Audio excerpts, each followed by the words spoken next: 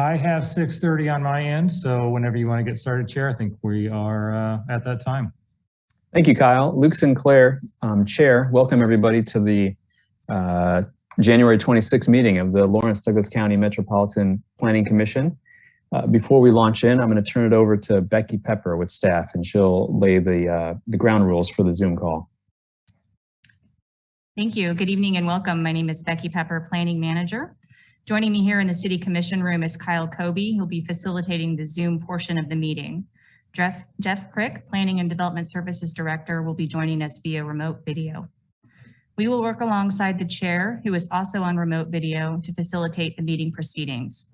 This meeting is being recorded and broadcast live on the city's YouTube channel and cable channel 25. Please remember to mute yourself during the meeting when you are not speaking. The chat function for this public meeting is disabled. All chats will go directly to the Zoom facilitator. Unless you are participating during the meeting, please turn your video off.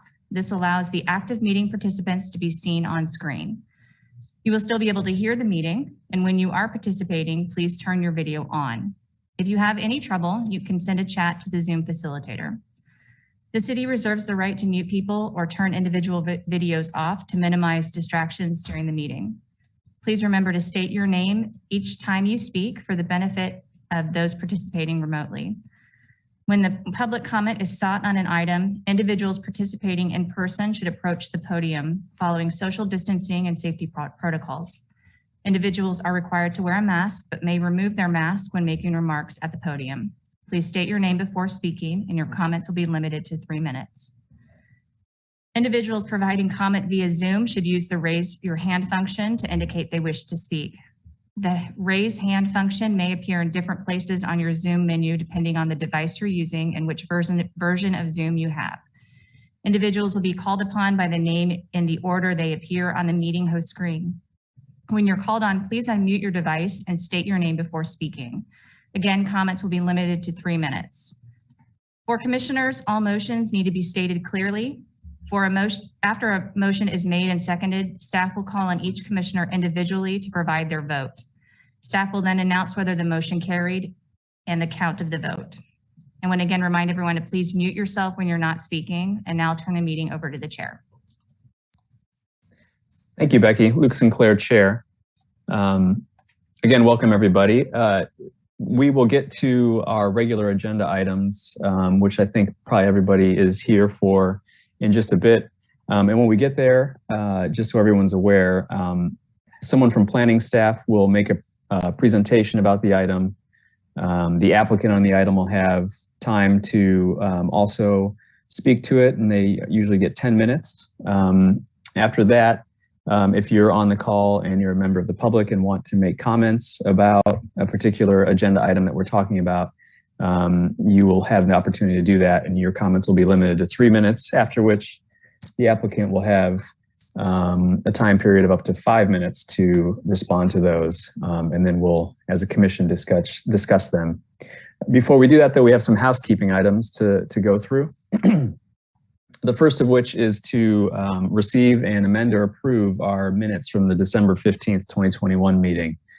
Does anybody have, any commissioners have any amendments or revisions to those? Could I have a motion to approve? Commissioner Butler, I see you raising your hand. So moved. Okay, how about a second? Commissioner Ashworth, thank you very much. Jeff, could you read the roll? Jeff Crick, Planning and Development Services. Commissioner Ashworth? Yes. Commissioner Butler? Yes. Commissioner Carpenter? Yes. Commissioner Carter? Yes. Commissioner Payton? Yes. Commissioner Rexroad? Yes. Commissioner Shanklin? Yes. Commissioner Sinclair? Yes. Commissioner Thomas? Yes. Commissioner Willie? Yes. Motion passes 10-0. Thank you very much, Luke Sinclair, Chair. The next item is communications. Do we have any written communications from the public to receive, Jeff? All communications that were received on time are as part of your packet this evening. Okay. Luke Sinclair, Chair. Are there any written communications from staff, planning commissioners, or other commissioners that ought to be received? Jeff Craig, Planning and Development Services. None this evening. Thank you. Luke Sinclair, Chair. How about any written actions of any waiver requests or determinations made by the city engineer? Jeff Craig, Planning and Development Services. Also none this evening. Okay. Fellow commissioners, are there is there anybody that needs to disclose ex parte communications? Commissioner Willie? Karen Willie, Planning Commissioner. Yes, I had an email communication with Michael Kirkendall of the East Lawrence Wine Academy. It's a CUP we had not long ago on item number 1, saying that he is very supportive and he thinks that the item would add curb appeal. Thank you, Commissioner Willie. Luke Sinclair, Chair. Commissioner Carpenter. Jim Carpenter, Planning Commissioner. I did attend the East Lawrence Neighborhood Association meeting last week where Patrick Watkins gave a presentation on item number 2 and also attended the Lawrence Association of Neighborhood meetings last Wednesday where this item was briefly discussed.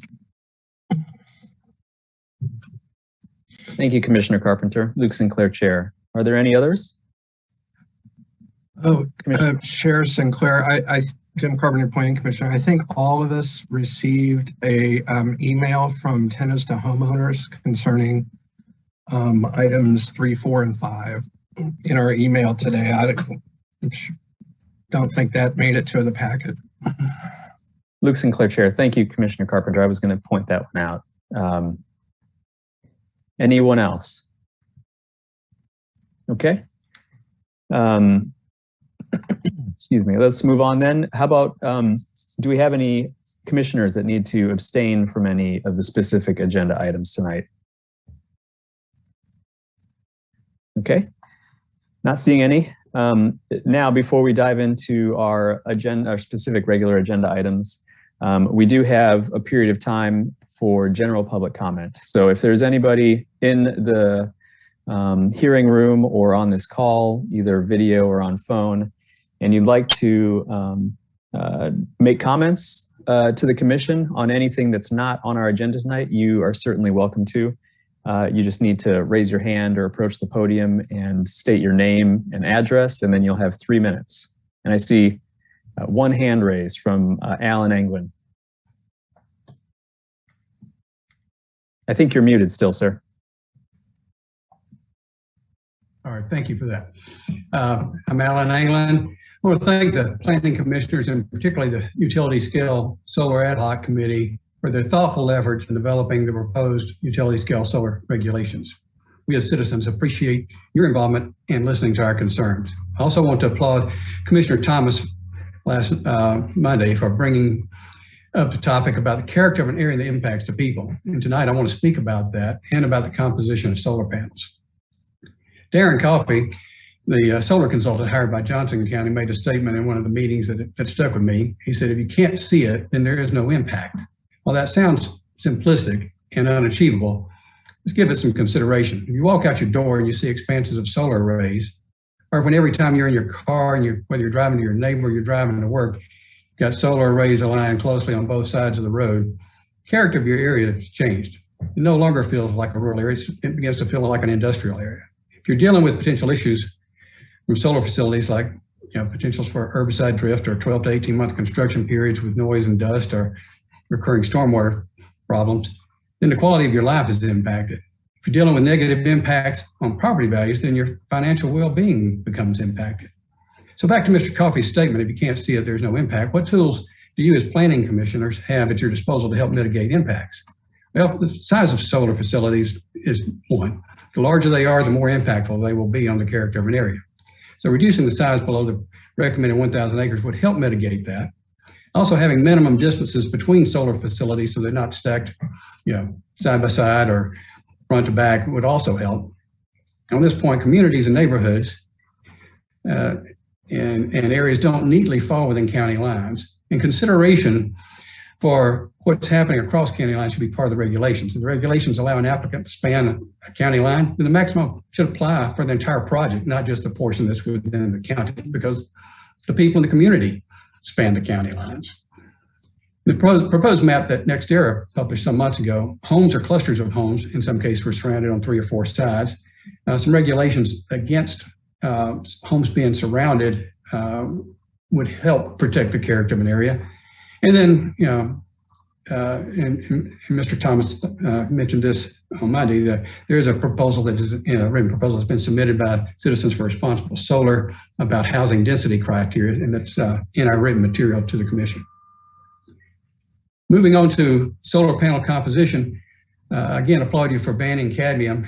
Cadmium's very toxic, as you all know from your action. But there are some future technologies that are being getting a lot of attention now in Photovoltaic Magazine and other renewable publications.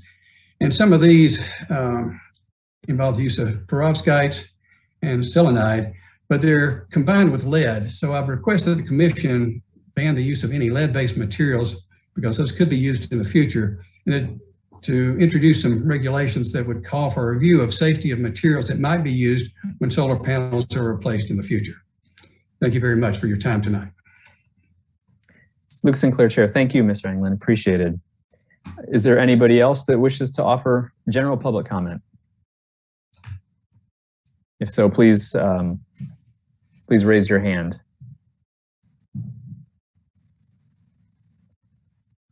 I'm not seeing any. Kyle, can you tell from the room there? Kyle Kobe with planning. I can confirm there is nobody here to speak for general public comment. Okay, Luke Sinclair, Chair. Thank you. I'll go ahead and close general public comment then, and we'll move on to our regular agenda items. The first of which we have the privilege of having City Manager Craig Owens with us tonight to offer a strategic plan update. So I'll go ahead and turn it over to him.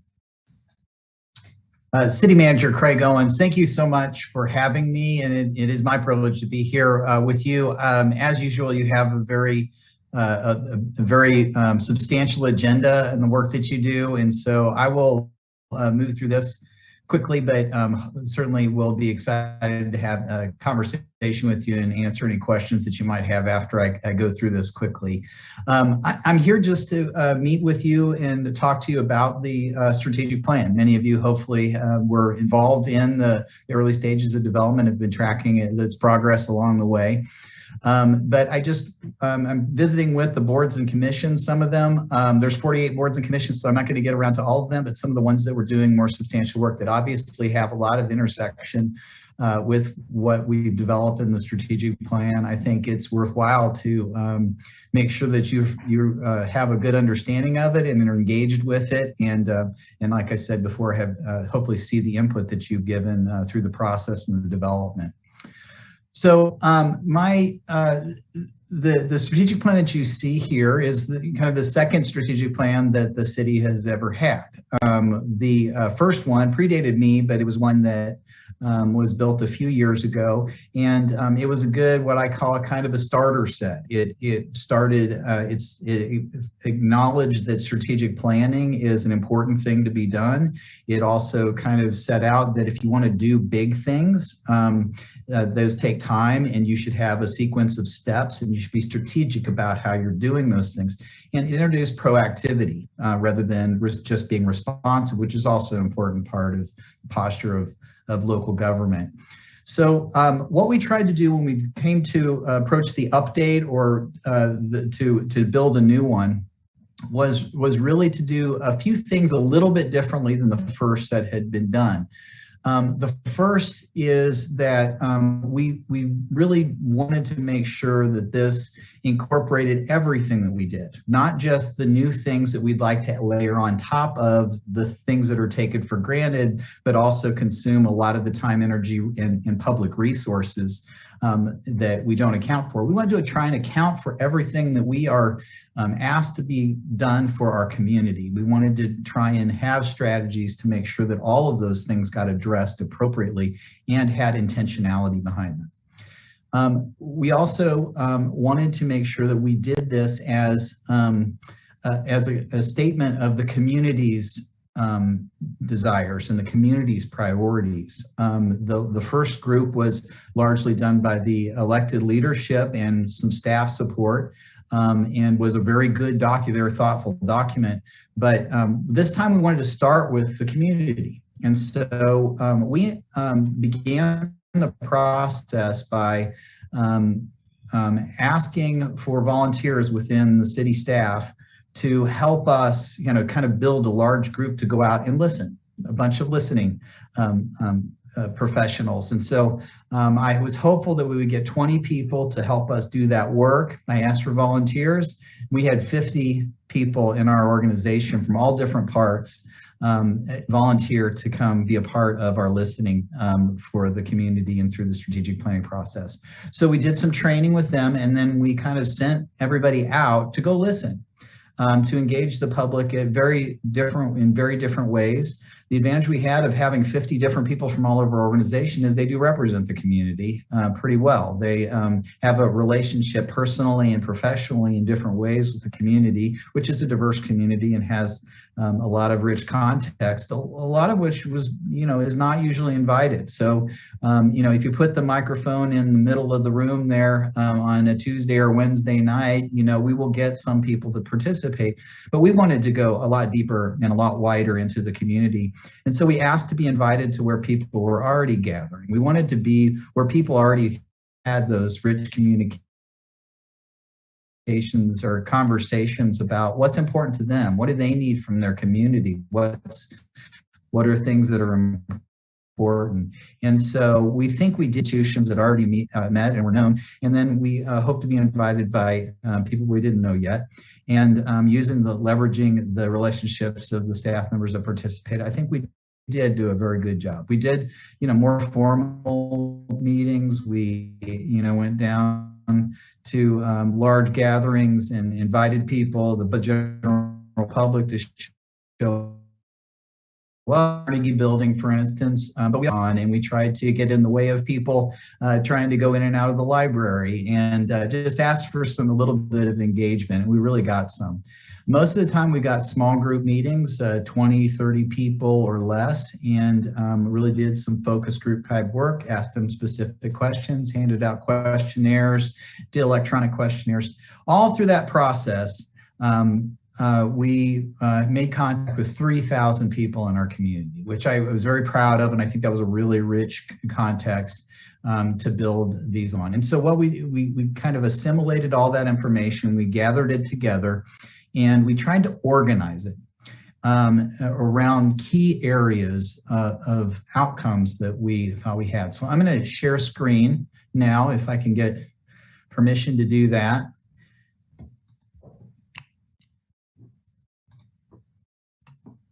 Kyle Kobe with planning, there we go. Yep, got it. So you should be seeing the 5 different areas. This is how we organized the information we had from 3,000 different viewpoints. And we organized those into 5 outcome areas. And this is right off of our website, our public website. All this information is built there, and I will be talking from it. But it's very important. This is transparent, and that this is a living document that'll continue to evolve, and then we will be making progress reports on here, and that's an important part of a valid strategic plan that continues to be useful to the community. So we organized it around 5 different outcome areas. These are unmistakable identity, strong, welcoming neighborhoods, safe and secure, prosperity and economic security, and connected city.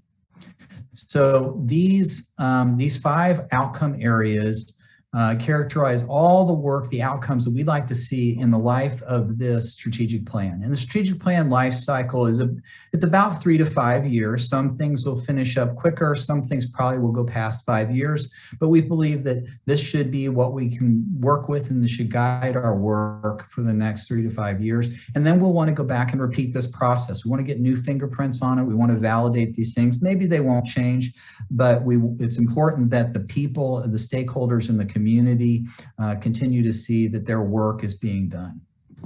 So these were built together. The city commission kind of curated these and approved these, influenced these.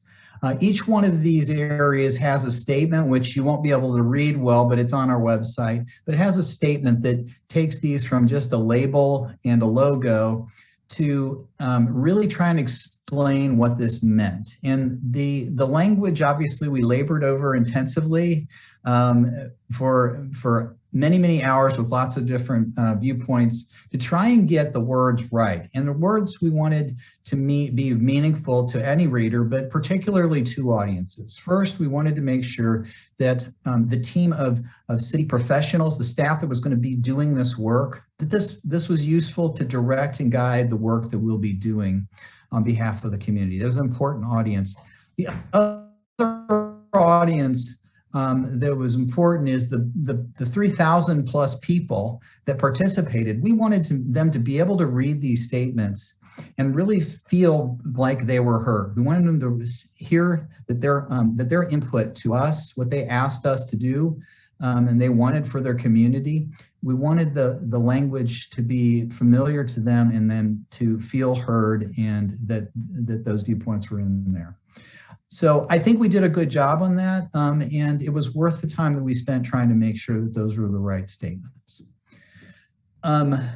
The other thing that we did that this made our work harder, makes our work harder, much more challenging, but I think really makes it a sustainable living document that really reflects what the community expects and guides us. And that is that we built these, what we call the commitments. And we built 6 different commitments. And these are, so what we heard was what you get done is very important. Deliver these outcomes. Those are important to us. But what we also heard was the way you do your work is also vitally important. It's as important as what you achieve. And so we tried to reflect those in what we call the commitment areas. And there are 6 commitment areas: community engagement, efficient, effective processes, equity and inclusion, sound fiscal stewardship, engaged and empowered teams, and environmental sustainability.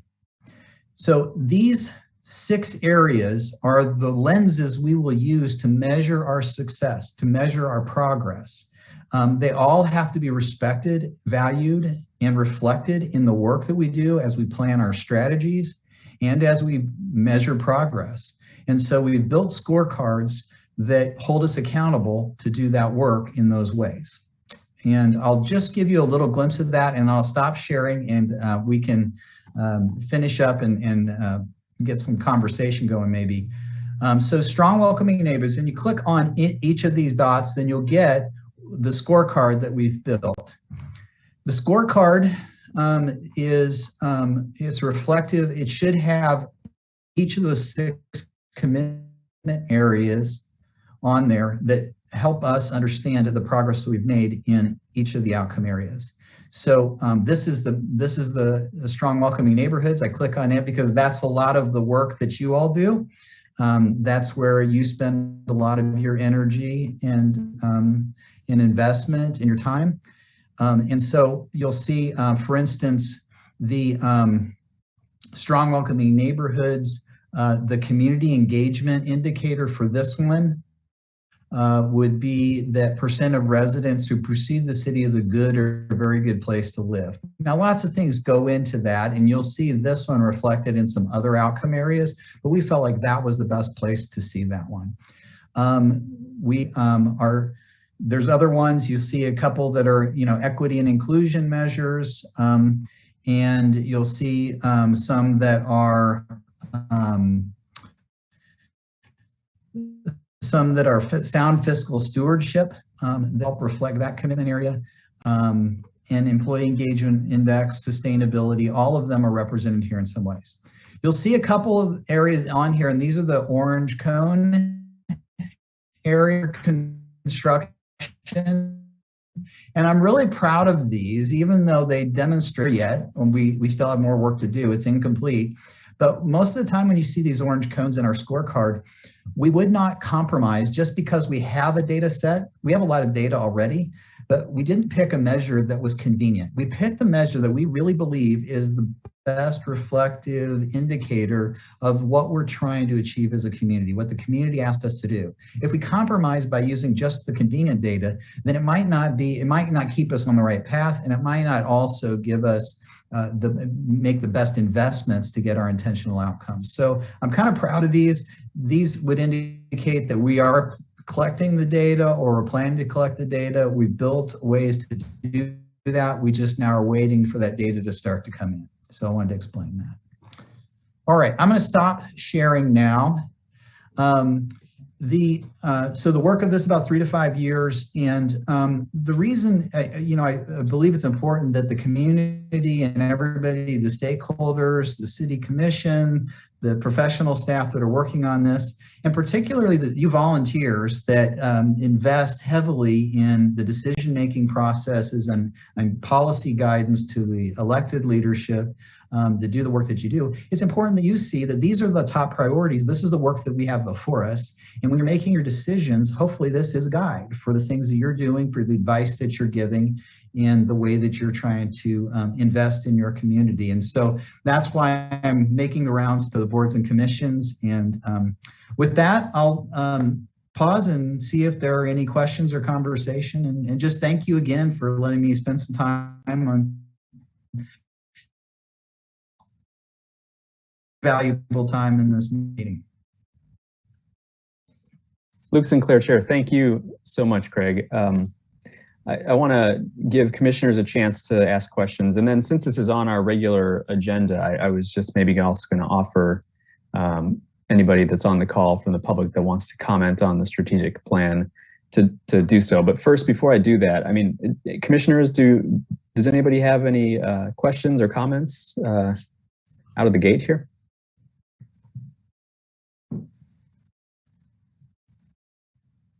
Commissioner Rexroad, go ahead. I thank Commissioner Rexroad. Craig, thanks for sharing this. I'm curious, I see the suggestion of economic development and how a city provides an environment for business growth, commercial growth, which of course is a component part of this. How do you see economic development fitting into this overall plan? Is it unique in here, or is it kind of spread across? City Manager Craig Owens. Actually, it's a very specific area. It's prosperity and economic security is where you'll find most of the work that's focused in that area. And we really had a great opportunity as we were doing our strategic planning process. And of course, this pandemic thing came upon us at some place during our development process. But we had undertaken, when that happened, we engaged Ernst & Young to help the city develop a strategic plan for economic development. And our guide to them was, you need to build this so that it fits right in with the work that we've been doing and the community has asked us to do on strategic planning. So we really do have a very tightly aligned and very deeply informed economic development strategy, and it is really good. And I think the challenge for us will be just doing all the work that is outlined in it. So it's a wide variety. It is intersectional with a lot of the other areas of our strategic plan. There, obviously, the work of strong, welcoming neighborhoods comes into play, and obviously also the Planning Commission has a big influence on a lot of that. But most of the things that I would encourage you to look for if you're looking for economic development is prosperity and economic security. And I think it is a really good, robust plan that will help guide us. That's great. Just one quick follow-up. Do you feel like you're in alignment with the chamber and the chamber's investments and where they're going? Does that seem to be consistent? The City Manager, Craig Owens. Yes, another fortune was that the chamber was at an intersection where they were ready to do their capital campaign planning. And as they started to lay out their work with that, it was timely with the work that we were laying out with our strategic plan for economic development and the city strategic plan. And we're all at the same meetings with a lot of our community partners like this. And so it was very synchronous, very synchronous. I don't think there's certainly no inconsistencies and a lot of overlap. And so I do believe our community's investments from all sources are headed in the same direction. Thank you. Luke Sinclair, Chair. Thanks, Commissioner Rexroad. Any other questions, comments from the Commission? Commissioner Ashworth. Hello, good evening. Commissioner Ashworth, thank you very much for presenting that. And it's good to see you around and about. So what my question is what is the process for touching back to some of these areas you've identified? For example, when the city comes up with its capital improvement plan, I mean, how will you take that particular very specific project and touch back to the strategic planning to make sure that it's just not a document that's there sitting there, but there's an actual process that says this particular project, this particular policy change, this particular planning document fits with this strategic goal? City Manager Craig Owens, that's excellent that you're thinking along those lines. We are too, as we're building this, the proposed CIP schedule. I know there were meetings just this week where they were talking about the design and the incorporation of these outcome areas to be reflected in there. And I don't know to what extent or how technically they will have adapted those.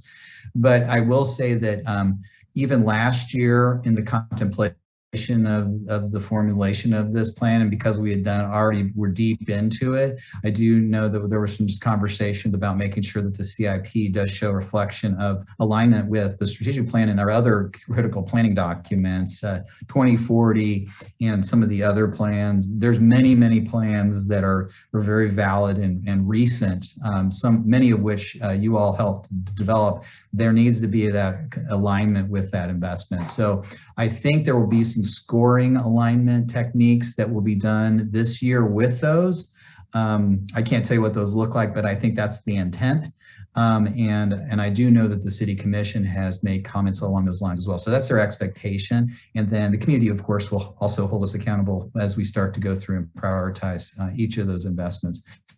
As you know, the 5-year CIP that we have is the largest that this community has ever seen or undertaken, because we needed it to be. But it will be a very powerful steering mechanism for the prioritization of this plan. The 5-year CIP is close to $400 million.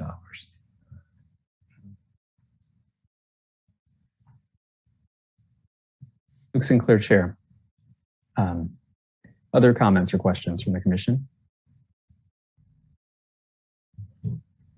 If I could ask one, Craig, and this may be a little far afield, but I like in the strategic plan the emphasis in a couple of the sections. I think it's strong, welcoming neighborhoods and safe and secure on equity and inclusion. And part of those, as I understand, is sort of cooperating and working with other organizations, including schools. And so I wondered, when there are governing bodies such as a school board that may make decisions that could impact, the number of residential units within a half mile of a school, for instance, that's kind of a hot topic right now. How does that interplay with the strategic plan, and what does the city do, or how does the city interact, I guess, with the schools in that situation and things that could impact equity and inclusion in those areas? City Manager Craig Owens, I won't try and tackle that too deeply. I mean, it is very topical, but it's also there's a lot. I think there's a lot of layers in it. Just as I'm just listening to the question, I think there's a lot of layers in there. I think you all have a lot to say about that specific area of impact. I think 2040 obviously contemplates the layers of planning that have to happen for good community planning. And I think it did. You all did. You made sure of that. Even though there's some autonomy to the decisions of the school district, there's a lot of coordination, and the community of itself is the same community, and I think influences it kind of together, synchronous. So the strategic plan is a framework, and I should have used that term at the beginning. It's a framework, and we need to adjust it as we go along. So I would say there will be adjustments that need to happen. It is not perfect in its inception. It needs to be deliberated upon. It needs to be influenced by things that we didn't know 2 years ago, and we don't know now about tomorrow. Having said that, it should also be very much aligned with the guiding documents that influence like 2040. And so things like the land use planning and the policy documents, those are still valid and they still influence it. It really more is a framework with us being intentional about accomplishing things as a community and investing in a certain direction and decision-making in a certain direction, which, as you know, zoning has a powerful influence on how that can happen without necessarily making physical capital or personnel investments. So it's not inconsistent with that, but it doesn't answer a whole bunch of questions that nobody knows the answer to yet. Those need to be done in the same processes that we use now of public deliberation and ultimately decisions by elected bodies. Thank you for that. Luke Sinclair, Chair. It's a good question, tough question. Sorry. Anybody else? Commissioner Shanklin. Hi, Greg Shanklin, Planning Commissioner. I'd like to follow on to Commissioner Rexford's question about economic development. It's a subject that's near and dear to all of us. We face a lot of cases that in one way or another effectively are locational decisions about the distribution of housing for us.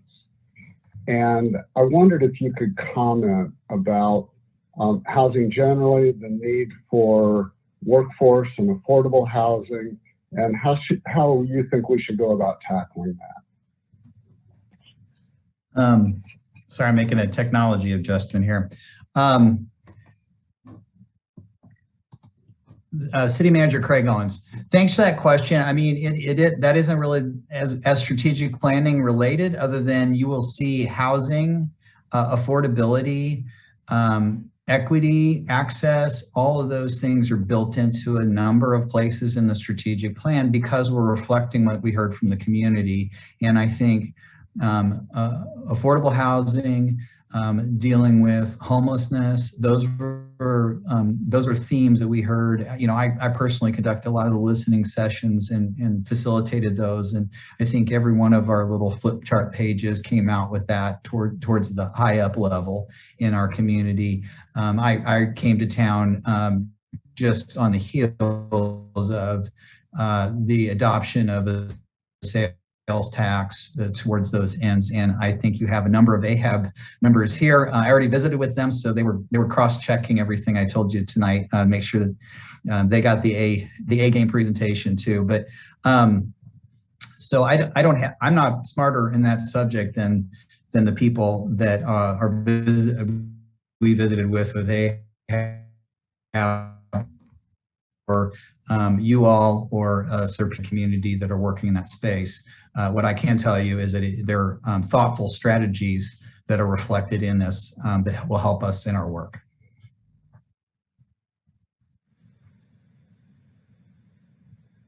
Luke Sinclair, Chair.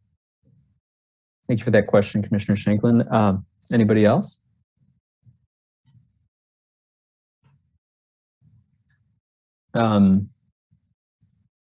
If not, I know this is a little bit backwards since we all asked a bunch of questions, but I would, since this is on the regular agenda, give public, if anybody's on the line, a chance to comment with the normal 3-minute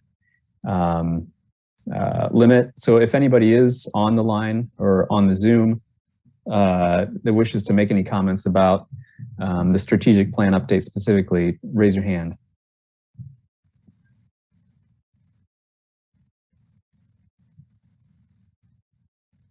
Kyle Kobe with planning. I'm going to draw this out like I usually do in telling you that there's nobody in the room to speak on this. In the event that by the time I'm done talking, there's a hand up on Zoom, which there is not. Okay, Luke Sinclair, Chair, thank you for that. All right, well, commissioners, last chance if you have anything else you want to say. Doesn't seem like it. Otherwise, we thank you so much, Craig, for being with us and fielding our questions and giving us a really great update. City Manager Craig Owens, thank you again for the time, and thank you all. This is the first time I've visited with you, but I see the fruits of all of your labor, and I really appreciate the hard work and thoughtful work that this body does for your community. It does enrich our community, and so thank you for that, and thanks for letting me have a little bit of time tonight. Thank you so much. Luke Sinclair, Chair. With that, we'll move on to the second item on our regular agenda, which is to consider approving a request to rezone approximately 2.1 acres from IGUC to CSUC, located at 620 East 8th Street. And we're going to have Catherine Week from Planning present on this one. Good evening, Commissioners. Catherine Week, Planning staff. Before I get started, just to let you know, I'm having a little bit of unstable internet issues. So if I cut out for some reason and you need me to repeat something or you missed what I said, feel free to do that. And I'm happy to repeat anything I'm presenting to you tonight.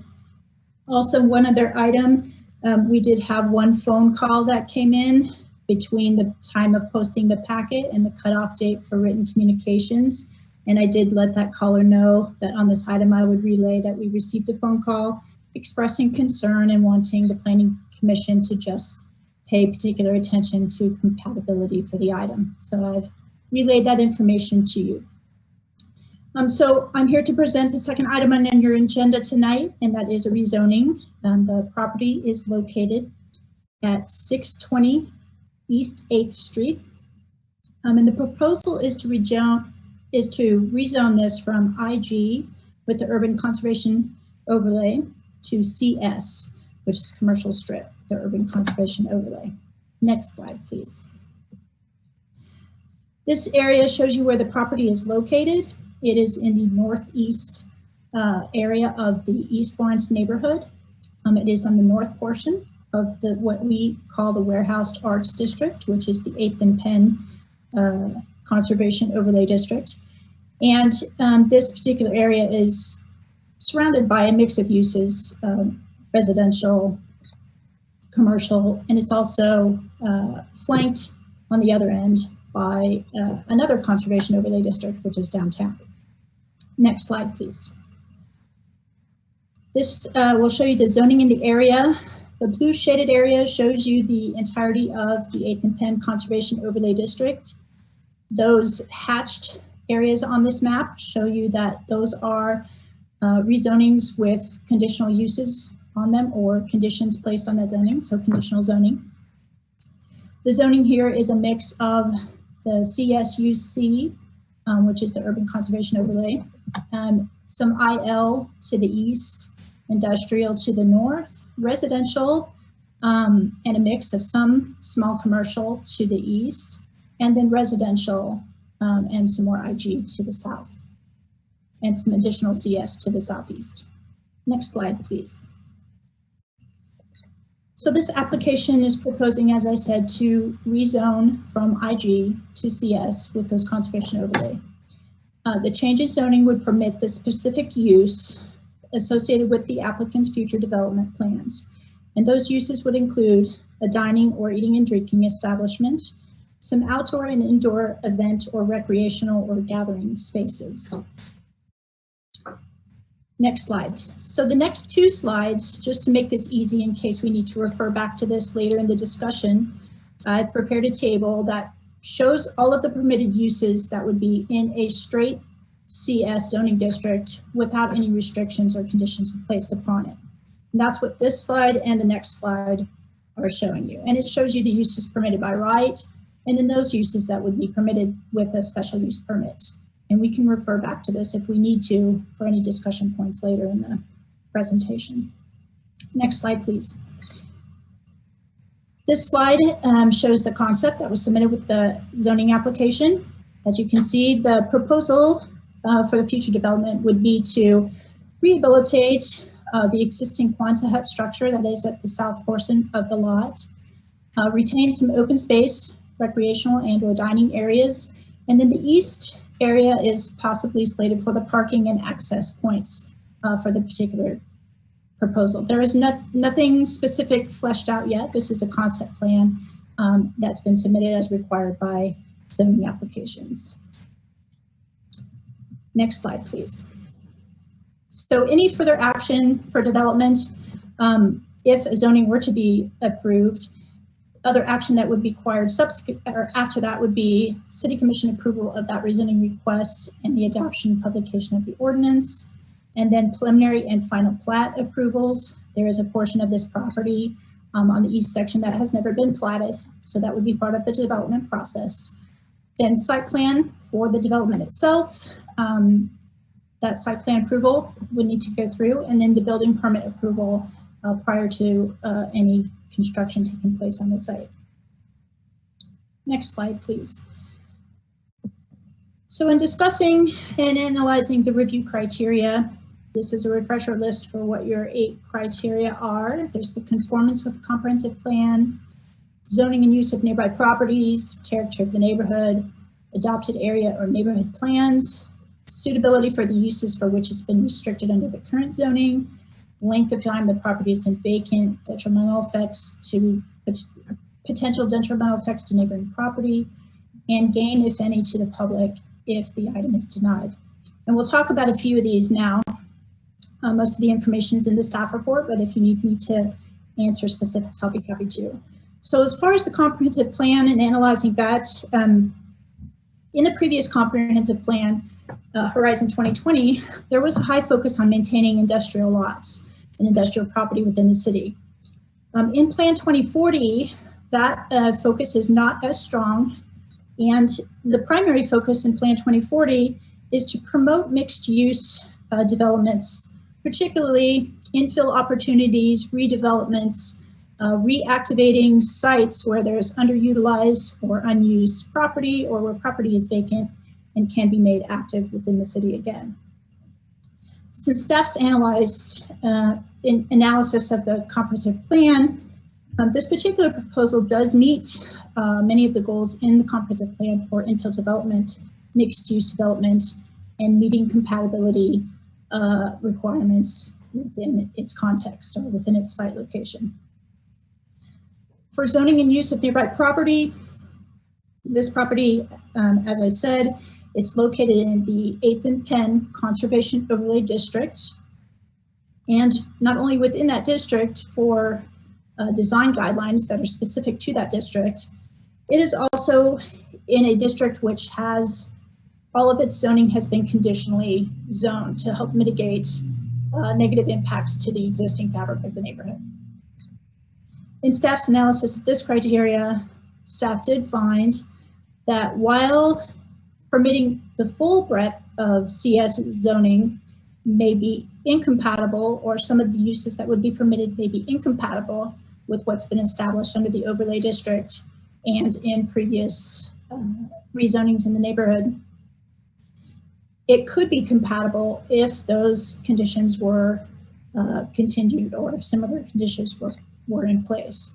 And so staff's analysis of this criteria is that it could conform to the character of the neighborhood, and that the rezoning with potentially similar conditions could be compatible with the zoning of this area. Moving on to the character of the neighborhood.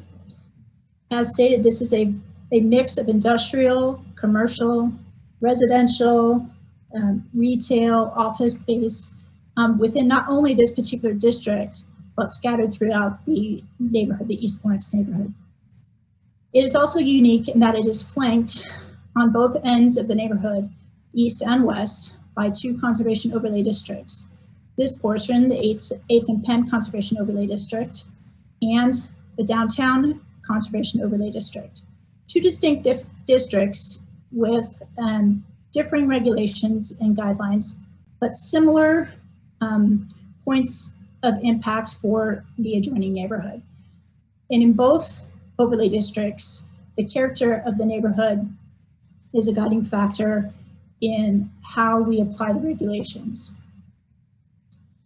Staff's analysis found that this particular zoning request, again, with similar conditions placed upon it as is in the rest of the overlay district could be compatible with the area in the neighborhood. Criteria 4, adopted area or neighborhood plans. There is, in 2000, there was an East Lawrence revitalization plan that was done. This plan, while it doesn't identify specific uses that are ideal for this particular area, it again does stress the reuse and respect of historical properties, reuse of existing buildings that can be rehabilitated, and activating the neighborhood in compatible ways. Staff found that this could also meet the criteria for the conforming to the adopted area or neighborhood plans. This area is not in a sector plan. The neighborhood revitalization plan, conservation overlay district, and those design guidelines would be the guiding elements for this particular area. For the suitability for which has been restricted under current zoning, some of the IG zoning districts or uses permitted in the IG district would be potentially compatible. While this property has historically been zoned an IG or industrial nature, some of the heavily industrial uses that are permitted typically in an IG district are the very uses that are prohibited in the conditional zoning that has taken place throughout the rest of the district. So some of those uses as permitted currently may not actually be compatible with the district itself. The CS district that is being proposed, primarily most of those uses in that category could potentially be compatible with conditions placed for mitigating impacts in this particular area, similar to those zonings that have taken place to the south and the rest of the conservation overlay district. This property has been vacant, or the property was designated last as a storage facility for Black Hills. That use was abandoned in 2015. And so this would be a good opportunity to rehabilitate the structure, activate it within the community again. And so length of time the property has been vacant is a consideration to this particular property. Any potential detrimental effects to neighboring property, those restrictions that have been placed on the adjacent conditionally zoned properties, those conditions were placed specifically to help any detrimental effects to neighboring property. Staff feels that this criteria could again be met if those conditions applied to this rezoning were similar in nature. And any gain, if any, to the public if this application were to be denied. Staff would say that there may be a gain to the public if the rezoning was to be strictly CS without conditions. There could be potential for aggravating externalities to those particular properties that are adjacent to the district. And so in review of those 8 criteria, staff is of the opinion that it could potentially meet all of those criteria. Next slide, please. A little bit of brief zoning history for the district itself before we go into elements of conditional zoning. So in 2006, there was rezoning to establish that overlay district that we speak of, the 8th and Penn overlay district. In, again, 2006, most of that area was already zoned industrial, either M2 or M3, and there was a rezoning to rezone that to commercial district C5 with that urban conservation overlay district as established in the previous zoning. However, that C5 rezoning was established with those conditions, mitigating some of those prohibited uses. In 2006, later in 2006, the adoption of the Land Development Code took place. And at that time, that C5 UC zoning district was replaced or converted to the CSUC district that you see today. So similar uses from the old code to the new code, still commercial in nature. In 2013, at 804 Penn, I believe, there was a rezoning from RM12D UC, again to that CS UC, and again with similar mitigating conditions to help those neighboring properties and neighboring neighborhood to alleviate any potential detrimental effects. And then again in 2019, we had another rezoning, this one from IG, as this one is UC, to CS UC, and again with conditions similar to those in the other districts. Next slide, please. So when we analyze whether or not to use conditional zoning, section 201303F covers conditional zoning in our land development code, and it has specific conditions with which you need to consider the use of conditional zoning. Those type of conditions must meet or exceed the established minimum design standards. And specifically, it states that it needs to restrict, you use it to restrict or prohibit uses by right or by special use permit in a base district, and that you enhance written notice requirements of proposed changes to surrounding property owners for future development, or to be required, or to the required governing body approval of a development application that might typically be administrative in nature. Next slide, please.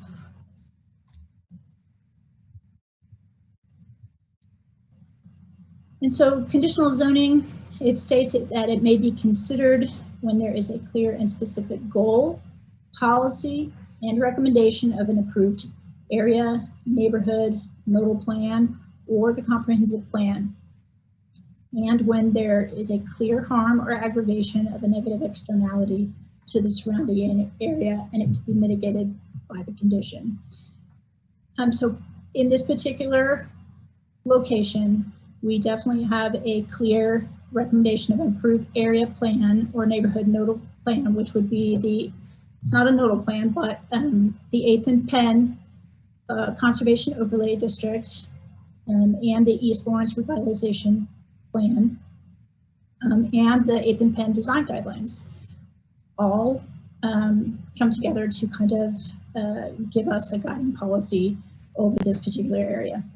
And so staff does feel that this particular site does fall into the criteria of potential use for conditional zoning. Next slide, please. I think I'll cover that. Next slide, sorry. So the next slide are the conditions as proposed that staff is recommending. Those two conditions would be one, that the rezoning is conditioned in the CSUC district in the 8th and Pennsylvania overlay as the other CSUC districts were in the same district. So this is a list of those uses that are restricted, or actually prohibited in a typical CS district.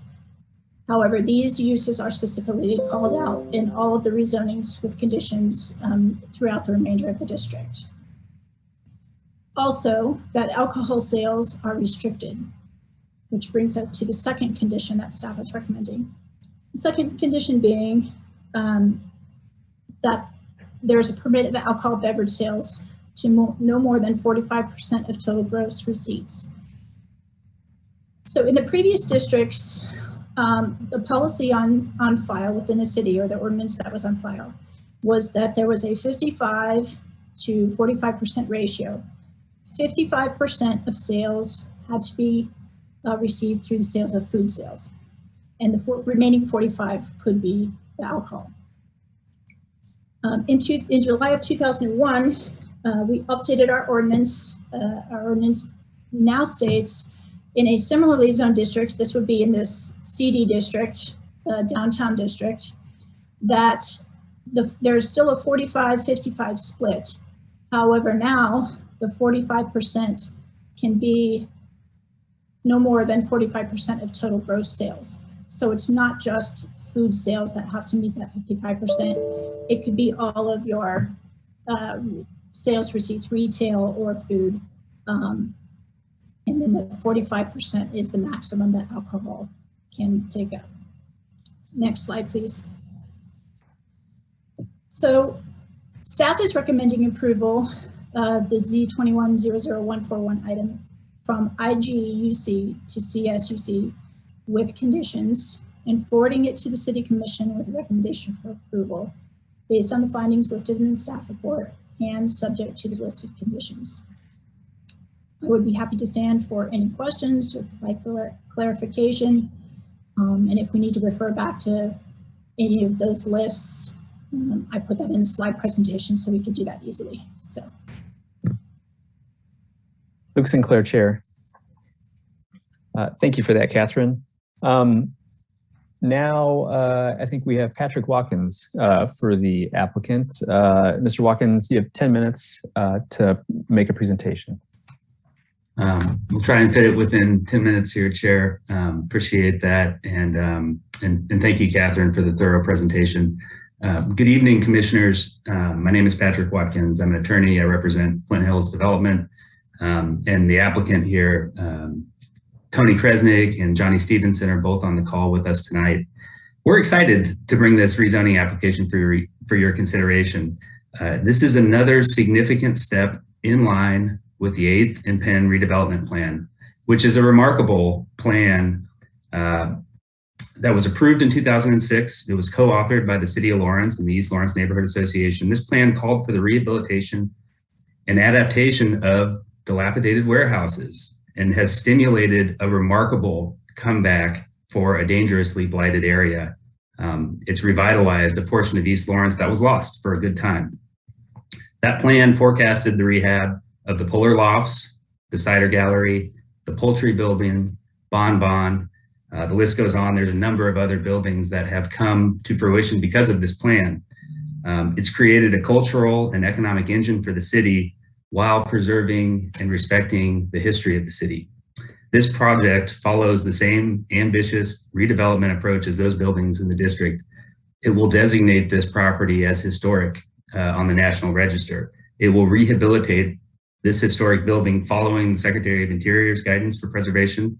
It'll repurpose what was otherwise a very intensively used industrial property to a more approachable and friendly neighborhood use.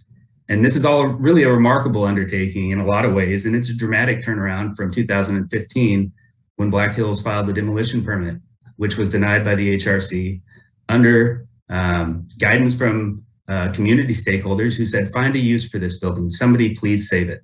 There's been 2 trades of this building since that time, and it's finally found itself in Tony Kresnik's hands, who has a history of repurposing these buildings. Tony is the lead developer on this project, and as he was on a number of other projects in this district, he's on the call. I'd like for him to share his vision with you all. I'll share my comments following his commentary. I'll talk about the staff report and our request of you. Thank you for your attention. Tony, you want to take it away? Can you guys hear me? Yes. Great. Chairman, I appreciate the time. Commission, I appreciate your time as well. I'm going to go a little bit off script here, which Pat usually hates when I do. But I'll turn it back over to him and let him take over. So what we have here is a building that, unless you're in the historic preservation business like I am, you probably wouldn't know that it might be capable of being listed on the National Registry.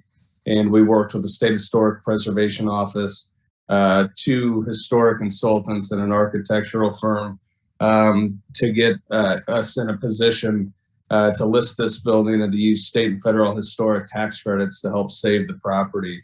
As a reminder, as many of you know, we've had the building listed for lease with Jay Taylor with Colliers, who had it even before me on and off for over a year. Unfortunately, we had no offers come forward, and we believe this is the last effort we have to save the building.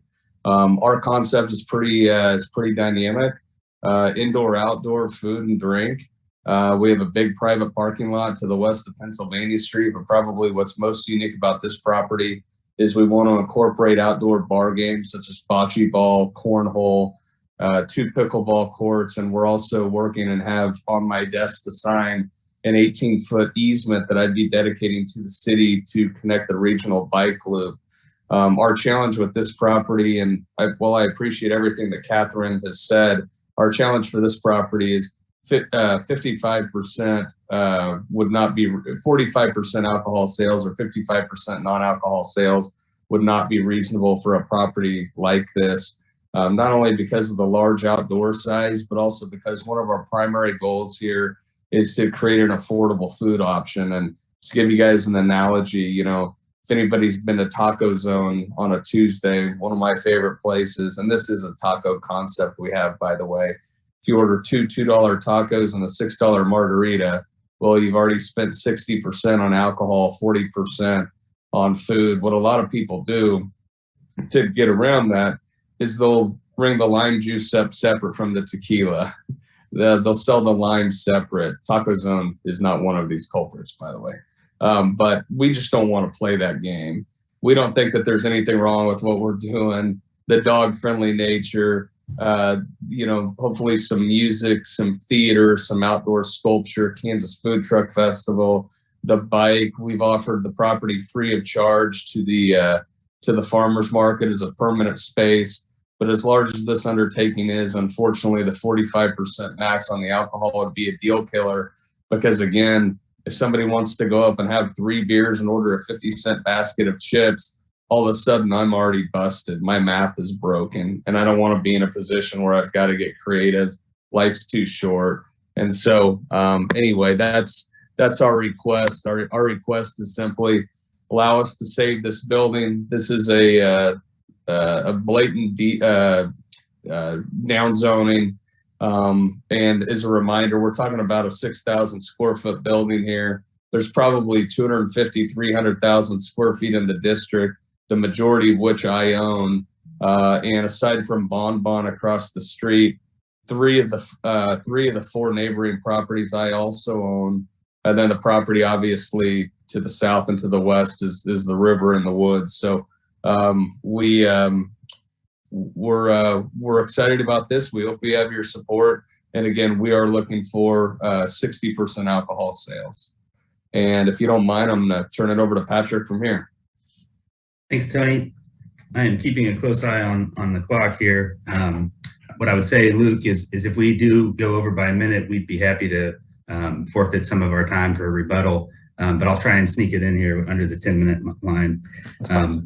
As Catherine explained, the staff's recommendation of approval is conditioned on extending the downtown alcohol ordinance to areas outside of downtown. And this has obviously been done before in this district. But from a land use perspective, I find it troubling that we're taking an ordinance that very clearly only applies to one part of town, and we're applying the policy from that ordinance to other parts of the town without the authority of a new ordinance that actually applies to that part of town. The community or the planning staff wants the downtown alcohol ordinance to apply to East Lawrence or other neighborhoods. Why not propose a new ordinance that applies to these neighborhoods? Notwithstanding that concern, we acknowledge that the design guidelines prohibit bars in this area, and we aren't interested in opening a bar. The applicant isn't. And so again, we're willing to concede that every conceptual scenario is going to require food, and we're not asking for unconditioned rezoning. We're simply asking that you take into account the affordability of food. And our original request of planning staff specifically requested that we have a 60% minimum, maximum on alcohol sales offset against all sales. If there's any questions about that particular aspect of the application, we're happy to respond. We've met with neighborhood stakeholders. We've met with the neighborhood association a couple of times. Music and hours of operation have been brought up more than once. And the prevailing concern is that the residents of East Lawrence need protection from the commercial uses. There are other commercial uses in the district, and obviously conditions have been placed on those, but it probably goes without saying that the industrial uses for this particular site are very viable. And they would have a far greater potential for disrupting the residential setting. This rezoning will eliminate many of those uses. I can also tell you that nobody has more invested in the nearby residential than the applicant. Polar Lofts, Penn Street Lofts, Ninedale Lofts are all closer to this site than any neighborhood residential single family. Two of these are directly across the street. If there is an interest in preserving the residential neighborhood of this district, it's the applicant. And every effort will be made to preserve and maintain the highest standards for these complexes, which are owned by the applicant. We've also heard a concern that not enough is known about the eventual use to support a rezoning now. As you can imagine, with a site of this size comes a massive investment, a range of variables that are carefully examined along the way. One key component to this development, which has not been identified, is an operator to execute the vision at the site. And this is a common issue for this type of development. Until the operator and concept are more fully cooked, there will not be a site plan to review with the city planning staff. In order to move forward with the designation of the building for historic rehabilitation, to move forward with construction loans, to solicit interest from an operator, the zoning and use have to be arranged now. The developer cannot risk the investment of redevelopment without an assurance that the commercial uses will be allowed in some form. And there's really no other viable pathway for the development. Waiting for an operator is a costly delay. Jumping to conclusions on a site plan will limit the pool of operators and the concept in the end. We've heard concerns that there's a dramatic intensification of the site, and we would concede that the uses that we're contemplating are more intense than what's been happening over the last 5 years, but this property is dramatically underutilized. It should be noted that the design guidelines also suggest that there should be additional mixed-use buildings on this particular site. One's in addition to the Quonset hut building extending to the north, and then a large mixed-use warehouse building on the west side of Pennsylvania on this site. We think that this development proposal strikes a nice balance. It doesn't intensify the uses to the maximum extent of the design guidelines, and it provides more reasonable uses for neighborhood approachability and neighborhood compatibility. Catherine did a nice job explaining what the golden factors are. Those are the factors that need to be considered here, and we're confident that this application meets them in all ways. We would stand for questions. I want to note that Tony did a nice job of explaining what the use is, but the possibilities are really endless with compatibility and integration with the Lawrence Loop, with the approachability from almost all directions.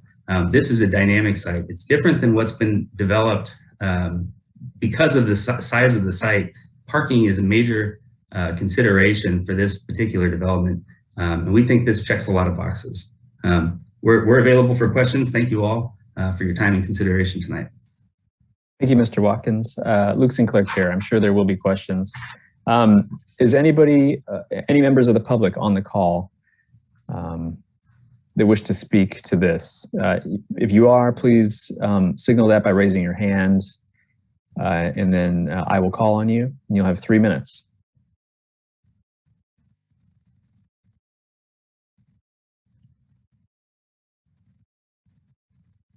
I see Michael Allman has raised his hand.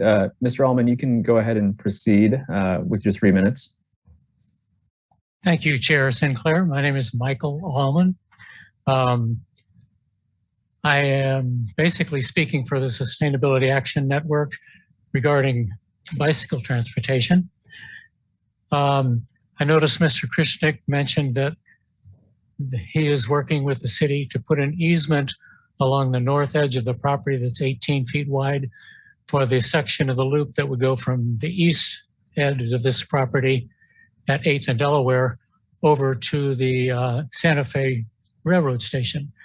That's an excellent idea. I'd like to hear him. I'm glad to hear him saying that. But I'd like a little clarification if I could, because a week ago at the East Lawrence Neighborhood Association, Mr. Watkins said that would be a 30-foot easement. Maybe they're just a misstatement somewhere, or they haven't really settled on what it is.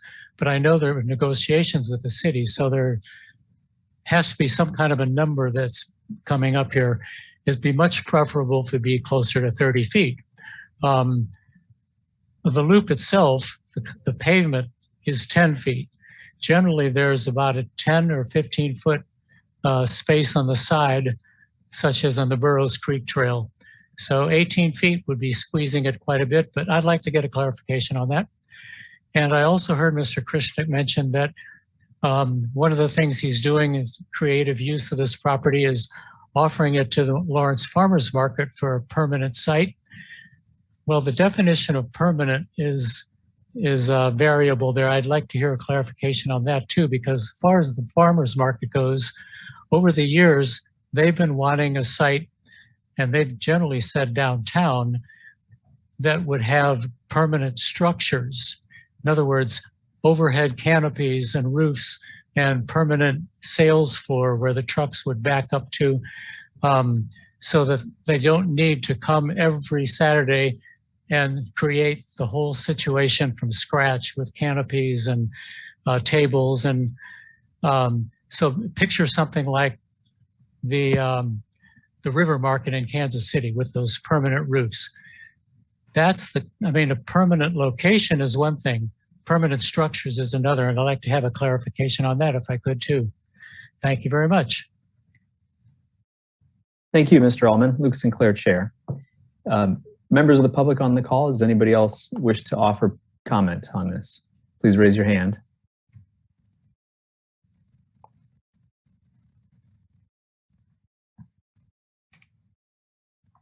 I'll give you a couple seconds here if you're trying to find the right buttons to push. I'm not seeing any. Kyle, am I missing any? Kyle Kobe with planning. I'm not seeing any either. And just to confirm, there's nobody here either. Okay. Luke Sinclair, Chair, thank you for that. Then I'll turn it back to the applicant, Mr. Watkins. You got a few minutes here to offer some comments back to Mr. Allman if you'd like, or touch base on anything else. Yeah, thanks, Chair. I'll pass it to Tony. He can handle these. Okay, so Michael asked about the distance of the easement.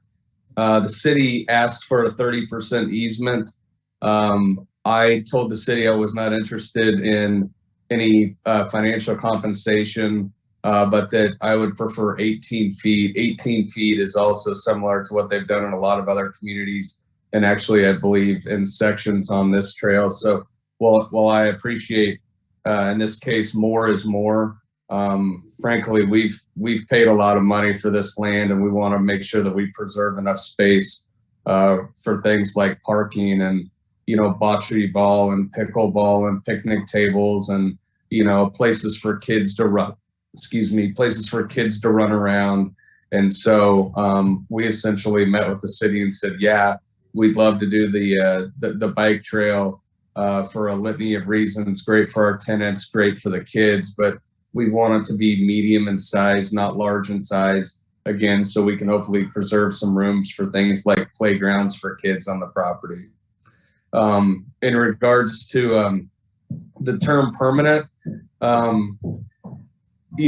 guess nothing's permanent. A structure is definitely not permanent either. So maybe a more appropriate term would be long term other than permanent. But no, not only do they have a permanent location, we have worked with them and actually designed a permanent pavilion that would serve as a structure, a multi-use structure that they could use, I believe, on Tuesday afternoons is what we spoke about, and Saturday mornings.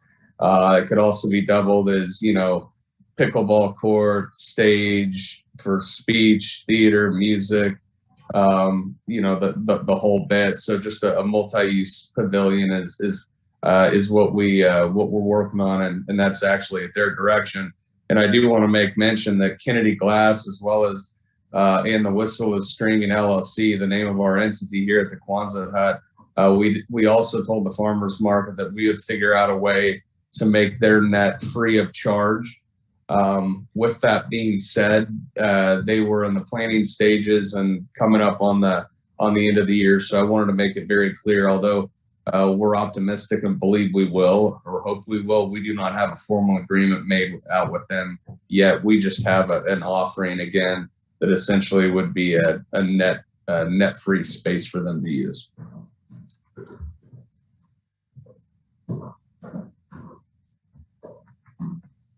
Luke Sinclair, Chair, thank you for that, sir.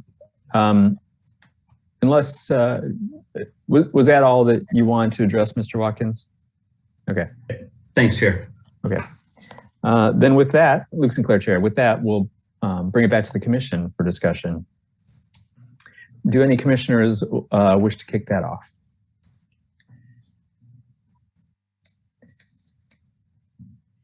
Mr. Rexroad, Commissioner Rexroad, go ahead. Thank you, Commissioner Rexroad. So for the applicants, just a couple, hope are really simple questions. One, I'd like to get a sense for the number of people that if this project happens would be within a walk of this new venue. And when you think about the population you serve there, how far out do you see? I'm looking at a map, pointing at a map. How far out do you see from this in a radius that you might be serving? And a second question has to do with alcohol sales. The question is this: are you asking that the ratio of alcohol sales be changed to 60%? Or are you asking that be eliminated altogether?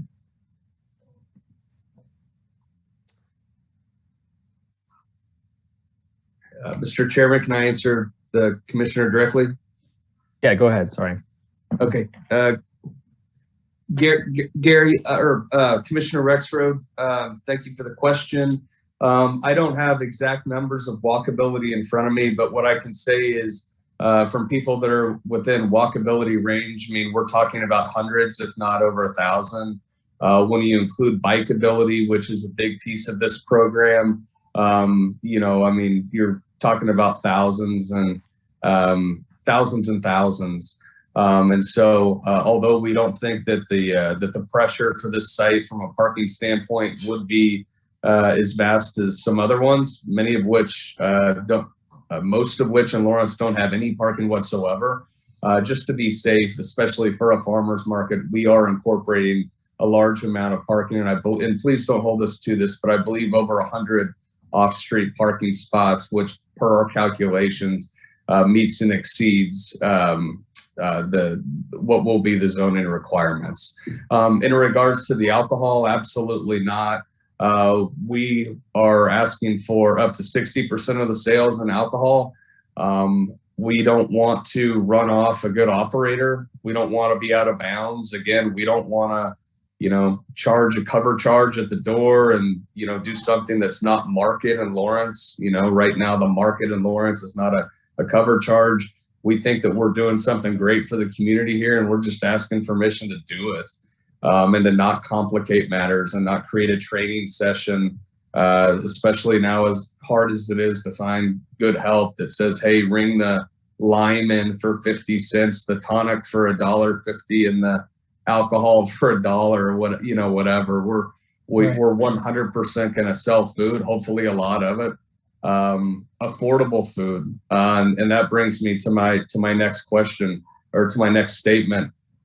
We also don't want to be in a position where, we could provide that $3 taco, let's say, to the community, but because we're so scared about, catching up in Q4 to meet our 45, 55 test, we raise our prices for no reason.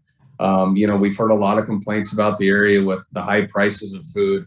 We're trying to provide a, limited menu, but a nice affordable menu option at the same time. So absolutely not. We're not trying to get rid of alcohol or out of food sales at all. We hope to sell a ton of it. Thank you. Luke Sinclair, Chair.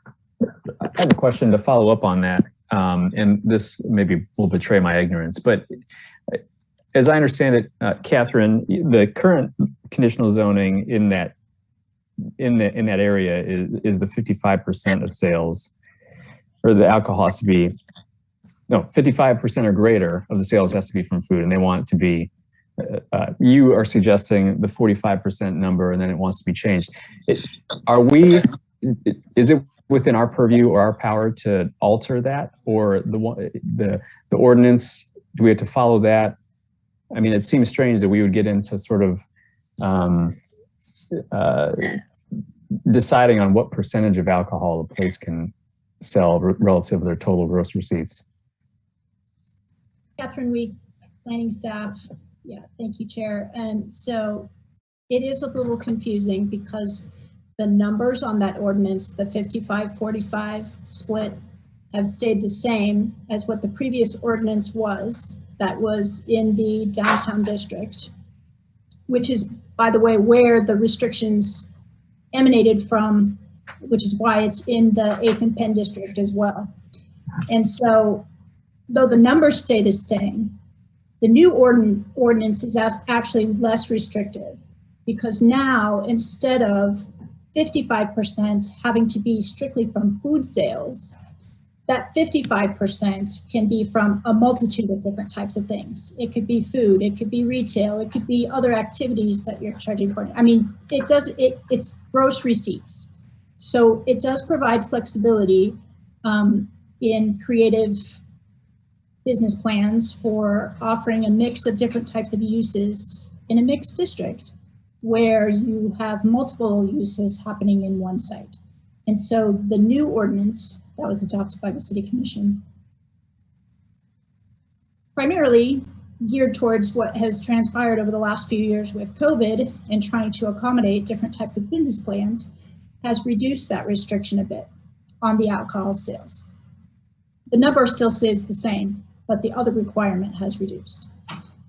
As far as what your purview is, you as the Planning Commission can either approve with modifications, so you could make a modification and suggest that. The City Commission is the ultimate arbiter or decision maker on this particular item. And so it would be the City Commission that would hone in on any specific numbers. However, you can certainly make a recommendation or a modification to a condition. And then your third option would be just to deny. So those are your options, and that's what your purview is. But the City Commission would be the one that would hone in on the ordinance numbers itself. So. Okay, thank you. Luke Sinclair, Chair. Other questions from the Commission? Commissioner Ashworth? Commissioner Ashworth, just another quick procedural question for staff. So when this, if this rezoning is approved, I imagine that when it comes back, if it comes back to this body, it might involve a traffic impact study. And would that be when that would take place, or would there be a traffic impact study? Yeah, so the traffic impact study typically comes with site plan approval. However, with this site, there is also platting action that would be required because a corner of the property is unplatted. That particular piece would come back to the Planning Commission, and you would see that preliminary plat before you for that particular corner.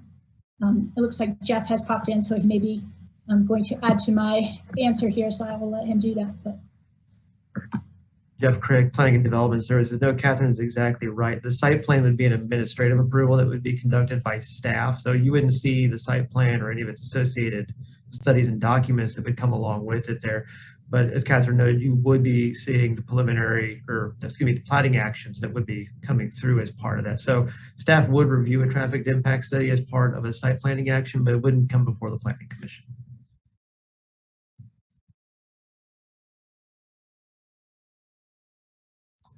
Luke Sinclair, Chair. Other questions?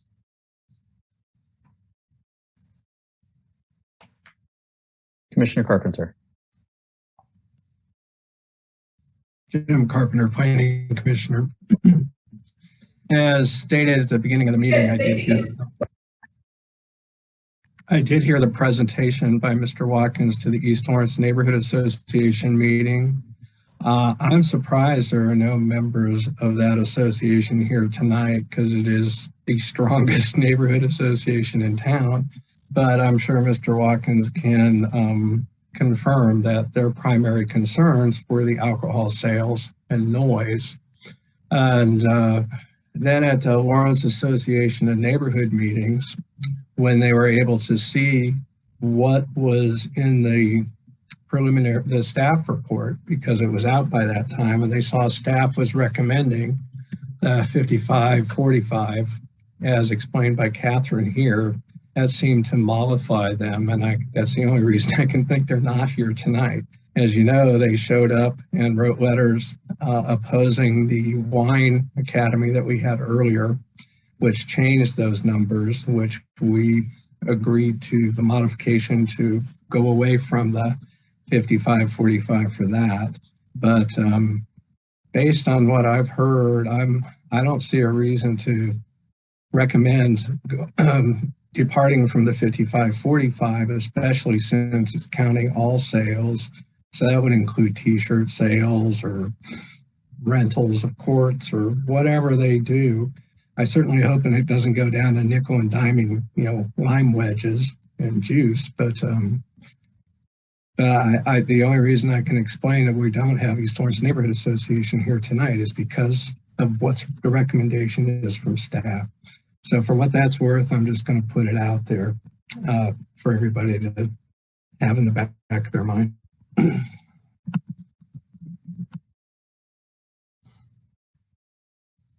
Luke Sinclair, Chair. Thank you, Commissioner Carpenter. Anybody else? Commissioner Shanklin, go ahead.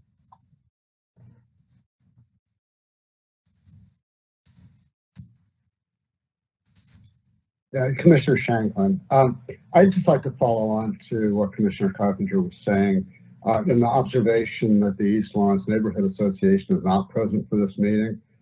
What puzzled me, not only with this meeting, but also the wine bar, is that neighbors adjacent to the properties are not showing up. And so, it's one thing for a neighborhood association to take a broad brush approach to activities that go on within the neighborhood. The ones that are really affected are the people that live next to it, and nobody's here tonight. So it puzzles me on one hand. I don't think that the fact that they don't show up is due to the expectation that there will be a limitation on alcohol sales of any particular amount. I think that's speculation to draw that conclusion. The other thing I'd like to add here is I think this is a great project and would be fully supportive of raising the alcohol sales limit. In the description, it reminds me a lot of the Rayback Collective in Boulder, Colorado, which is built on a plumbing warehouse site. And it's just a great family entertainment place. So anyway, thank you. Thank you, Commissioner Shanklin. Commissioner Luke Sinclair, Chair. Commissioner Carter, I see your hand up. Thanks, David Carter, Commissioner. At risk of re-asking the question that you asked, Mr. Chair, I'd just like clarification from staff about this liquor sales ordinance. And a couple of things. One, Mr. Watkins has suggested that this is a downtown ordinance that doesn't actually apply to this district. And I'd just like clarification from staff on that assertion. And second, clarification about what kinds of ratios apply outside of downtown and this district. I mean, a similar establishment, say at Clinton Parkway and Castle or something, what kinds of expectations would apply there? And I guess I'll risk a third. That is, if this is ultimately a city commission decision, do we have any influence over that recommendation? Is that ultimately just something that we're inviting the city commission to discuss? Jeff Craig, Planning and Development Services. Commissioner Carter, please forgive me if I don't get the questions all in the right order here. You do have the ability to make a different recommendation than what staff has recommended in the report, and that would be reflected going up to the City Commission for their consideration.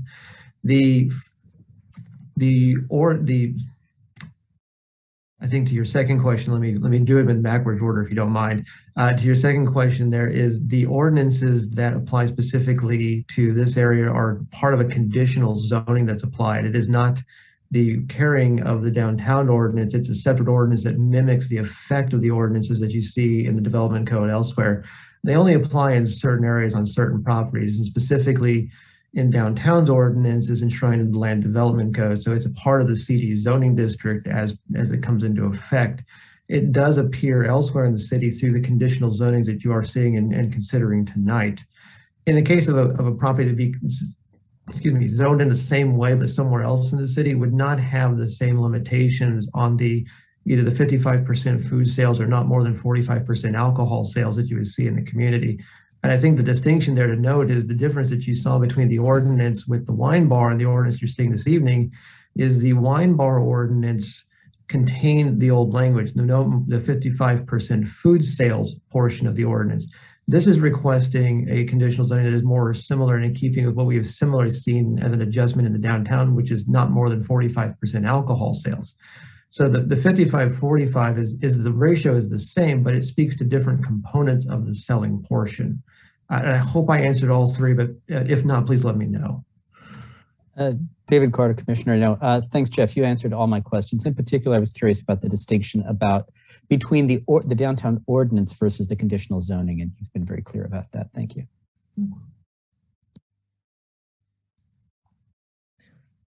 Luke Sinclair, Chair. And thank you, Commissioner Carter, for asking a better question than I was able to. Are there any other questions or comments from anybody? Commissioner Willie. Karen Willie, Planning Commissioner. Mr. Watkins, I am somewhat troubled, and it's that I'm not an architect, but this is, as far as I can tell, not a Quonset hut building. So how does it have that name, and what's the history of this? Black Hills had the same complaint when they asked for a demo permit and didn't get it. They said this isn't actually a Quonset hut, and I think there's some merit to that. I'm not an architectural historian, but that's been said before. We have received feedback, however, that that this is a historic building and it is worthy of designation within the National Historic Register. I think we could probably have a separate meeting on the distinctions of historic Quonset huts, and I wouldn't be involved probably. Coney, do you have any comment on that? You're muted.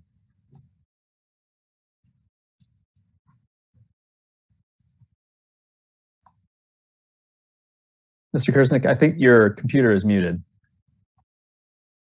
Oh gosh, I'm so sorry.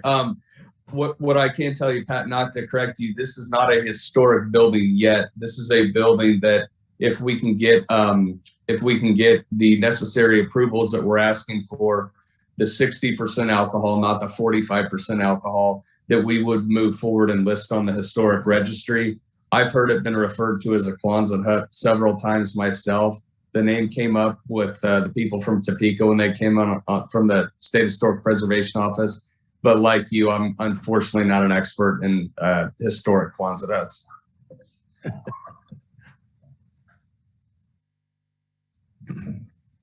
Luke Sinclair, Chair. Go ahead, Commissioner Willie. Karen Willie, Planning Commissioner.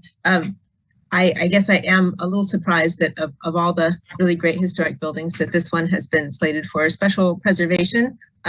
So I guess kudos for being able to find a use for it. But it's and condition, I mean, unless it has a really special history, I'm not really sure where that came from, but I guess that is outside of our purview, besides the fact that not at all being a Quonset hut. But as we're looking at the rezoning, it seems like we've talked a little bit about the project that is proposed, in part because we have to talk about the liquor portions. But the rezoning, we won't see any other pieces besides this rezoning, it sounds like. And we just have to be comfortable with the range of uses that could come with that rezoning, since it really isn't about a particular project. So I just want to kind of pull that back in a little bit. I would have all kinds of great questions about what's being proposed here, but that's really kind of outside of what we get to talk about or make decisions on. Luke Sinclair, Chair. Thank you for that, Commissioner Willie. I guess, could I send a question back your way and ask if you have any concerns about any of the uses that would be available with this rezoning?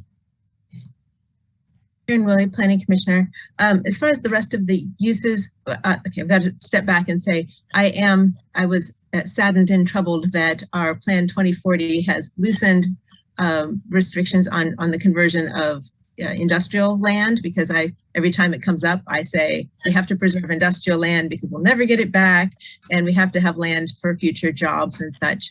I do in this case also say, as I have often said, that this is a piece of ground that is useful for other things too, and very close to a lot of multifamily residential dwellings there. I'm a little sad that the history of the building that we do not know anything about, and yet it is nearly historical, is being brought forward as the value instead of here's land that's available, surrounded by multifamily, that it could have this same kind of use on the first floor and have residences above and get some density out of it. But that's also not what we've been asked for. So I think it could be really neat what's being proposed. I also am very surprised not to hear from neighbors about if this isn't a conditional use or special use, we don't have any control over hours of operation or some of those things that a neighborhood would be concerned about. So I'm not especially opposed to the rezoning, but there are other elements here that I'm surprised that we don't get to know more about. Luke Sinclair, Chair. Thank you for that, Commissioner Willie. I do wonder if a little bit has to do with the fact that what it sounds like the applicant wants to do, at least on its face, is in keeping with what's been going on down 8th and Penn. I mean, buildings have been, redeveloped and rehabilitated and used for other things, and it's sort of that's what they're trying to do. And I don't know if that's just if it's a matter of lack of interest or people not being fully aware, though it's been properly noticed, or if it's just there's an understanding that 8th and Penn is kind of that's what's going to be happening down there. We're not going to have an industrial use there. It's going to be something along the lines of what's across the street and then down Pennsylvania there. I mean, that's sort of what I've been thinking through with this discussion. But I see, Mr. Watkins, your hand is raised. Did you have something you want to offer?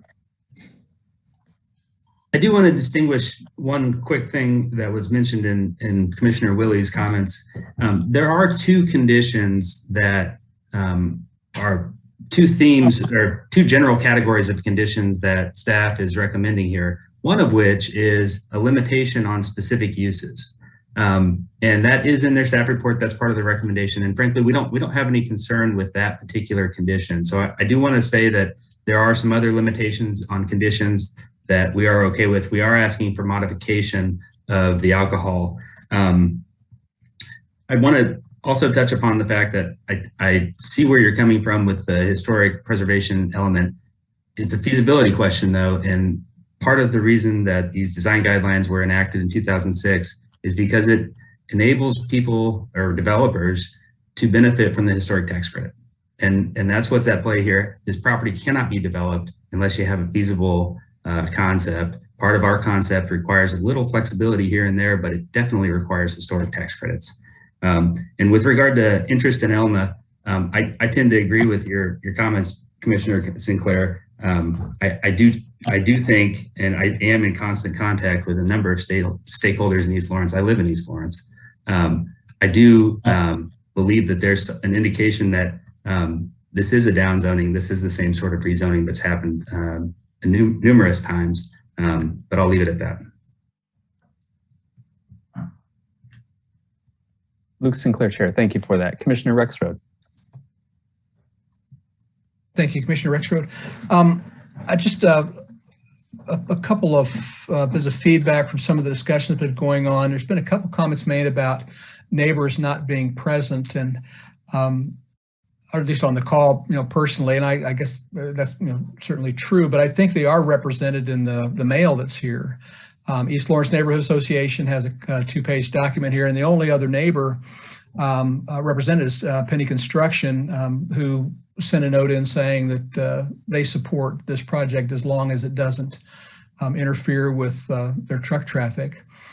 When I read through East Lawrence neighborhood feedback, They do spend a bit of time talking about the 55%, 45% rule.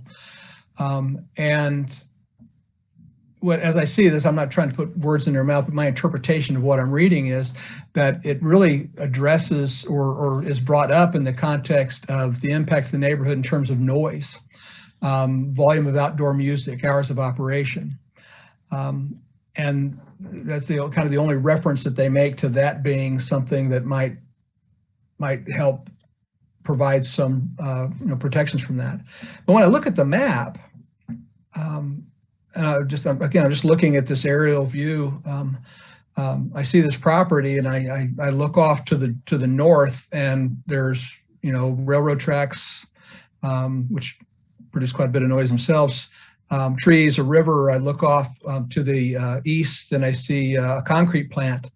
When you go to the south, the neighbor is the applicant. I mean, he represents all of the properties that are there.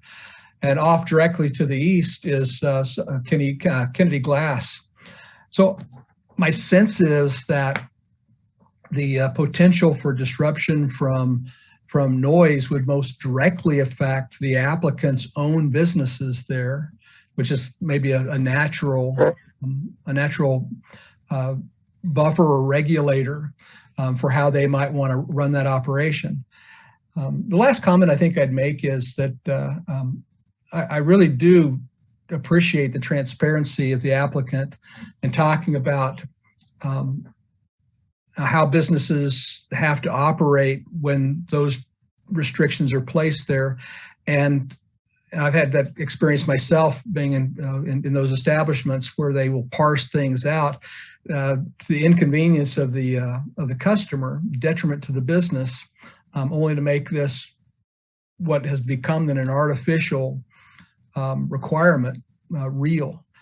So I appreciate that transparency. And I guess I'd say I'd voice my support for not only approval of the project, but sending it on to the City Commission and let them deal with the question on what that ordinance should be in this particular case. Thank you, Commissioner Rexroad. Luke Sinclair, Chair. Commissioner Carter. David Carter, Planning Commissioner. To revisit this question of the historic nature of the structure and Commissioner Willie's observations, I don't disagree that it would be great to look at some sort of higher density function, but looking back at the transactions back in 2015, it looks like the Historic Resources Commission declined or rejected an application to demolish this property. So I don't think that's really something that I think that's kind of out of scope of I know it's out of scope of what we're being asked to consider. I actually think that Quonset hut or not, some sort of variant on this post-war construction, it is a part of the historic fabric of the area, and I think it's a pretty creative application of adaptive reuse. I am in support of the overall project. I'm not a business person and would not try to question the business model with the ratio of the alcohol sales to total sales, but we have been asked to look at this a couple of times in the past. And I think this whole question of the ratio of liquor sales or alcohol sales to total sales has been a pretty decent compromise in the past.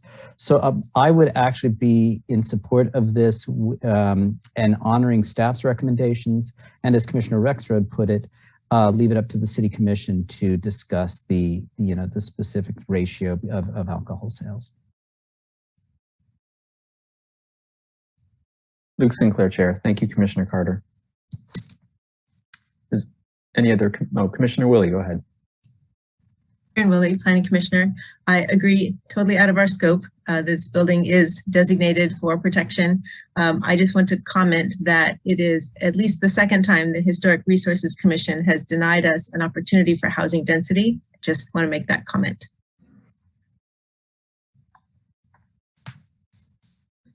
Duly noted. Luke Sinclair, Chair. Commissioner Carpenter. Jim Carpenter, Planning Commissioner. I am in agreement with Commissioner Carter. I like the overall description of this project. I don't like that we're put in the position of toying with the alcohol food ratio. I think that is a city commission function. I think we should go with what the staff report is, what the neighborhood has said that they are supportive of. Yes, there is other noise in that neighborhood, but I'll tell you, from living next to train tracks in the past, you get to the point you don't even hear the trains. In fact, you notice when they don't come. That's background noise. The river that you described, that's background noise. That becomes your background. Loud music is something that disturbs you in this type of neighborhood. I mean, this is not, and the fact is music carries farther than the adjacent properties. And that's one of our problems with a 200-foot protest area. So I do have some issues with some of the conversations that have taken place here, which would be more appropriate for some mid-month meetings, just about what a neighborhood is. We had an eloquent description of a rural neighborhood on Tuesday night, but we need to recognize there are real neighborhoods in the city also, and those are disturbed by projects, and we have to take that into consideration. We do have a letter that outlines exactly what I said at the beginning. I'm all in favor of a motion to move this forward with a conditional use type zoning. I think it meets the criteria that this commission established when we modified those rules, and it's appropriate here. And I think the neighborhood is welcoming of this, but that one issue is the alcohol food sales. And I'm not inclined to toy with that. I would like it just to go forward the way staff says with that, and let the city commission have the bigger policy discussion about that. And if they wish to modify it, then they can do it. I'm also a little bit disturbed by the applicant's presentation that really focused on the historic preservation. But then later we hear that that's conditioned on getting to have 60% alcohol sales. They won't even file the application unless they get 60% alcohol sales. So that doesn't sit quite right with me in regards to everything else is here. So again, I'm brought back to with Commissioner Carter that I would support staff's recommendations and move it forward, and that larger discussion can take place at the City Commission. Luke Sinclair, Chair. Thank you for that, Commissioner Carpenter. Any other commissioners?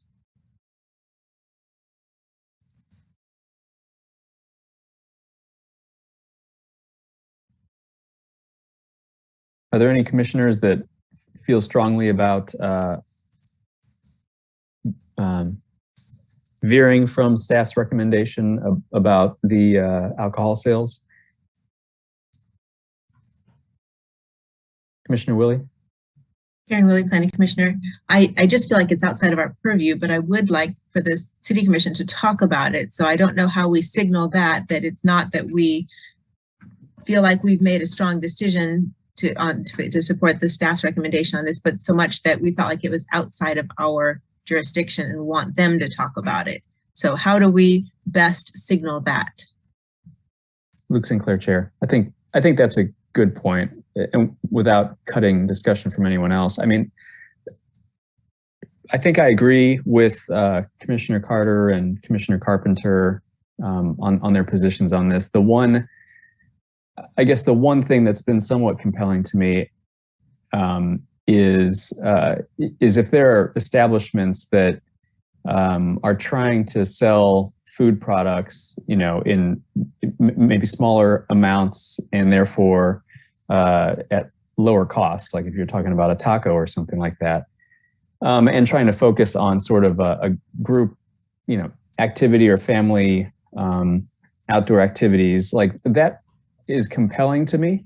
I wouldn't want to discourage that by requiring more of that kind of food to be sold, or by basically making them increase prices. by the same token, you know, again, that's not guaranteed to be what happens here. You know, that it's not, those may be the intentions, but maybe that wouldn't be the ultimate business model that is used there. And so maybe that would be something that the city commission could talk about. If we had, given the expensive food, particularly downtown and even further east, if there are places that want to have a business model where the food is more affordable and the difference is made up through alcohol sales, that maybe is a value that the city commission would consider worthwhile to think about. But a way to get that in front of them other than just like blabbering about it, I don't know. I mean, if there's someone that feels strongly about, you know, about voting against a motion that would pass this on to the city commission as per the staff report, I guess that's one way we could get in front of them. But I don't get a sense that anyone really feels super strong about that. Be happy to hear from the other commissioners though.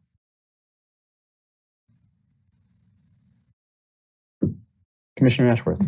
Commissioner Ashworth, Planning Commissioner, I'll just say that I'm in favor of the rezoning and going forward as it is, as the staff recommends.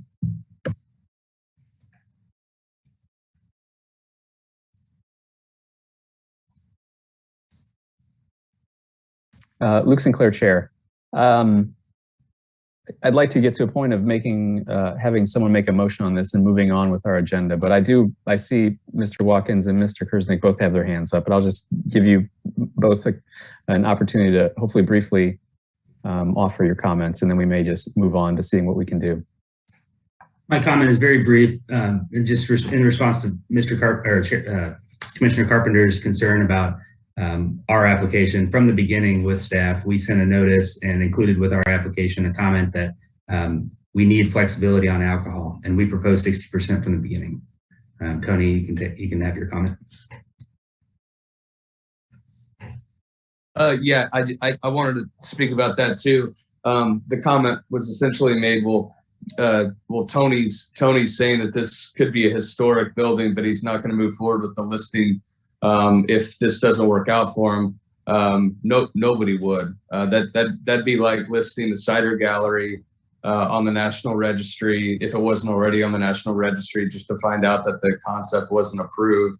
You would lose all the flexibility to do the higher density project. And again, even though we believe it is listable or could be eligible for the National Registry, currently in this state, it has absolutely no historic protections.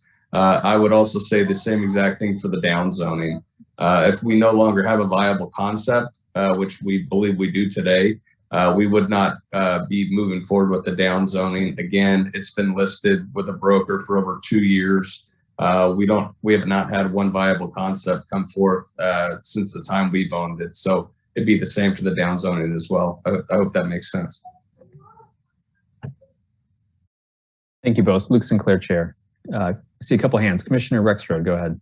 Sure, thank you, Commissioner Rexroad. So to the question of how to signal this and put this in the hands of the City Commission to make a decision, would it be most effective for this body to send this motion approved with the modification as requested by the applicant, and then put that question squarely in the hands of the commission to decide yes or no?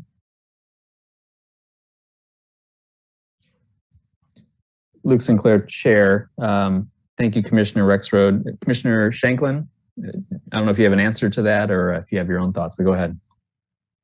Greg Shanklin, Planning Commissioner. I would second that motion were it to be made, because I think that's the right approach here.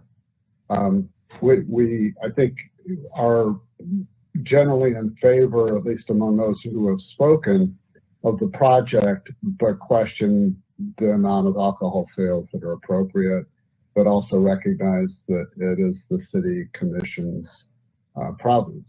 So were that motion be made, I would second it.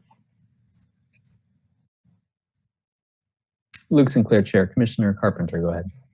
Carpenter, Planning Commissioner, I appreciate the response to my comments. I do understand the difficulties that are faced here with the financing and following through with the plans and what you want to do. But as Commissioner Willie brought up, we're talking about a rezoning to recommend approval of a rezoning with no guarantee as to what will actually happen other than some activity that's permitted within that rezoning request, if ultimately approved by the City Commission, will happen. We don't know exactly what's going to happen. With regard to the discussion about making a motion and forwarding an altered food alcohol ratio, that's 6 of one and half dozen of the other. Still, it doesn't say that the City Commission is going to know what we're saying. I just know that we're going to make a proposal and we're going to have a split vote. It sounds like whichever way we go on this, we're going to have a split vote and the City Commission will watch this portion of the meeting prior to it coming up and they're going to hear what our discussion was. Then I imagine they're going to have increased comment from other individuals and a modified presentation from the applicant to address these issues that we've talked about too. That's how this process works. So I'm just going to go ahead and make the motion that we approve the rezoning request to CS-UC as conditioned in the CS-UC district in the 8th and Pennsylvania Overlay District with a modification to permit alcohol beverage sales to no more than 45% of total gross receipts to align with current ordinance regulations and similarly conditioned districts related to alcohol sales in conformance with the findings and other recommendations contained in the staff report. So we have the motion. There's your motion, and I know we're going to get a split vote. Luke Sinclair, Chair. Thank you, Commissioner Carpenter. So Commissioner Carpenter moved that we approve it with the conditions in the staff report. Do we have a second? Seconded by Commissioner Carter. Are there any comments that anybody wants to make before we take the vote? Commissioner Rexroad. Thank you, Commissioner Rexroad. Yeah, super uncomfortable with a vote saying no to this because I'm super excited about this project. I want this project to happen. This place has been laying fallow for a very long time. This represents an opportunity for continued development by a developer with a great track record.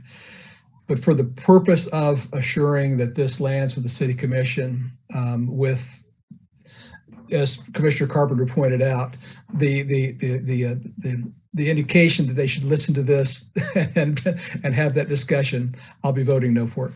Thanks. Luke Sinclair, Chair. Thank you, Commissioner Rexroad. Other comments?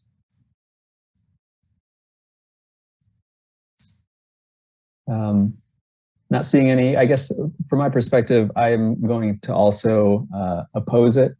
I think that considering 60% is worthwhile in light of the goal of making food available at a lower cost. It's at least worth a discussion, notwithstanding the fact that nothing is guaranteed, as Commissioner Carpenter eloquently stated. Commissioner Thomas. I appreciate Tony's, Charlie Thomas, Commissioner. I appreciate Tony's honesty and vision for what would happen there. I believe that he will be the voice that speaks to the City Commission to have them say, yes, this is laying fallow since 15. It's been on the market for 2 years. Nobody has done anything with it. It will lay fallow for another however many years till somebody picks it up. So Tony, I think you will be the best spokesperson to go and lay out your case before the City Council. And so I would like to get the proposal to them. And if we're not going to put 60% in it, then do the 45. Tony, you go lay out your argument. I think you should be successful. I think it'll be a good project, other than I'm concerned about the noise issues that, you know, with bocce ball and cornhole and the music venues, and I'm concerned about noise in the neighborhood, but you have many other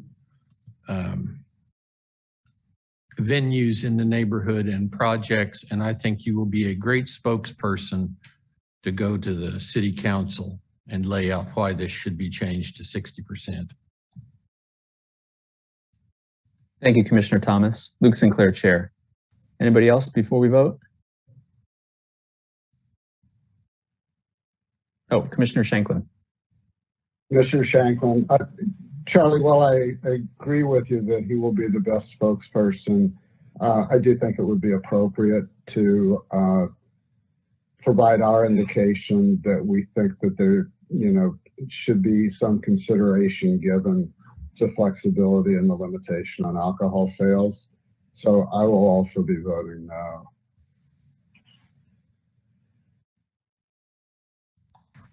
Luke Sinclair, Chair. Thank you, Commissioner Shanklin. Last call for comments before we vote. Don't want to deprive anybody of an opportunity.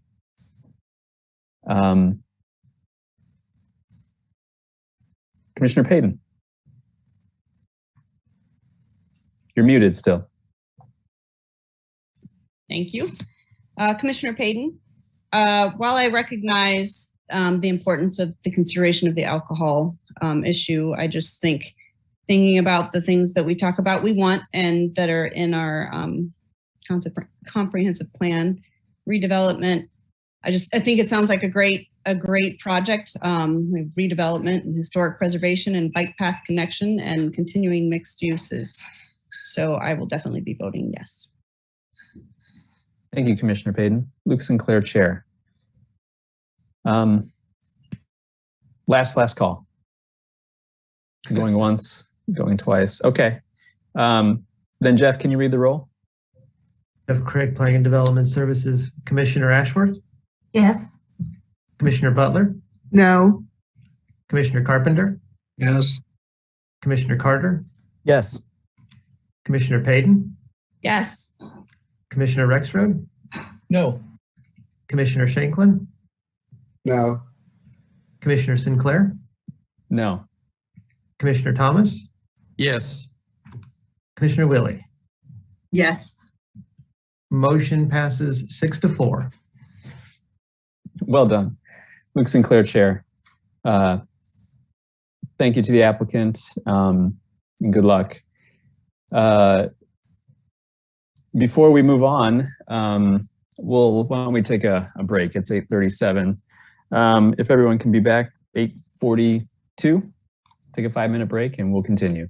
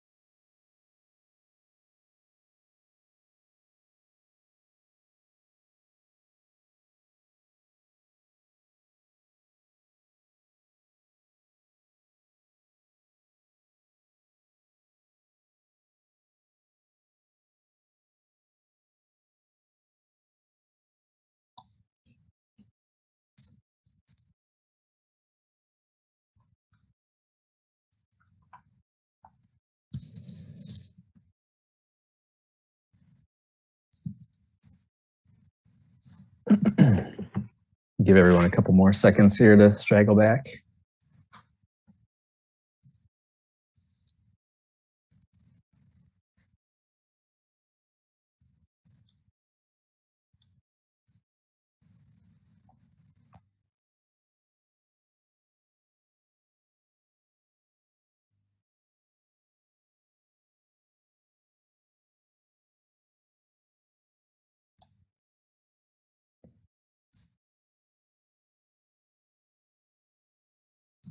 Was that an IPA, Commissioner Carter?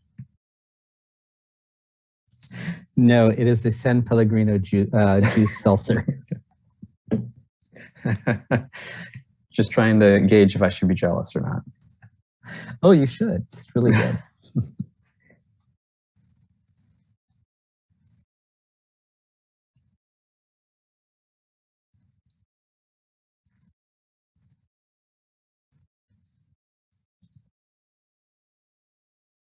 Are we okay to start, Kyle or Jeff? Thumbs up. Okay. Luke Sinclair, Chair. All right, let's pick back up for our next item, which is actually the next 3 items on the agenda. They'll be presented together. The first is consider approving a comprehensive plan amendment to Plan 2040, Chapter 8B, the specific land use plans, K10 and Farmers Turnpike Plan. Then to consider approving a request to annex 100 acres located near the southeast corner of State Highway 10 and North 1750 Road. Excuse me. Consider a request to rezone approximately 100 acres located near the southeast corner of State K10 and North 1750 Road from CP Ag 1 and Ag 2 district to RS5 district. And then finally to consider a request to rezone approximately 0.78 acres located near the southeast corner of State K10 and North 1750 Road from Ag 2 district to RS5 FP district. And we have with us tonight Sandra Day. Good evening, Commissioners. Sandy Day, Planning Office. I'm going to ask Kyle if he is able to launch the presentation. You got it, Sandy. Thank you. I know we talked about this a bit in December. It was very late, so we'll just kind of start over and reset. The project includes multiple applications, and the applicant is seeking the initial land use entitlements that would allow for residential development of 100 acres in the northwest area of the community. Next slide. The only portion of the requested acreage is located within the boundary of the K10 and Farmers Turnpike is that area that's located on the west side of 902 Road, labeled as Parcel 1. The requested annexation is included in the future growth boundary of Lawrence in Tier 2 as shown in Plan 2040. And because the applicant seeks to develop a single-use residential district rather than mixed-use development, currently described in the area plan, a comprehensive plan amendment is required. And this is the first application for consideration of the development packet. The applicant is seeking the annexation of the property into the Lawrence city limits, including the 4 parcels shown on the slide. That's the second application that's being considered is the annexation 2100380. And those parcels are located as follows. So there's the 25 acres that is located on the west side of 902 Road, and then 3 parcels that are located on the east side of 902 Road. Parcels 3 and 4 include mature trees as well as some floodplain. And parcel 4 also includes part of the Lawrence Loop that extends from the Rock Chalk Park to the south and continues to the northeast. And there's a table there as well as in your staff report summarizing those parcels. And parcel number 4 also includes a small area of floodplain specifically, and that represents a part of the floodplain zoning request with the floodplain overlay district. Next slide, please. So the property outlined in fuchsia on the slide is the entirety of the project. The surrounding zonings include rural zonings AG1 and AG2. The property abuts the city limits on the south side of the property. That property is zone GPI and OS. And then there is a future park property that is owned by the city that is located along the north side of the property. The red star in the slide highlights the Baldwin Creek substation. That's located to the south of that western portion. And it's an existing substation, as I mentioned. Next slide, please. So regarding the comprehensive plan amendment, it affects only the west 25 acres of the project. The currently identified land use designation for that is for residential office. And the plan describes this use category as intended for a mix of office with low density dwellings that range from 4 to 15 dwelling units per acre, and identifies some appropriate zoning districts, including the RSO and the PD overlay. Uses would include single family dwellings, duplex, group homes, civic and public uses, veterinary office uses, personal improvement uses. The applicant is requesting to modify the land use plan to allow for medium density residential zoning, and that would include the RS5, RS3, RM12D, RM15, and PD overlay districts. The plan does not specify a specific district, but a category of uses. And the significant change for this proposed comprehensive plan is the change from that mixed use to that single use district. The RS5 district allows for a variety of those public and civic uses that were described in that category. Religious assembly as well as recreational facilities along with home occupations. What it does not allow is for retail or office uses, so that mixed component, unless it's part of a planned development. Plan 2040 is the overall guiding document for the community, and the area plans are incorporated by reference.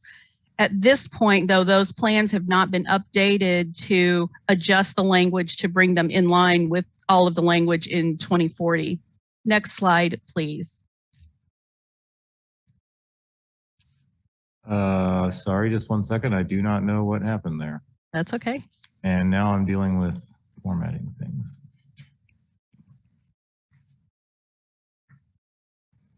So slide 5. There we go. Did it. So the plan says, Plan 2040 says that all developments must comply with the comprehensive plan. And if the proposed does not comply with the plan, then the applicant must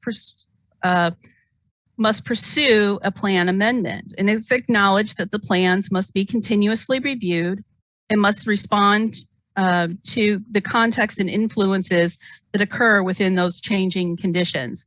So this slide highlights that specific language out of the plan, that it must be flexible, that it's not a static document, it must be continuously reviewed, and that amendments can result from influences considered and to consider that context overall. Next slide, please. So within that consideration of the CPA, that focus is on that large component of the land use category, not necessarily a specific zoning district. So we wanted to make that distinction that a comprehensive plan amendment is separate and distinct from a zoning request. Next slide, please.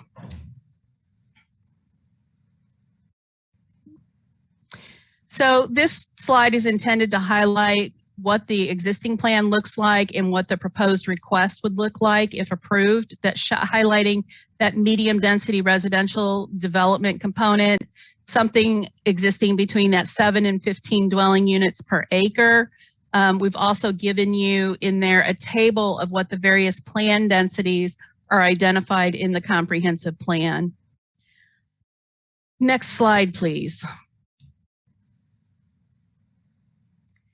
So much of the discussion talked about community benefit We've tried to provide you additional information in the packet with the memo, and the applicant also provided additional information about the community benefit that they are talking about. Community benefit is something that the plan talks about as being inclusive, but not necessarily limited to the items that are bulleted on this list. The creation of permanent affordable housing or a land donation, the provision of land, amenities, and facilities for public purposes such as parks, public facilities, education facilities, and cultural arts, preservation of significant amounts of environmentally sensitive lands above and beyond what is required by the code, creation of primary employment opportunities, and then addressing goals of the City Commission's strategic plan that you heard about this evening. Thought it might be helpful to have some of this language in front of us as we move through this discussion. The comprehensive plan also talks about, with regard to these community benefits, that they are developed in consultation with staff based on the needs of the community. There are no specific incentives that have been identified with this project at this point in time, and that collaboration between the developer, the governmental, and the community partners to encourage the implementation of providing community benefits. Then the plan goes on to say that community benefits including the provisional method shall be considered by the Planning Commission, approved by the City Commission, and then included as part of the annexation agreement. I'm giving you all of this information as context about how we look at community benefit. We do have to look at the project in terms of where are we at today. We have talked in the staff report about the need for residential lots for development. We have do not have a provision by state legislature that allows us to require of the applicant the provision specifically of affordable housing, or that they must donate a part of their land for that purpose. If they choose to do that, that is one thing. That is not a condition we can make of them. However, the staff has recognized, and we discuss in the staff report, the need for additional lots, not only for affordable housing, but also workforce housing to be able to provide those opportunities within the community. Next slide, please.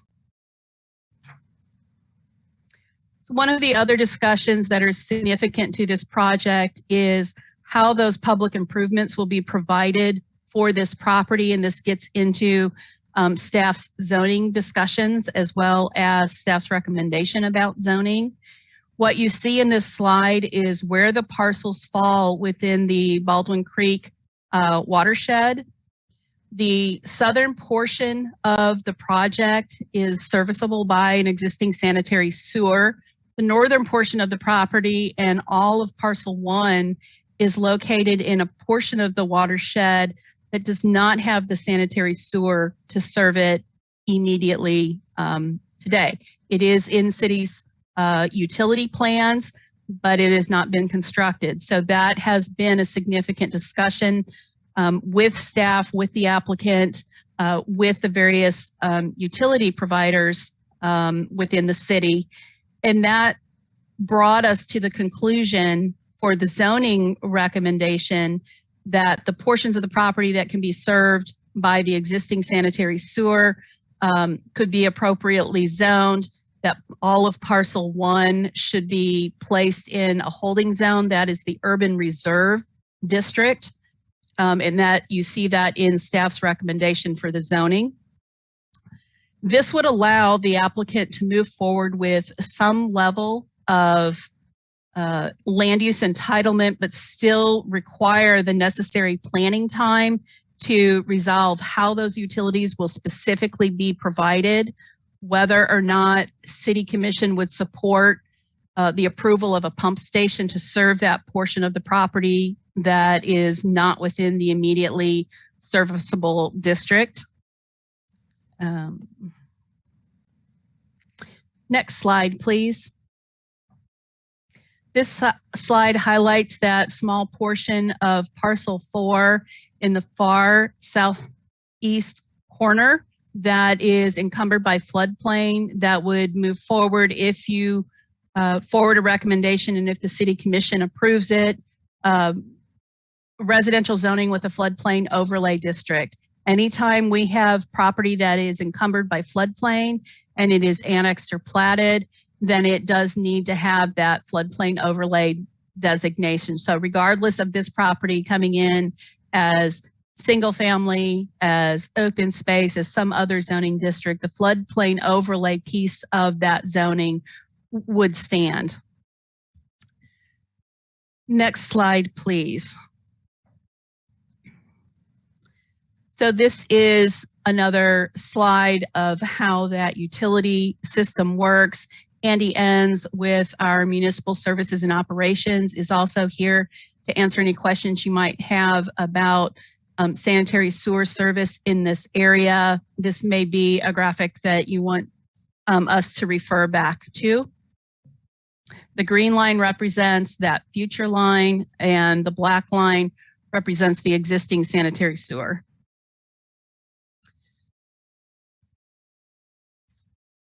Okay. Next slide, please.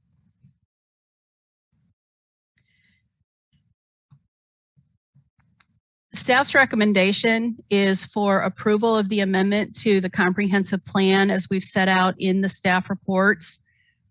We've also recommended approving of the annexation, which would bring this property under the umbrella of zoning and land use direction. While that property is being planned for development, if it's incorporated into the city limits, then it falls under the city's requirements for protection of sensitive lands, for development patterns related to subdivision design, zoning, land use. And then the consideration of the rezoning, there are two specific zoning applications that were submitted. One was for the entire acreage to be rezoned to the proposed RS7 zoning district, and then the 0.78 acres for the RS5 with the floodplain overlay district.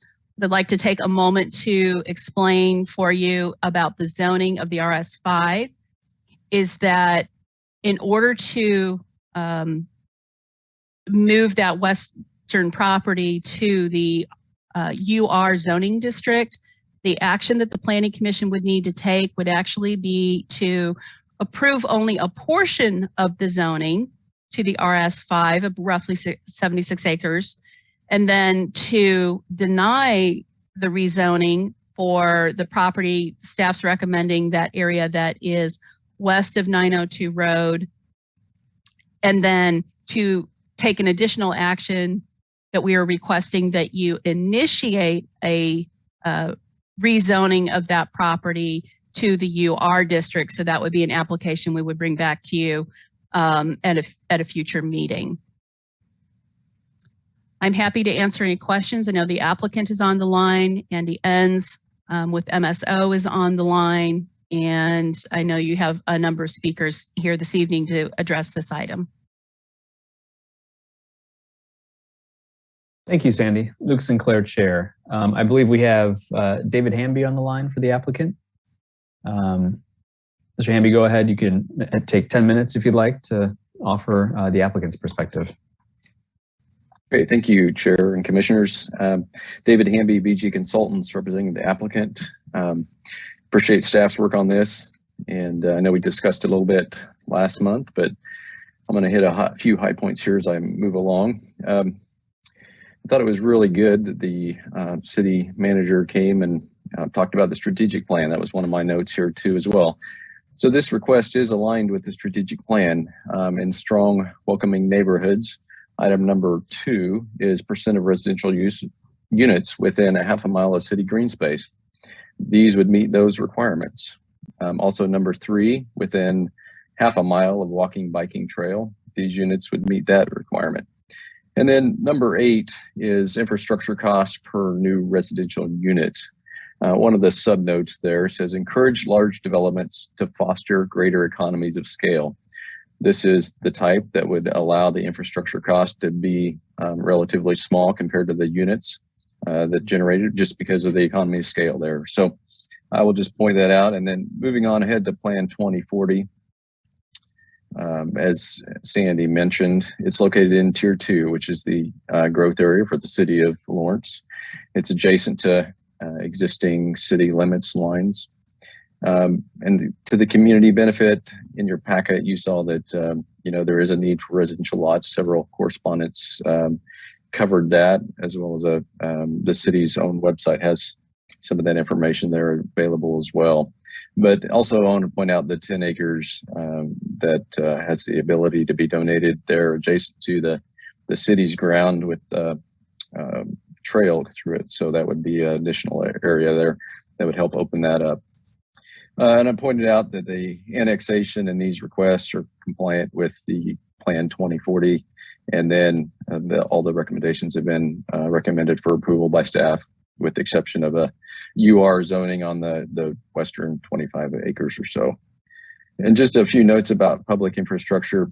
Very rarely are county properties served by city infrastructure. So extension is expected and planned for when it happens. This property actually has a sanitary sewer existing, as Sandy mentioned. And we've confirmed with Andy, and he can speak to it a little bit on his behalf, but due to the changes in the rock chalk area, there's actually capacity available for this development. It's just a matter of getting it over the top of the ridge, and that's the request for the lift station, which would be part of the request of the City Commission on this. And some of the comments noted that the road couldn't handle that amount of traffic, which is correct, and that's why the road would be improved to city standards of road. Storm sewer water, all of those would be improved to city standards.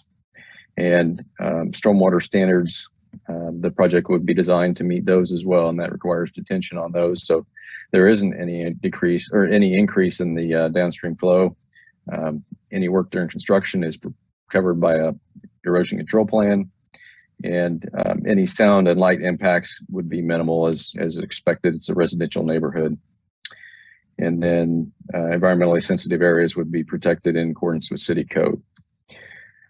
So with that, that kind of covers my presentation, but I'd be happy to answer any questions and rebut any questions that come up at the end of this. I appreciate your time. Thank you, Mr. Hamby. Luke Sinclair, Chair. We will then look to entertain public comment. So if anybody's on the Zoom call, or if anybody's arrived at the hearing room there late and wishes to offer comment on these items, please raise your hand, either on your video or by pushing the little raise hand button, and we will call on you as we go along. I think I saw first Ron Gates, and I apologize if I pronounce your name wrong, but go ahead. Everybody, you have 3 minutes per person to offer comments. Thank you, Chairman Sinclair and members of the Planning Commission. I'm in my 5th year of serving on the Affordable Housing Advisory Board. I'm the Chamber of Commerce representative there. My comments are informed by that work, but the opinions expressed are my own. I'd like to make 3 points. First, the community need for additional housing lots shouldn't be in dispute. Governor Kelly's recent housing study confirmed many of the same findings of the 2018 housing study completed for the city of Lawrence. We have a huge gap in the number of affordable homes compared to our market needs. These gaps are at all price points. Since the 2018 housing study, our housing gaps have only grown larger. In the affordable housing spectrum, the lack of affordable lots is one of the most critical needs to address our affordable housing issues. My second point, the developer is offering the city some significant acreage to be used as a city park or trails to satisfy the Plan 2040 requirement for community benefit. In my view, this offer doesn't provide the city with any significant value. Rock Chalk Park is already one of the largest public green spaces in the city, and it's immediately adjacent to this new development. I'm a big fan and user of the park, but we don't need another one in Northwest Lawrence for the city to manage and maintain. Are they nice to have? Sure they are. But providing a community benefit, not much. We got a big park next door. The new land might be free, but in my view, managing and maintaining that land long-term will be a burden for the community. My third point, and this is directed more to the applicant probably than the Planning Commission, offering the city land that would be expensive or impossible for you to build homes on is like offering the city the sleeves from your vest. It costs you nothing and gives the city nothing we need. In fact, having the city manage to maintain park adjacent to your development probably enhances the value of your lots. Rather than offering the city land you don't want to develop and the city doesn't need, how about offering our excellent not-for-profit housing organizations a few lots that could be used for affordable housing? The rapidly increasing prices for lots is one of the greatest barriers to building new affordable homes. At a minimum, allow the city to put some affordable housing lots on any green space that you give to them. New workforce housing should be a high priority for our community, and I support this annexation request for that reason.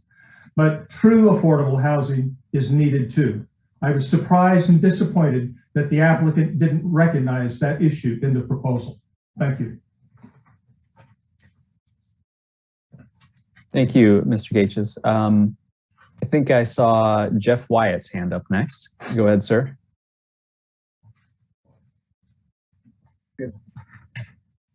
Hi, Jeff Wyatt. I just have a few points that I'm trying to do, and we have about 8 neighbors here that would also like to talk on, that's in the same room, so it's just not me.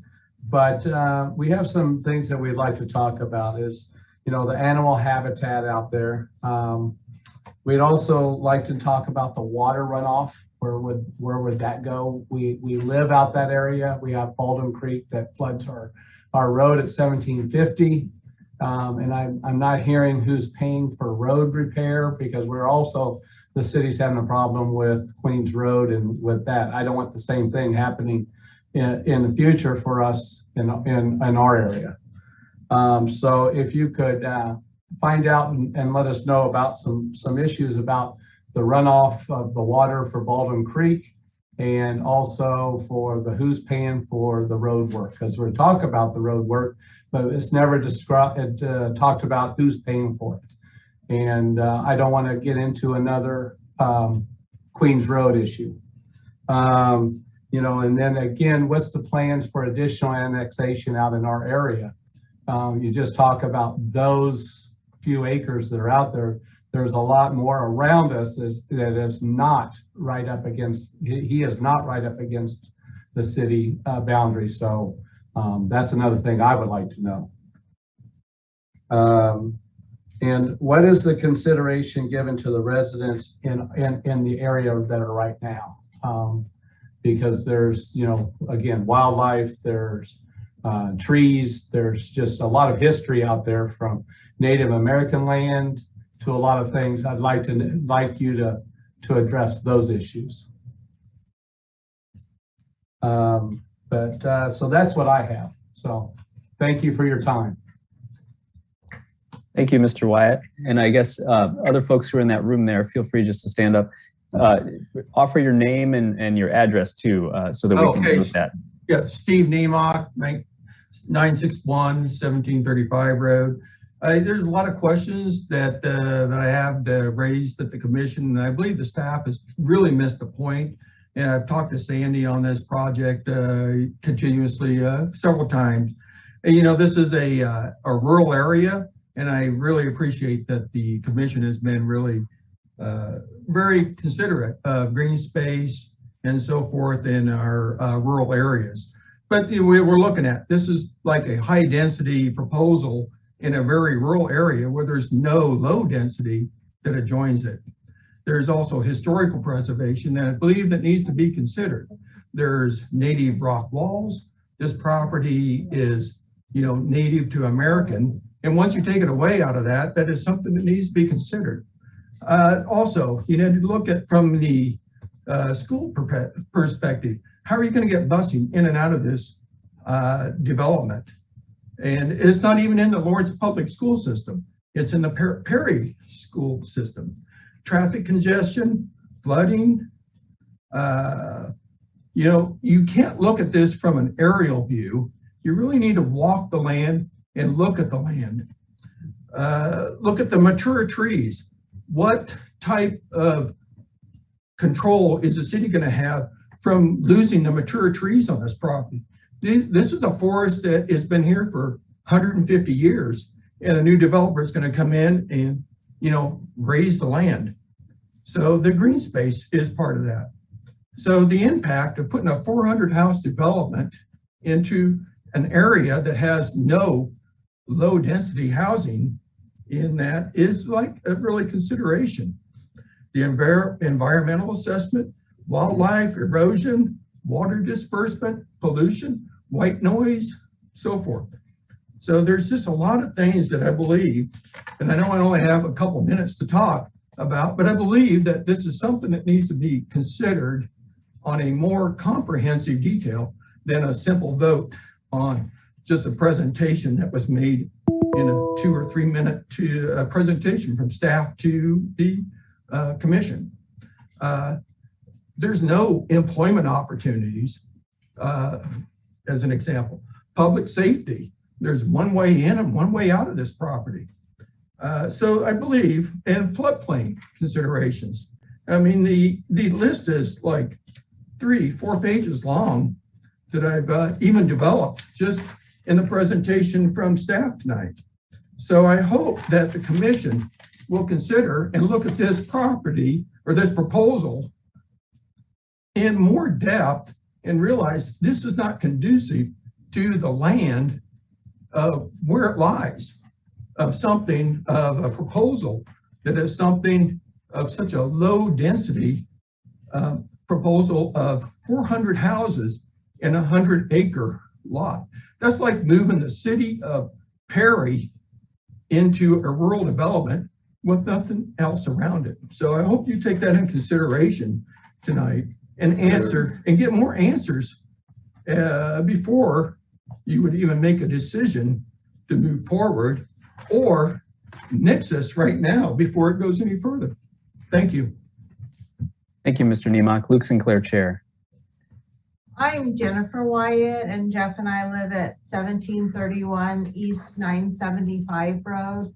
So we also have property, while not directly adjacent to the development in question, very near to it as far as county properties go.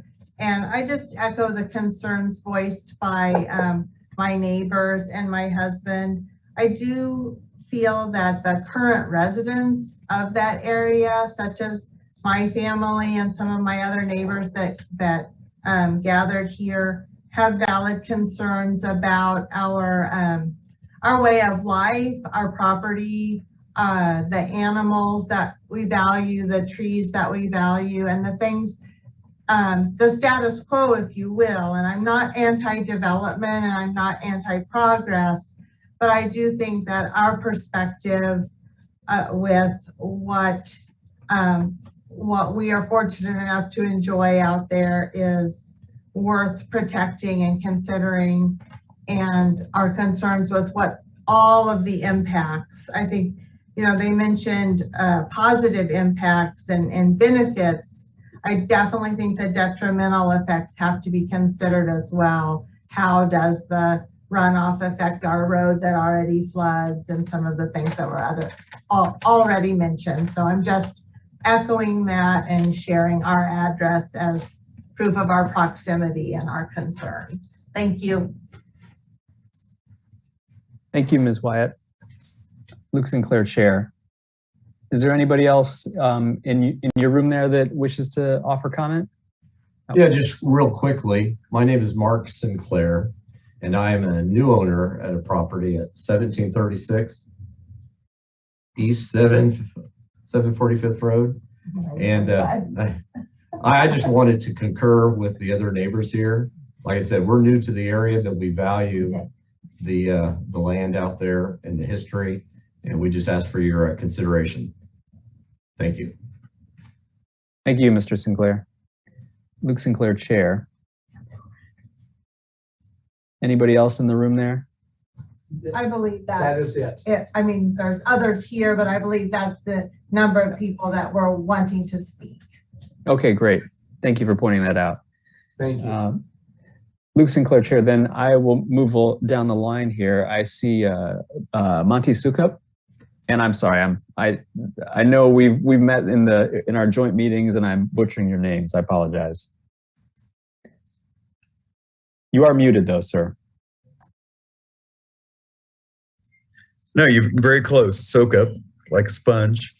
So, Monty Sokup, 5750 Yankee Tank Court. I also serve on the Affordable Housing Advisory Board, but I am not here representing them tonight, representing myself and my own interest in affordable housing.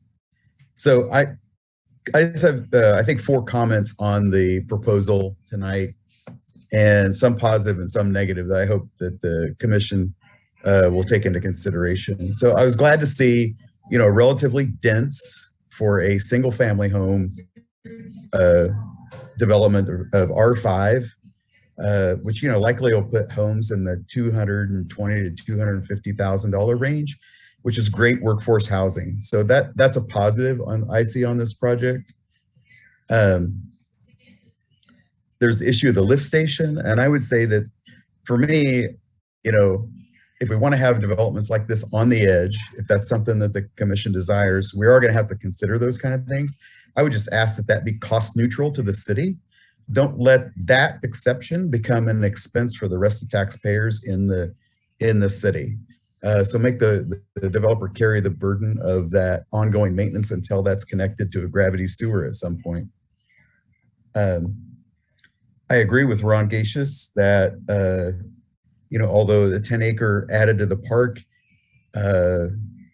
in some ways seems like a benefit, but there's already 90 acres of Rock Chalk Park, and that does not count the university part of the park.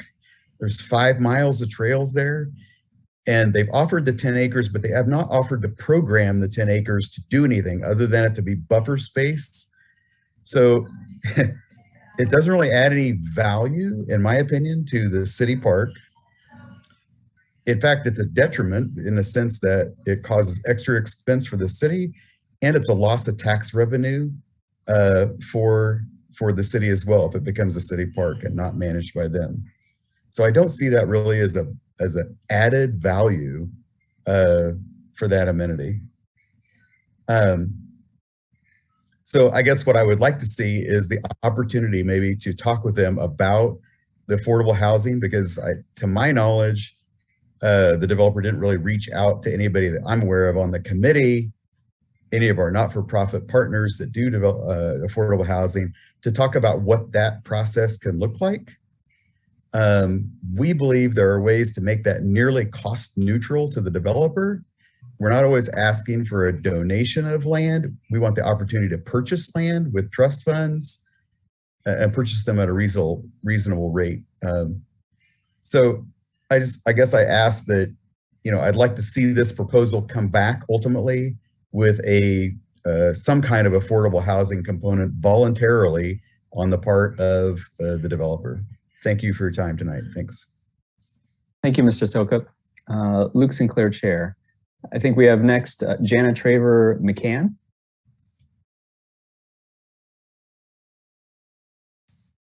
Hi, I think I unmuted. Yep, we can hear you. Okay, I can't see myself, but that's all right. Hello, and thank you for your time. I live off the 1750 and Queens Road area. You just spoke to a group of my neighbors. I appreciate everyone's comments, and I really value your time. Thank you very much. My concerns primarily are on stormwater damage and the area around the Baldwin Creek as that runs through my backyard. Also the destruction of the woodland environment and the negative impact on our existing infrastructure. My main questions are this: what is the city of Lawrence able to do to assist the Kanawha Township in maintaining our existing roadways and our infrastructure. The idea of losing 100 acres of woodland area to a very high density population will create huge impacts in our rural area as far as water runoff, and then of course the displacement of the animals that live in that existing area. My other questions are, I love the idea of the affordable housing. I think we need more of that in Lawrence. I've worked with folks that need that for years. My bigger concern is if we create an area of that size of affordable housing in this area of Lawrence, would the city consider busing on Sundays again? I, for years, had employees that weren't able to work on Sundays because they weren't able to get to work. And you can't ask somebody who's only making $10 an hour to pay $10 or $12 an hour to, 10 or 12 bucks to get to work. Sorry, I got nervous. Anyway, as I said, I appreciate your time. My husband also has a couple of statements he'd like to say, so I'll pass it to him. Thank you, Ms. McCann. Thank you. Hello, my name is Mark McCann. I live at 965 North 1735 Road. My biggest concern with this lies in the fact that it's nothing more than more urban sprawl that Lawrence and Douglas County already have multitudes of, and then the runoff with rain. We've been here for right at 10 years. Since Rock Chalk Park has been built, we flood our road, 1750, floods with less rain and more often than it did before the park was built. And it's a direct effect of all of the concrete, all of the buildings. Instead of the rainwater seeping into the ground, it's running straight off of the concrete. Now, the creek directly underneath Rock Chalk flows south and east of us, but that extra water backs up the Baldwin Creek that runs along 1750 Road. The gentleman for the applicant made a comment about mitigation. Quite frankly, there is no mitigation to be done because they do not have an area big enough to hold back the drainage, either before construction, during construction, or after construction. It doesn't exist. And it would take a lake the size of their lots to mitigate that amount of water. So I would ask that everybody vote no on this for the simple fact that there are plenty of areas within the current city limits of Lawrence, Kansas to build affordable housing without more urban sprawl in Lawrence and Douglas County. Thank you. Thank you, Mr. McCann. Luke Sinclair, Chair. I believe Rebecca Buford, you're next. Thank you, Planning Commission. Rebecca Buford, Executive Director of Tenants to Homeowners. I am on the Affordable Housing Advisory Board, but I am speaking from my life's work with tenants to homeowners and affordable housing. So, you know, we're at a unique opportunity where this is one of the first annexation requests. And you guys spent so much incredible time on Plan 2040 and really trying to define community benefits.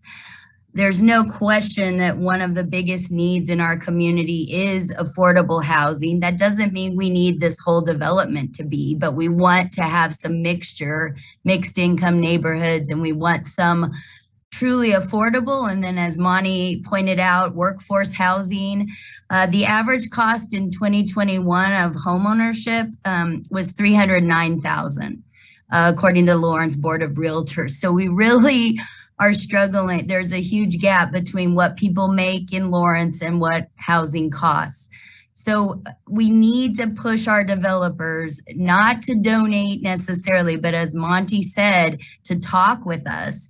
We are having access to trust fund dollars and more ARPA dollars for COVID recovery. But if we're not at the table, there's no way we can put affordable housing in a development. I know we can't legally demand it. That's called inclusionary zoning, which would be lovely. But we need to nudge all of each other to our best selves, and it creates better developments. We're not requiring every developer only do affordable housing, but talk to us about getting some units in there, and we can bring the funding to that project. But I'm disappointed in the suggestion, what they've brought to us for community benefit. And I think we have to hold fast to more specific and more effort in that way, or we're just going to give up any request, any attempt to create more collaborative mixed use projects, which clearly our community needs. We're there to do whatever we can to bring funding, but we want to be at the table. And the great news that I want to tell you is, since you created 2040 and this discussion about community benefit for annexation has started, we have heard from more developers, not this particular one, but other developers. These conversations are happening. So let's keep nudging them to do the best kind of projects that our community needs. I know we can't demand it, but we certainly can request more from this development to make sure we're getting some mixed income housing within that. And it doesn't have to be the majority of those units, but it makes sense in any new development of this scale that we require some communication about that. And I urge you to do that. Thank you. Thank you, Ms. Buford. Luke Sinclair, Chair. Next up is Michael Allman. Hi, good evening, commissioners, and thank you, Chair Sinclair. I have to say, I'm heartened that so many people are speaking about affordable housing here tonight, and I think Ms. Buford put the points very well. We haven't always seen eye to eye on this issue, so I'm glad that we're looking at this tonight.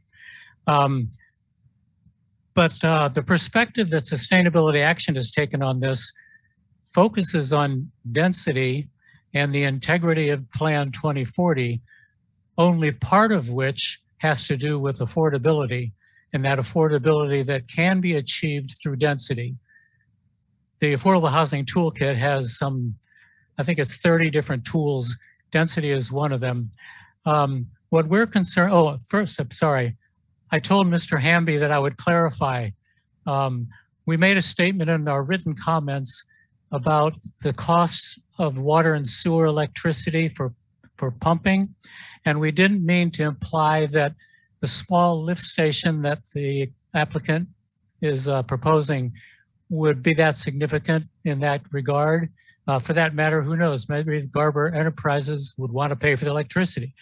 With the point we were making is that anytime on the periphery of a city, any city, that we extend infrastructure, the cost of that infrastructure goes up exponentially with distance. And mostly I'm not talking about the pipes or the pumps, but the ongoing cost of operating. And 92% of cities' total electricity is for municipal services and operations, most of which is electricity for pumps. That's the point. Plan 2040, the integrity of that plan is that it is not completed yet and is waiting on the sector plans to be amended to add to Plan 2040 to complete it. It's premature to be amending Plan 2040 now until those sector plans are done. Horizon 2020 had more than 350 instances of the word shall. We're waiting on the sector plans for those shalls to be reintroduced. The central principle of Plan 2040 is density, increased density, urban infill. We already have done density bonus on the existing urban area. We've already have R3 zoning, the smallest zoning. R5 zoning, people keep talking about how high dense that is. That's some of the lowest density zoning in our city. These people that, I mean, what the K10 Farmers Turnpike plan calls for is medium and high density. I mean, truly more units per acre. And that's how we can get to affordability. If we have smaller lot sizes or townhomes or apartment buildings, there are more units there supported by the infrastructure. The last point I wanted to make was that more than any other concern, this case undermines the key tool of constraint of annexation. It's premature to annex. The community benefit is the way that we constrain that annexation so that we don't sprawl and that we do infill. And the benefits that they're proposing, building lots are not above that required to serve the development. I'm sorry, they are the development, the very purpose of the development and the essential profit engine for the development. They're not above and beyond what's required. So we're saying deny the applications, deny the annexation. It's not dense enough. It's premature. It undermines the comprehensive plan. And then in addition, we'd like to see you to initiate the elimination of single dwelling zoning. That's one of the best tools we could do to get to affordability. Thank you very much. Thank you, Mr. Allman. Luke Sinclair, Chair. Do we have anybody else on the Zoom call that wants to make comment? Now's your chance. Go ahead and raise your hand if you'd like to.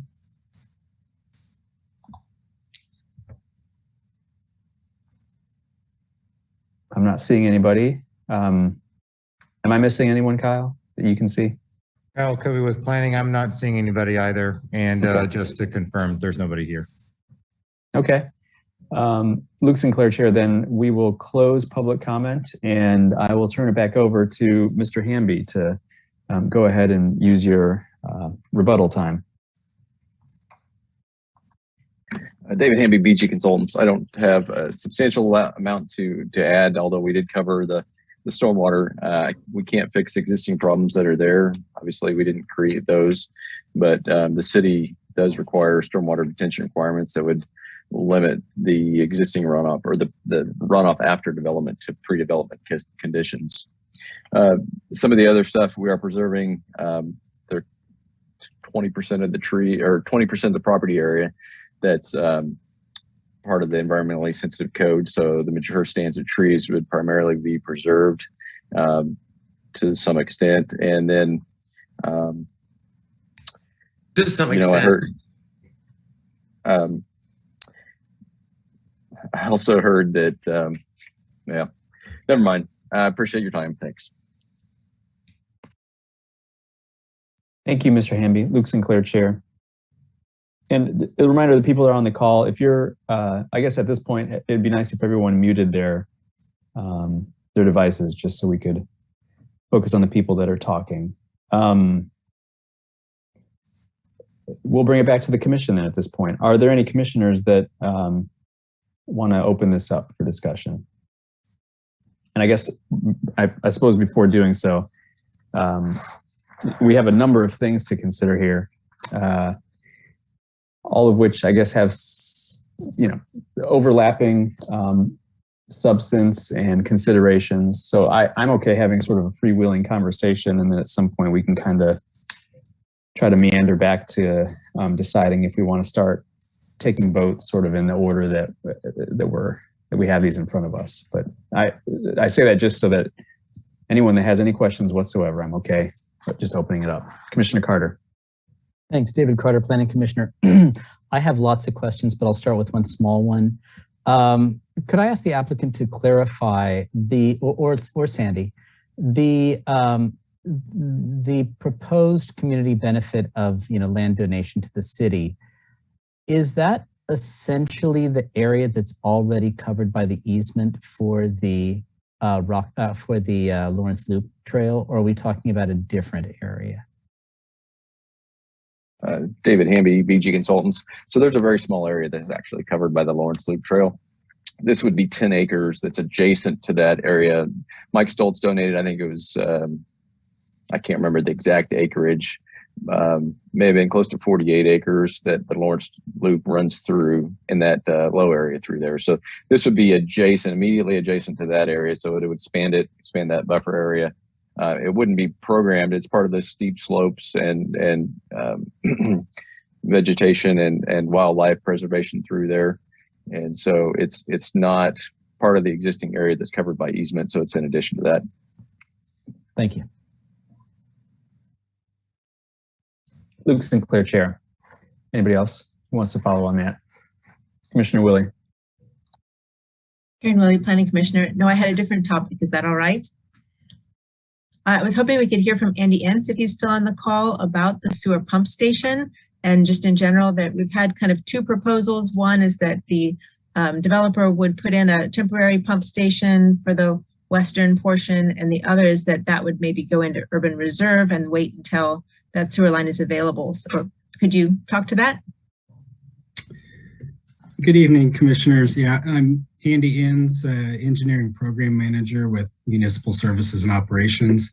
And if Kyle, could you bring up the map that kind of shows the sewer layout that was in the presentation? Kyle Kobe with Planning, give me just a second. Okay, thank you. I think Sandy did a good job presenting kind of where the existing sewer is, where the proposed sewer is. So basically we have, for the infrastructure improvements for this property, there's the extension of 902 Road. There's a 12-inch water line that's installed adjacent to the road, and then either interceptor sewer or pump station.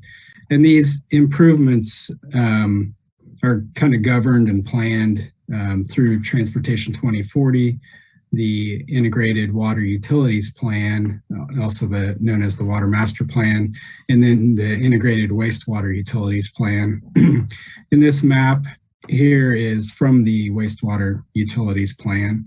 Now the black line there is the existing Baldwin Creek interceptor. The green with the 21-inch, that's the future interceptor sewer that would serve the northern half of the property, and also the property that could be in the UR zoning. So the CIP does not have that interceptor sewer. It's not in the 5-year CIP. There are other larger projects that are in the CIP. There are multiple ways to fund a project like that, whether it's CIP, benefit district, developer funded.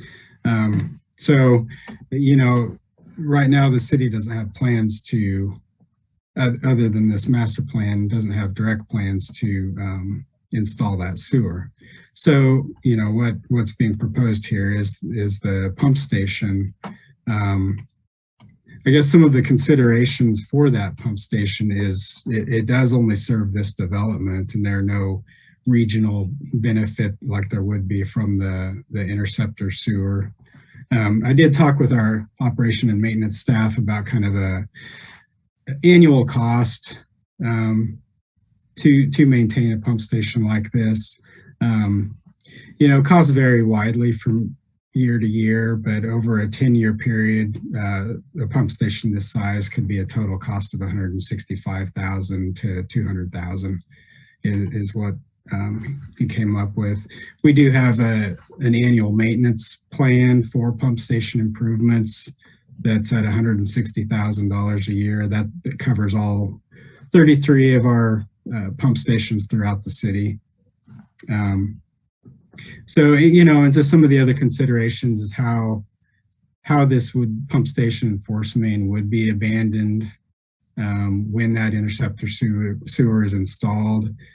At that point, there would be, you know, 400 property owners instead of one property owner. So, you know, the benefit district option at that point would be quite a bit more challenging than just having, you know, a couple property owners. So I hope I answered the question. I kind of rambled on there, but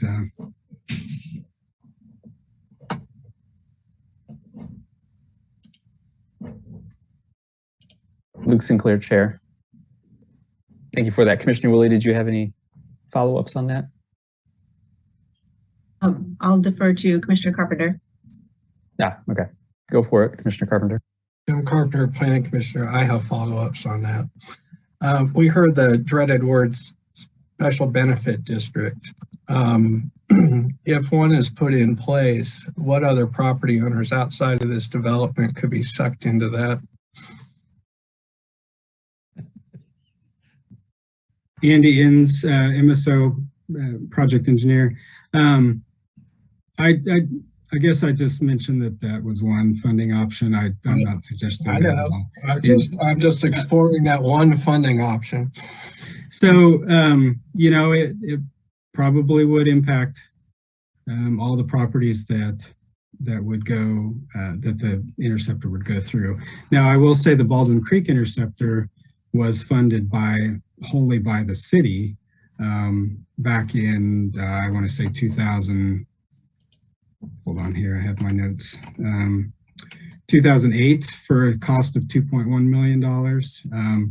It would, the northern interceptor sewer would be much more expensive than that, just through the passage of time, but that one was not installed by a benefit district.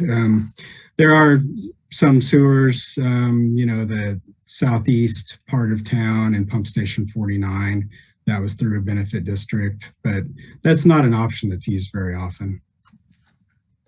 Thank you. I just want to follow up. You did state that there are no plans to fund any of this infrastructure expansion in the current CIP.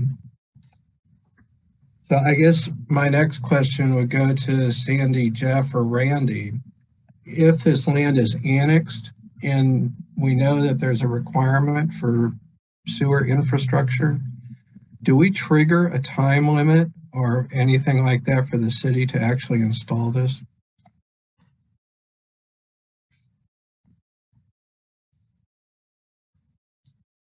Jeff Craig, Planning and Development Services. Oh, sorry, Randy, go ahead. This is Randy Larkin, Deputy City Attorney. This would not actually require a plan because it is adjacent to the city, and the landowner has filed an application for annexation. If this was something where the city was unilaterally going to annex the property, then we would have to have a plan to provide services to that property by a certain time. And if we don't, then the landowners could go to the county and the county could, you know, hold a hearing. And at some point in time, it could potentially be de-annexed if the city did not provide services in accordance with this plan. But because this is adjacent to the city and the owner is the applicant, there is no real time frame for the provision of services. Thank you for that clarification, because in that time frame, I think, is it 5 years to at least initiate the infrastructure? I believe this is Randy Larkin, Deputy City Attorney. I believe under the statute, if it's a unilateral annexation, I believe it is 5 years to have done that. I think maybe you have to have a plan in accordance with the plan, but 5 years seems to be the right amount, as I recall. Which matches up with CIPs of the cities. So, yeah, okay, thanks. So essentially what we're talking about here is if this is annexed, we have a plan, it's adjacent to the city, we could have a lift station there for an extended period of time just for this one area of housing. Is that a correct assessment? I guess to Andy or... Andy Inns, Engineering Program Manager. That is what the applicant is proposing, to have that lift station to serve this development. Again, it is not part of the wastewater master plan. It's not considered in that.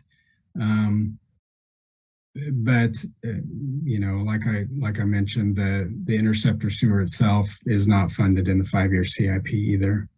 Now, There are other, as I mentioned, there are other funding options, including developer funded and things like that. But it would just have to be evaluated, those funding options. Thanks. And while I'm on the topic of infrastructure, I'd like to address the road. How much is that roadway part of the annexation, or would it be still a township road? I mean, I'm not clear on what happens to that road, the main road. Andy Inns, engineering program manager. David Hamby, would you care to speak to that on what you're proposing there? Sure. David Hamby, BG Consultants. So the road, as we've addressed in the utility plan, was included in the report. The road would need to be improved to city standards, at least to the north line of the development. And so that was the intent. And you did mention the different funding mechanisms, and benefit district is one of them.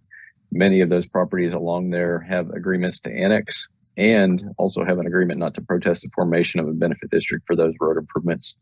So that would be part of the discussion. Again, this is all subject to city approval by city engineer or MSO department, but that would be the intent.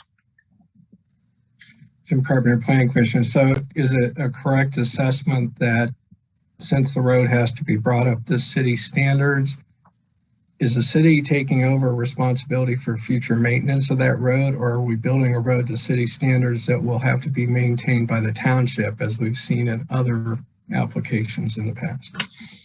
I think the intent, David Hamby, BG Consultants, the intent would be that the city takes ownership of that road since it's being built to city standards. Okay.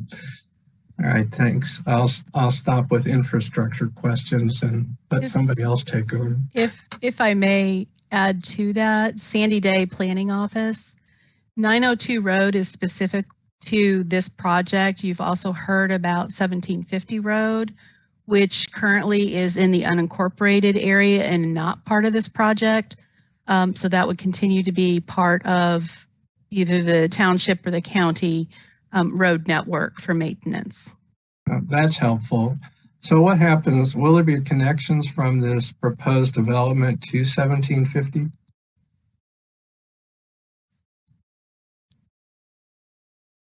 Sandy Day Planning, and I think David Hamby could address that as well. It's my understanding that, yes, that is part of this discussion. Certainly, there are additional elements that we would be looking at. If the property were annexed, we would get into some of the street network requirements through the subdivision platting process.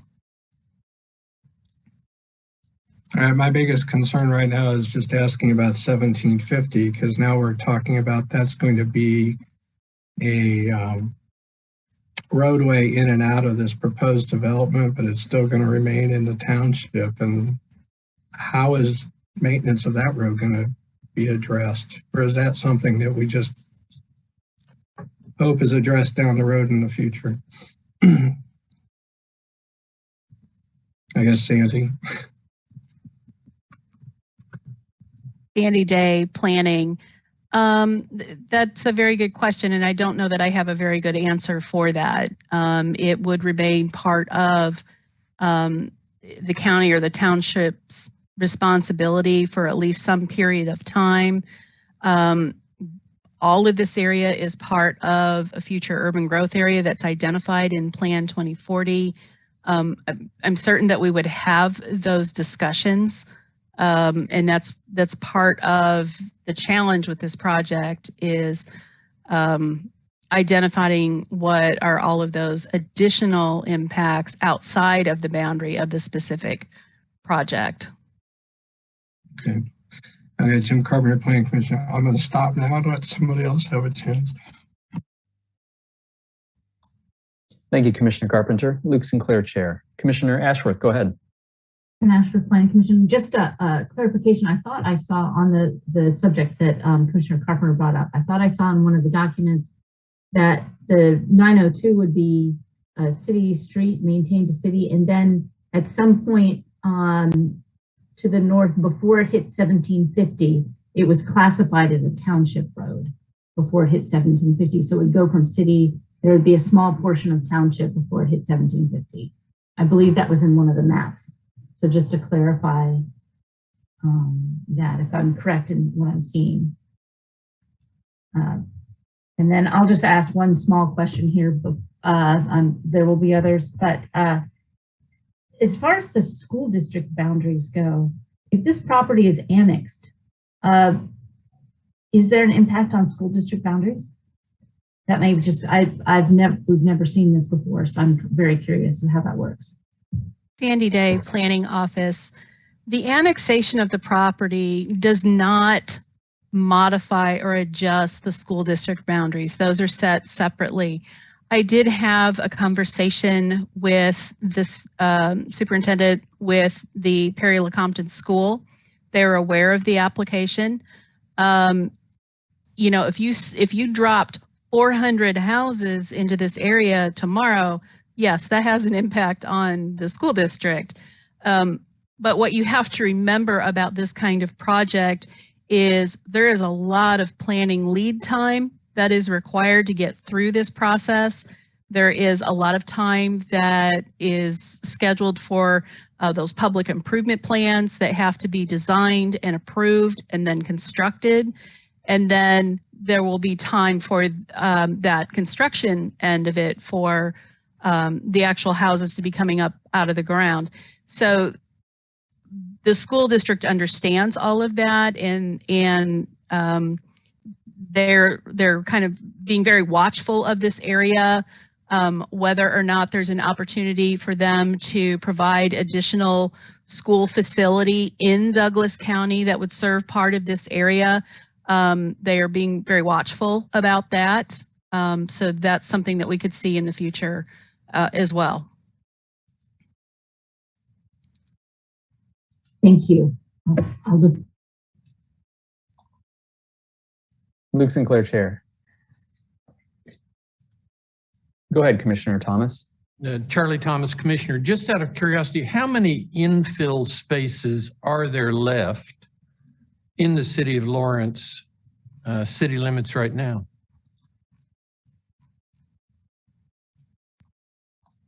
Luke Sinclair, Chair. Is that directed to Sandy, Commissioner Thomas?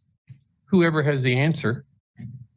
Sandy Day, Planning, and Jeff may be able to weigh in on this. The city estimates that we have about a 2-year inventory of available lots to be developed. Now, certainly some of those also require some infrastructure extensions. If you look at this would include part of Fall Creek Farms. This would include areas out in the southeast area, Fairfield Farms. And I'm sure there's a few others, but there's not a lot of subdivisions floating around with a lot of vacant lots. Jeff Craig, Planning and Development Services. Sandy's right. The one note that I would caveat to that is that the 2-year mark is for what's considered lots available in new subdivisions under our residential lot inventory. When you look at both the new subdivisions and the existing subdivisions, as the report categorizes it, there's about 5.8 years of inventory left for residential single-family construction in the city. That does not include properties that are zoned RM or multi-dwelling residential, so that the RM portions of the city are in a different report and categorized in a different manner. But 2 years for new inventory and about 5.8 for all inventory on the ground.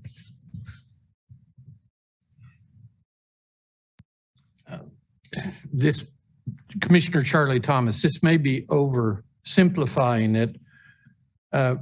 Would I be safe in saying that at some time in the future, Lawrence plans on annexing this area and that the developer, my words, jumps the gun and puts the city in a position that it is not at this time ready to handle without a lot of difficulty, I'll say, a lot of hurry up planning, hurry up making decisions. Is that oversimplifying this? Jeff Crick, Planning and Development Services. In some respects, yes, I'd say so, because it is in Tier 2. We do expect it to grow and annex inside the planned time horizon. It's probably more about a discussion point about the, when does the infrastructure and the other parts that really come online, as Andy was discussing, is going to be the key out there. So I think that it is and it isn't an oversimplification. I think it's in many ways right on the point for where it's at.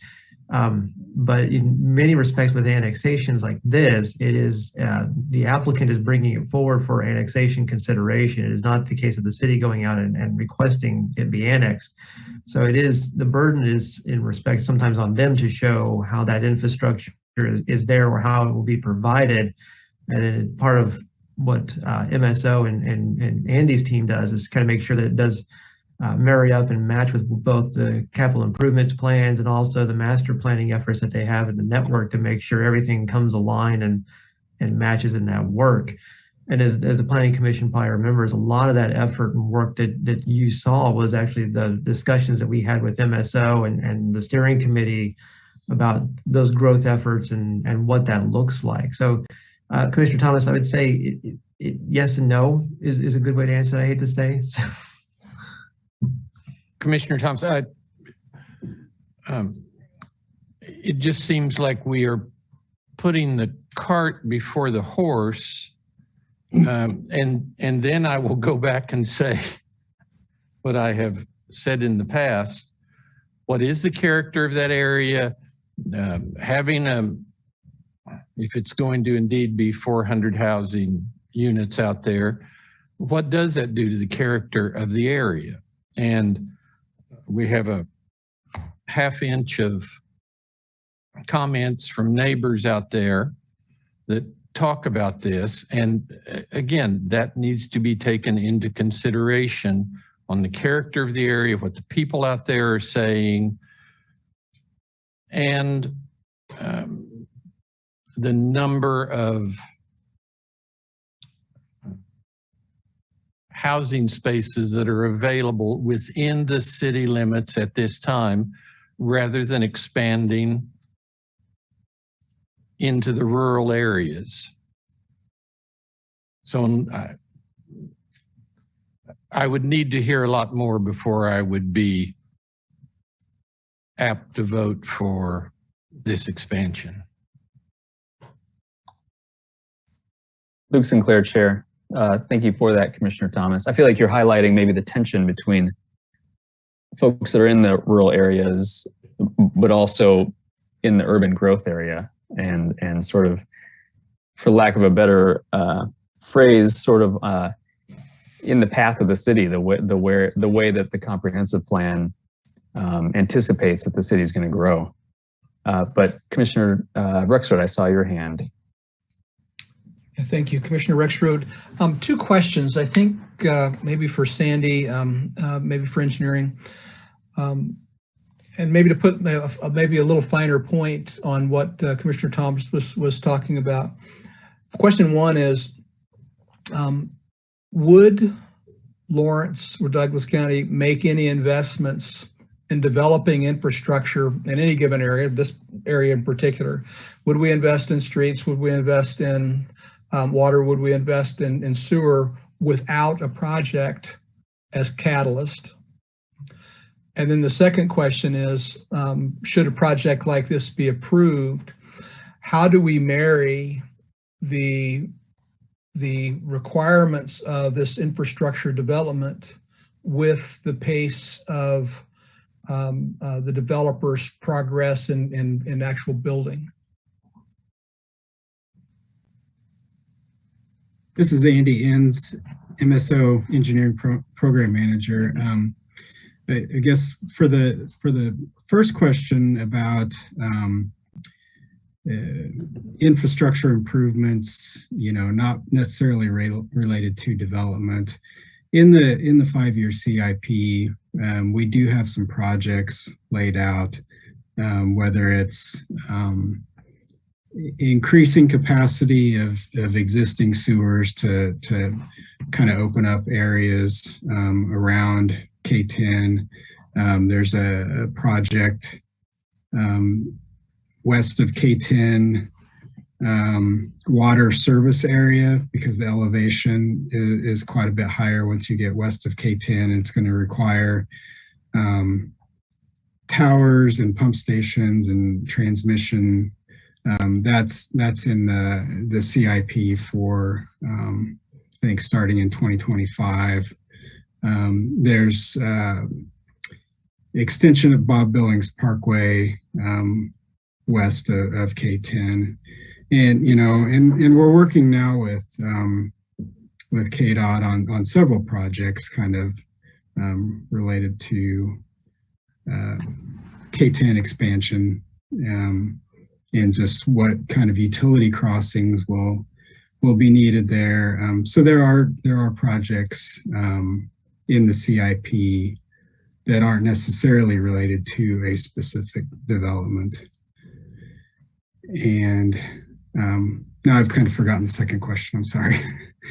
Sure. The second question is, when a project like this is approved, imagine that it was, how do you marry the needs of this infrastructure development with the activity, the pace of what the developer might be doing, so that those things coincide with the needs of the neighbors and the new development? Andy Inns, MSO Engineering Program Manager. Typically with a development, a new development, we'll work with the consultant and the developer to review what infrastructure improvements are required for the development. Typically, those are mostly developer funded. We do have development policy what we follow, whether it's land development code or some administrative policies on sewer and water and road extensions, to figure out what portion the city might be responsible for. For example, water mains that are larger than 12-inch, those would be considered transmission mains. We may need to move water to just a whole area. So the city would contribute a portion towards that water main, towards that transmission main, whereas the developer would help pay for a portion of that as well. So we really have to look at it case by case basis and just match it up with some of the policies we have for infrastructure improvements. Thank you. Mm-hmm. Luke Sinclair, Chair. I know there are other questions. Go ahead, Commissioner Carpenter. I'm Carpenter, Planning Commissioner. We have 3 members of AHAB. I hope they're still on the call, who are probably the most informed volunteers in the city as to affordable housing and the needs and what lots are available. So I would like to ask Rebecca Buford, who probably knows this better than anyone else, what's available still within the city limits for lot purchases for affordable housing?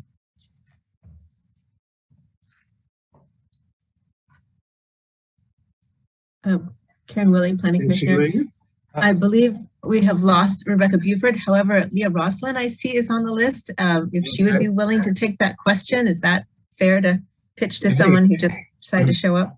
Yeah, anybody that might have that information, because I know that, you know, one of the difficulties we've heard over time and in our joint meetings is the availability of lots for the land trust for permanent affordable housing. Has AHAB or Tenants to Homeowners or any other organization kind of calculated what's still available within the urban limits now?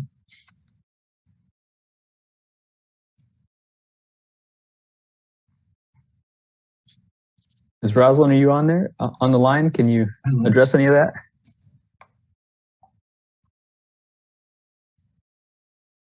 We lost Ron too. Jeff Craig, Planning Development Services. I will not be as good as the 2 aforementioned individuals, but I'm happy to give it a try since I also staff AHAB a little bit here.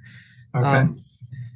In the discussions that we've had, I think the conversations that we've seen with AHAB, they look at it in not just in single family lots or in that. It's looking at a much broader perspective about where in the community and different housing types to meet the different housing needs that are going on. So I think they're looking at a lot broader perspective than what we would see in just the residential lot inventory, which focuses on the RS zoning districts.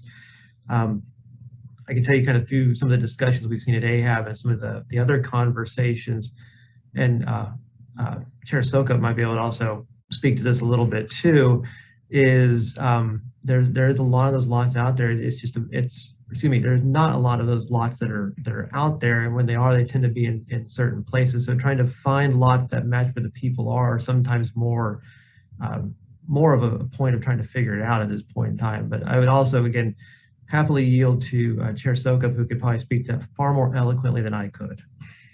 Yeah, thanks, Monty. This is Jim Carpenter, Planning Commission. You're finding out that the work of a volunteer for the city is never done, because here we are at 10:09.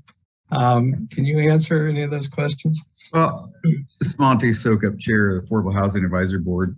And so I don't know if I have a great answer other than, there are very few, lots in the city that are available. One, I mean, there just aren't a lot of available lots that aren't owned by developers.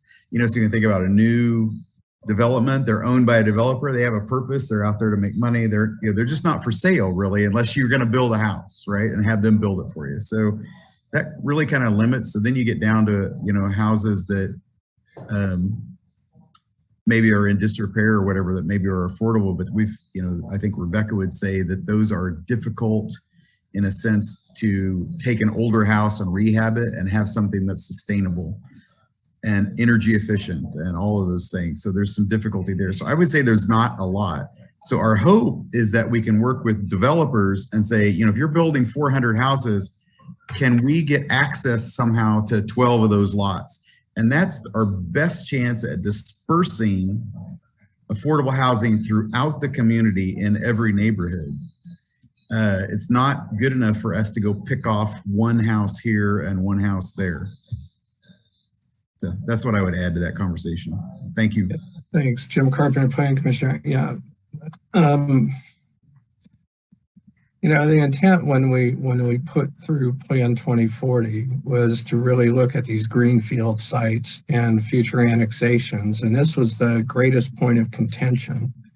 And actually was about the only paragraph that the City Commission focused on when this was presented to the city, when Plan 2040 was presented to the City Commission. And because Karen happened to be out of town at the time, I had the opportunity to engage in a discussion for almost half an hour, mostly with Jennifer Ananda, about just what was meant by community benefit.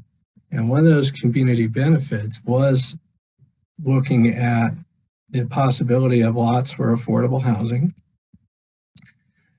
in the context that we can't do inclusionary zoning.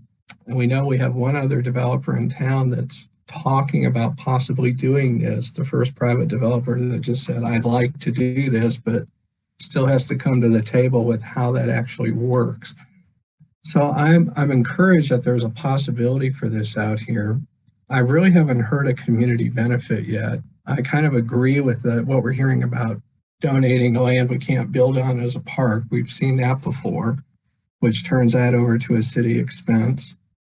So just with this one, we're looking at, to get this development in, the city's going to assume the cost of a road after the road's built, is going to assume the cost of maintaining a park, if that is actually considered a community benefit. And we're going to put a burden on a township to maintain a road, which is going to be a main ingress and egress site, although it's not as really convenient to get onto the turnpike since you have to go under it and up and around. But anyway, it's going to be much more used road.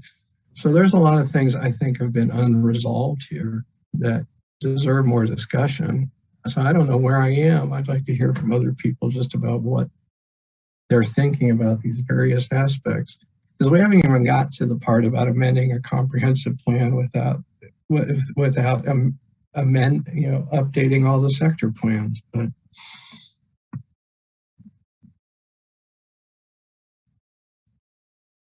Thank you, Commissioner Carpenter. Luke Sinclair, Chair. Commissioner Ashworth, go ahead. Sharon Ashworth, Planning Commission. I too am struggling to find what the community benefit is for this. Just simply adding more housing stock. I don't really remember that being a focus when we were talking about Plan 2040, that would be enough to count as a community benefit. Building a subdivision, building houses is a private benefit. I don't see the community benefit here.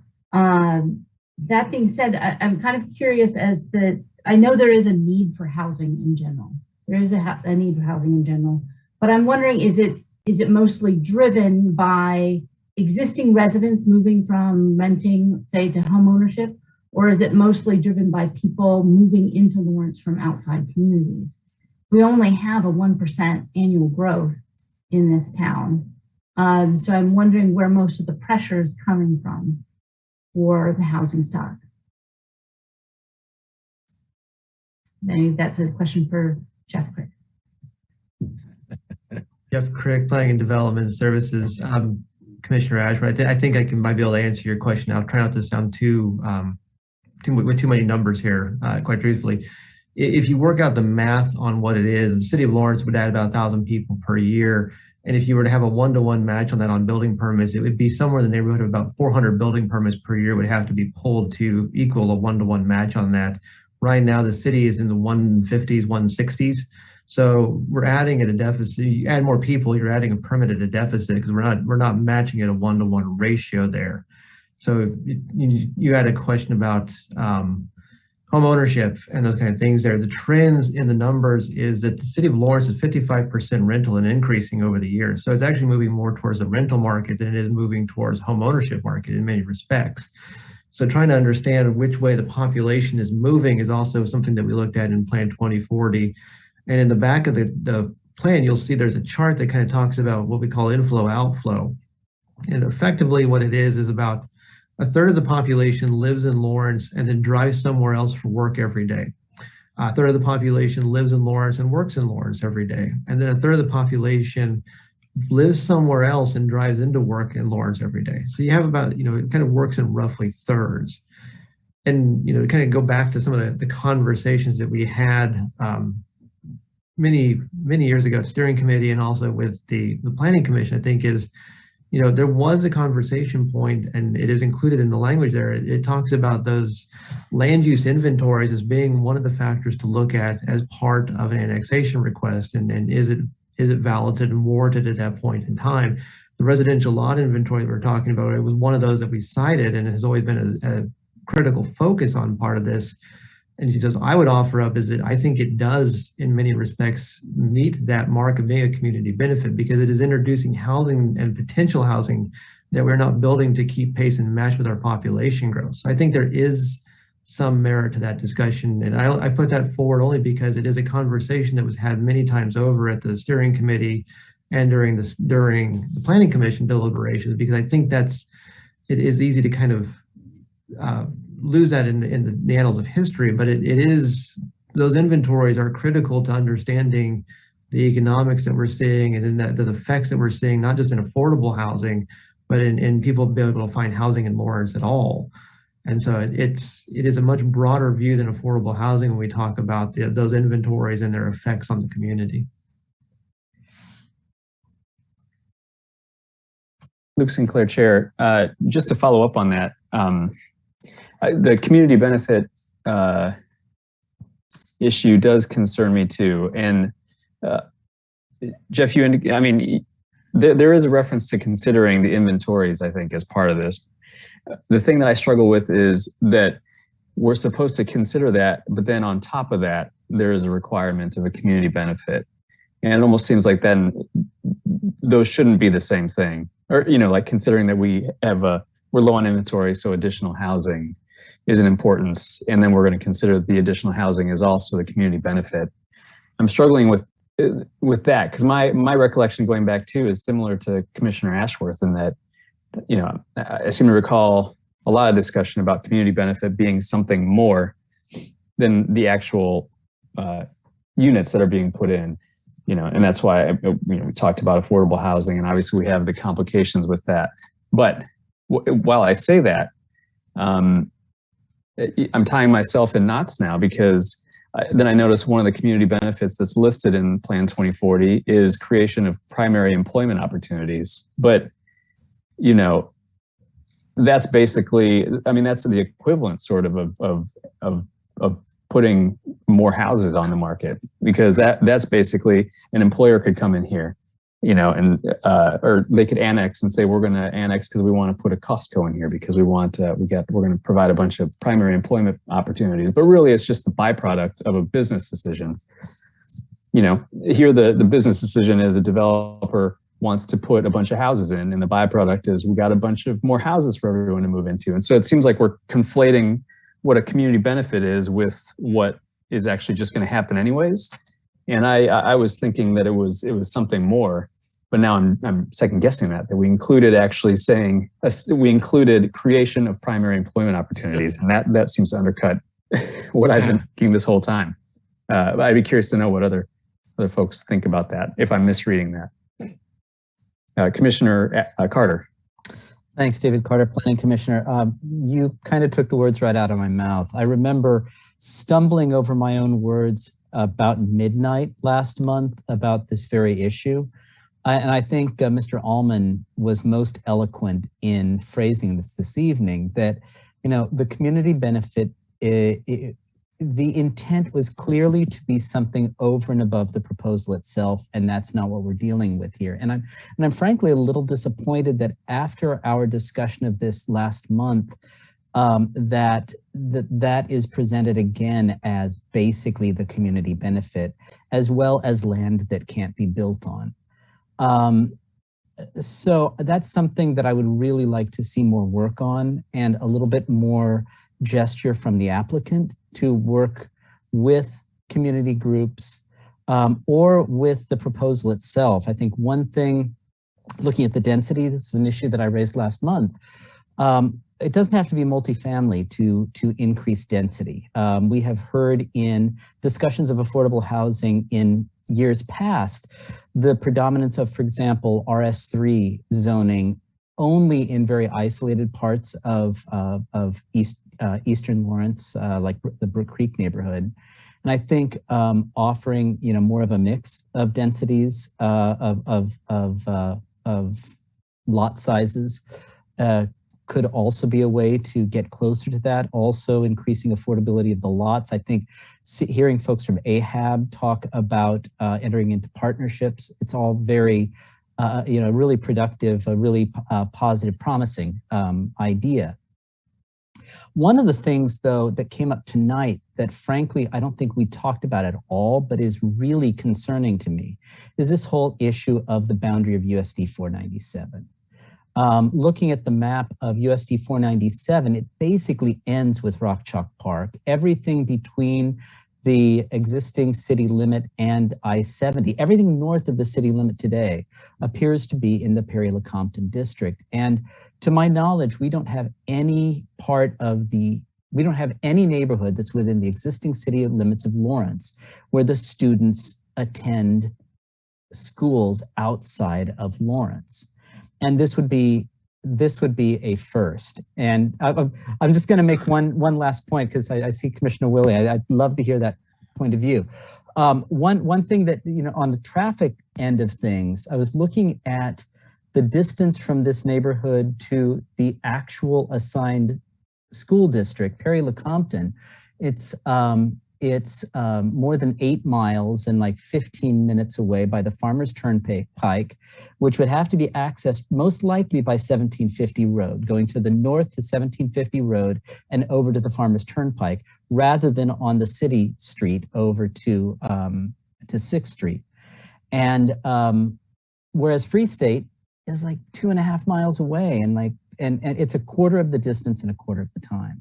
So I think this wasn't even mentioned. I don't know if Sandy, this is something that came up at all in the discussions, but it's something I think is really concerning from a community building standpoint when we talk about welcoming neighborhoods. It's a neighborhood that where none of the kids attending school there would actually belong to Lawrence schools. And it's not something we can do anything about, but to me, that's something that's really problematic with this whole proposal. So I think that maybe that's a question to Sandy, if there's anything that ever came up, but then I'll shut up. Sandy Day planning. And again, this is one of those where it's a very good question. And I'm not sure how best to answer it.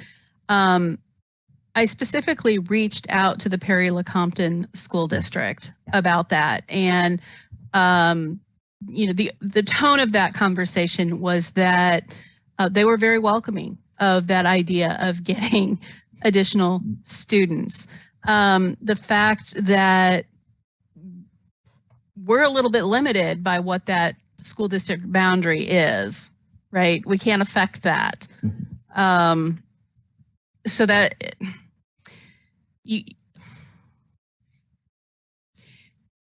one of the questions would be then, this area is already defined as being part of the urban growth area of the city of Lawrence. So I'm not sure where that discussion was in Plan 2040, because we've made that decision that this area is an area where the city, the community can continue to grow. Now, there is not a local school there today, but Perry-Lecompton is considering placing a facility in kind of that general area at some point in the future. They've not kind of hit the tipping point yet. Thank you. Jeff Craig, Planning and Development Services, and if I may, just to point out an item here, is that the housing development that is around Rock Chalk Park is currently in the Perry-Lecompton School District, so this would not be the first time we've ever gone out that direction. Also the thing to note is that the boundaries were something that was looked at as part of Plan 2040, but it's not something that we can really affect or involve on those items, because at some point we run into the state and the schools with those kind of things. And so we didn't have any effect or ability to affect them very much. So we couldn't really account for that when we were doing the tier considerations. But, you know, my discussions with people is that, you know, there are people that are looking for housing that are not worried about the school district because they're not worried about school-age children. And so it's a different housing product and a different market point that's in consideration there. But I did want to put that on as a note of item there. Thanks. Luke Sinclair, Chair. Commissioner Rexroad, go ahead. Thank you, Commissioner Rexroad. A couple questions for Randy Larkin to start and then a comment. Randy, if you're still there, I think I remember last month we had a conversation about affordable housing and whether or not we were able to make that a requirement of an approval. Can you comment on that? Randy Larkin, Deputy City Attorney. No, yeah, there are state statutes that prohibit us from requiring somebody to charge a certain price, or require them to do certain things with the property as a condition of annexation, rezoning, planning, platting, building permits, things like that. Yes, we cannot do that. Thanks. Now, the owner can voluntarily do it.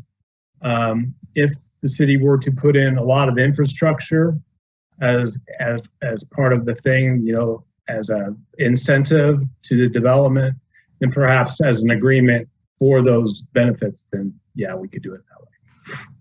All right, as long as the applicant had voluntarily done that.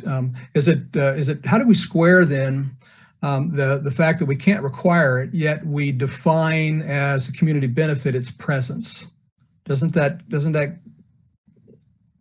Aren't those two things pretty close together? Could you restate that question?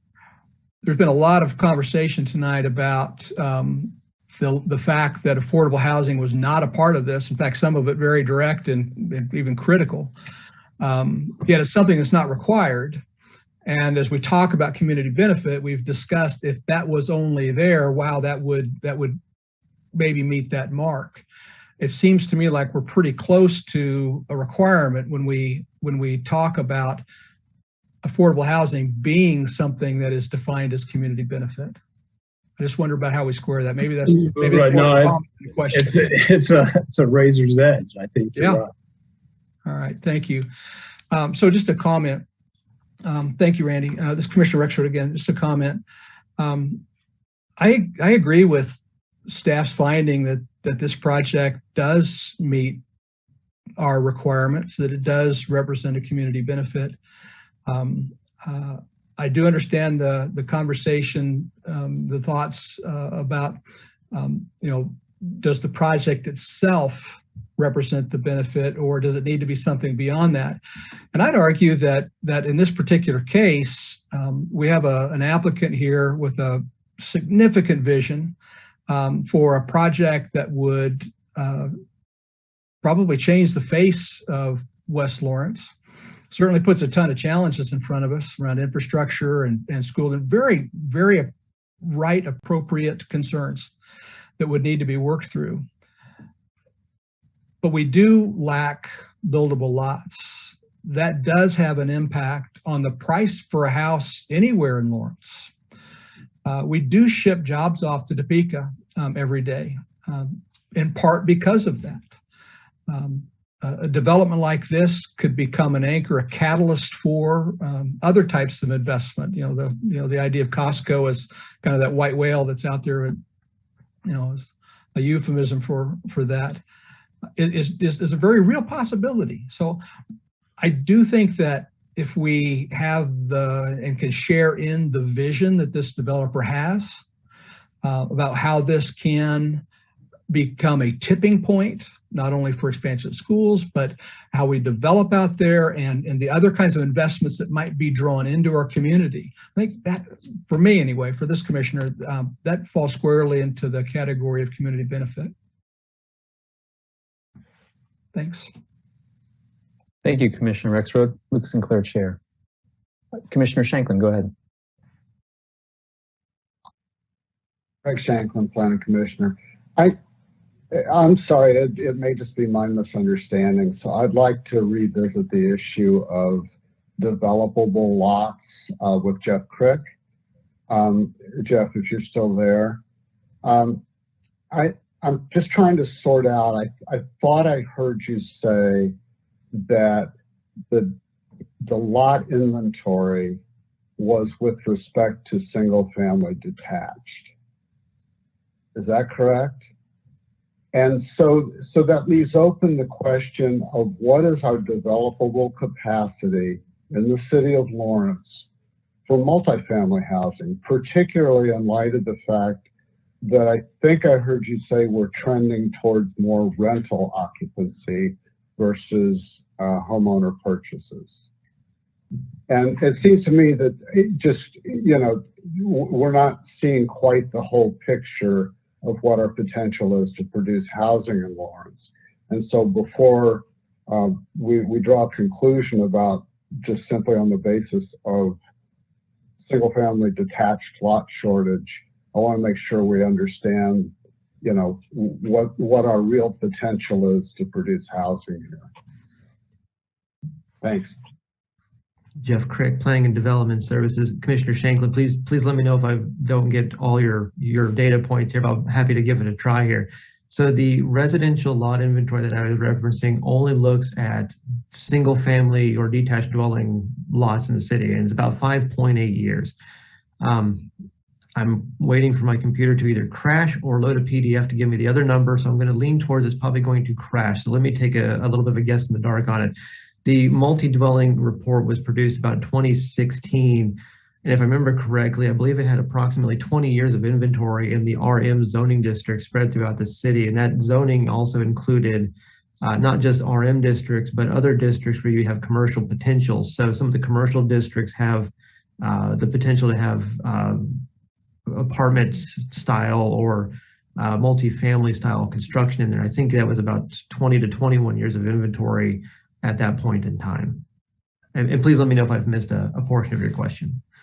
That sounds like the kind of picture I was hoping you'd describe, which on one hand, it sounds like we have lots of potential here.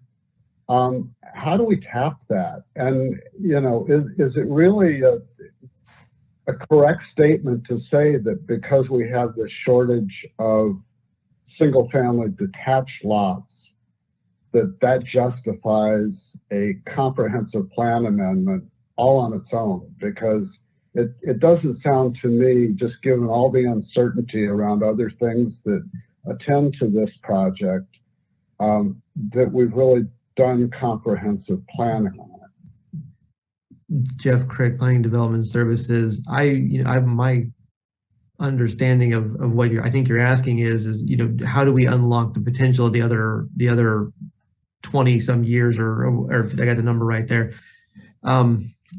You know, some of that's going to have to be on the individuals that have those, that they want to unlock that potential and go forward with that. And I think that's a conversation that we're going to have in the coming months when we start talking about the revision to the land development code, on what that looks like and how that unfolds, and, you know, what all that does. And, you know, I do expect the Planning Commission to be, you know, front and center in the mix on that. I think that's going to be more about a little bit of our code review on that.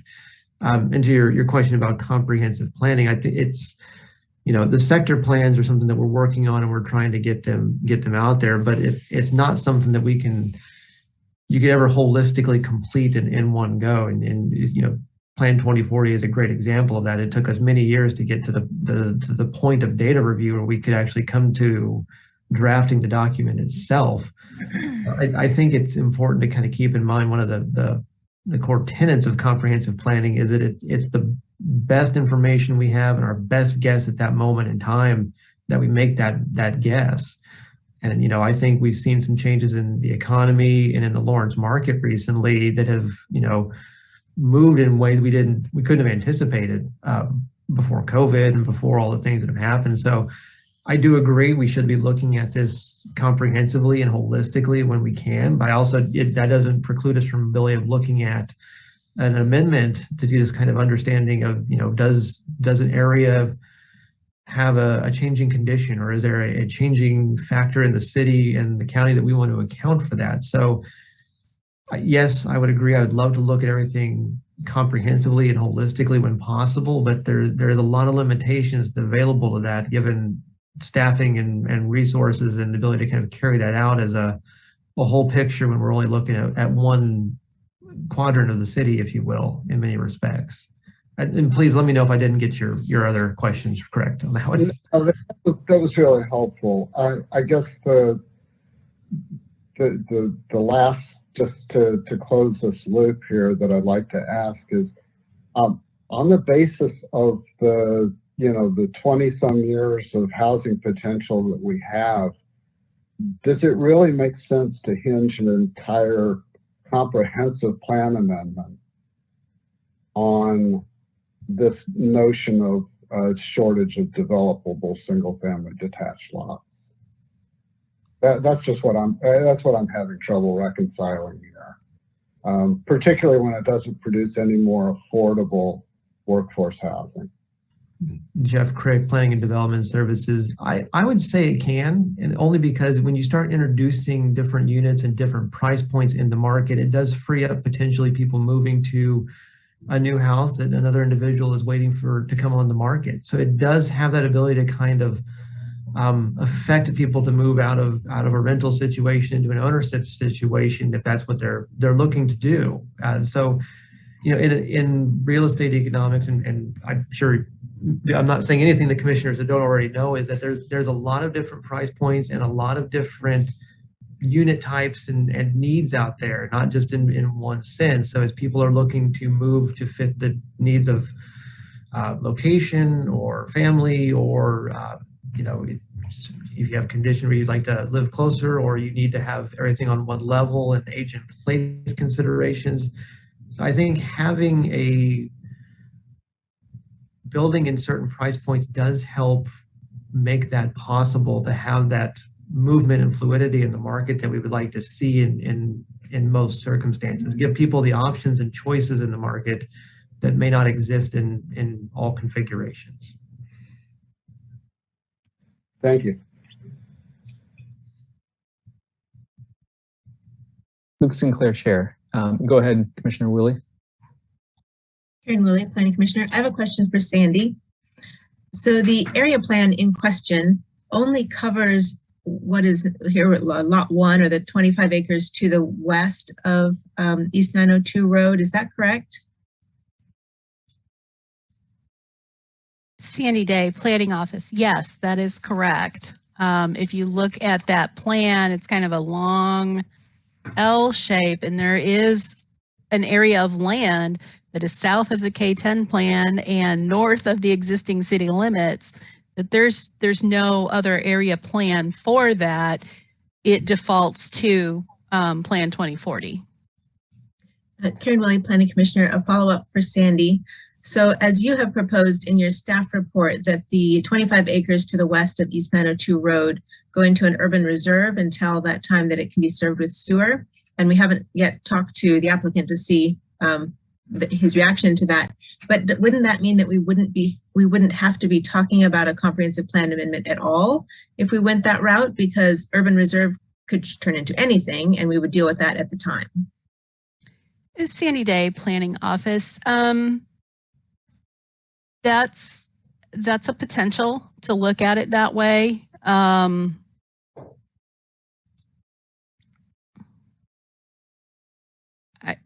Hang on.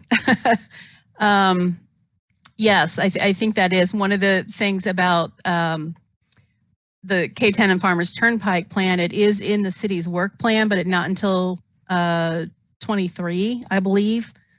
So there's a lot of planning that has to go on, not only the work that we do as planners, but also the utility planning, the applicants' ability to do the infrastructure planning that they need for their development. So that's a possibility. Karen Willie, Planning Commissioner, if I may continue, Mr. Chair. Please do.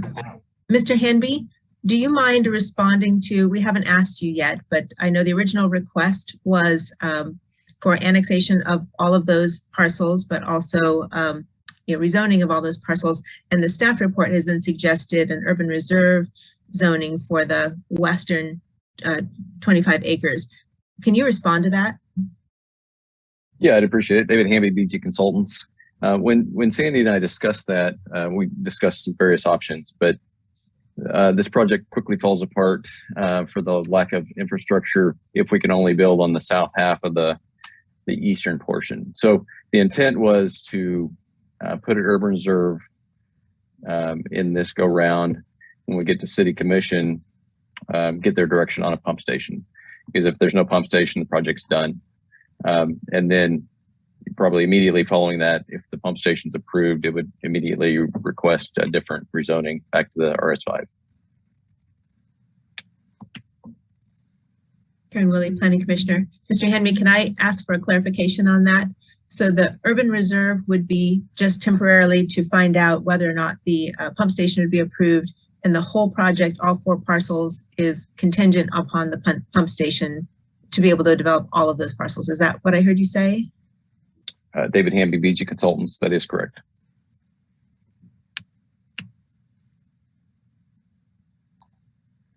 Karen Willie, Planning Commissioner. So we are back to needing to look at also the comprehensive plan amendment. I was hoping that perhaps we could at least narrow down the focus of our tonight's discussion, but I was unsuccessful. So thank you, Mr. Chair. Luke Sinclair, Chair. Thank you for that. I thought that was very thoughtful. Anybody else? Go ahead, Commissioner Willie. I have another one. Karen Willie, Planning Commissioner.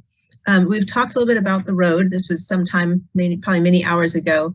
There would be city standards up until the north portion of the property we're talking about, but then there's a county portion, or a township portion, I should say, that would connect to North 1750 Road. When I look at the property viewer maps, there's not at least shown on there, an easement or an owned piece of property to extend that road. So is that private property, and is there an easement already on those two properties that would be in question, and have those neighbors been talked to? And that'd be a question for either Sandy or Mr. Hanby. David Hamby, BG Consultants. There is a road record that's established as some right of way up through there. Obviously, it's not wide enough for probably a township road, but that was established probably 100 years ago or something like that. To answer your question, we don't have the final determination. We haven't had the discussions with the county. We haven't had discussions with city engineer about what would be required. The main reason that was shown on there is not to create a shortcut to anywhere. It's mainly to have a second point of access in emergency vehicles. And so that's always a consideration for developments, is to provide two routes of access for emergency vehicles. And that's why that was shown. And the city obviously doesn't want to maintain road that's not in the city limits. And so you kind of have to balance, where that road ends, where another road connects, and how you get to that. So did that answer your question? Thank you. Karen Willie, Planning Commissioner. I don't have any qualms with the need for the road, or whether that would be a township portion of it. I guess my question is, and I know you can tell we don't do a lot of greenfield development, so we're struggling with some of these things about the order of operations. We always ask when applicants come forward, have they talked with the neighbors? Have they kind of met and explained their proposal to the neighborhood? These two properties in particular, which we haven't heard of, would be impacted by, almost by definition, by the annexation that we would do. There must be a connection point because of that safety aspect. So I don't know that they are yet aware of that. I think eventually this area will annex. I think we are desperately in need of housing lots. So there are many things that I don't take issue with, but we've heard from some neighbors tonight, and this area has been slated for annexation sometime in the 20-year time frame. It's close to the city limits. The city has already paid for the infrastructure for the sewer line, with the idea that eventually it will annex. But it's also it's painful to see those changes, and the more we can bring people into that conversation as early as possible, I think is important too. I think we're going to need to move forward with annexing in this location. I think we have a few obstacles yet to get through.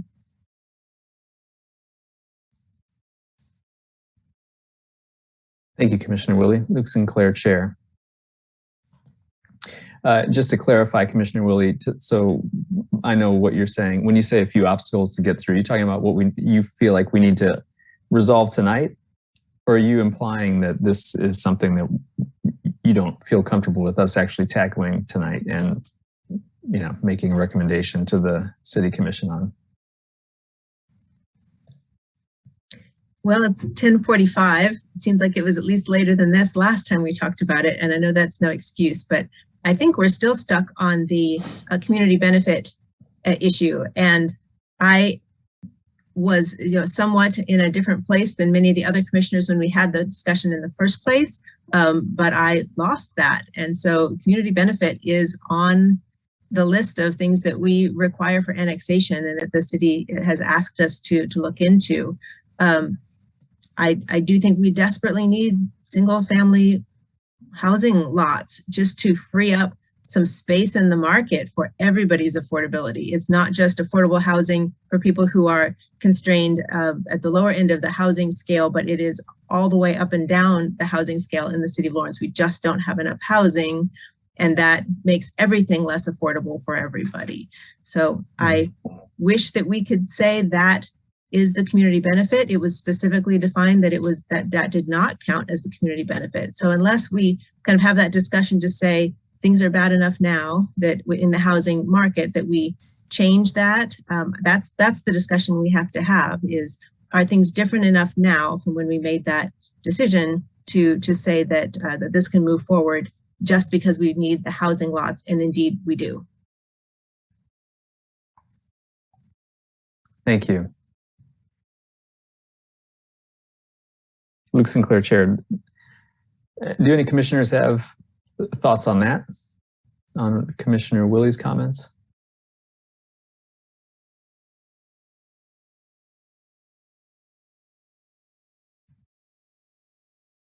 I mean, in some sense, I think that we may owe it to the developer to make some decision on this and not punt again. Last time, I mean, it was, you know, the next day before before we were able to do anything about it, and so that's why, in part, why we did so. But I mean, I just don't know that we can continually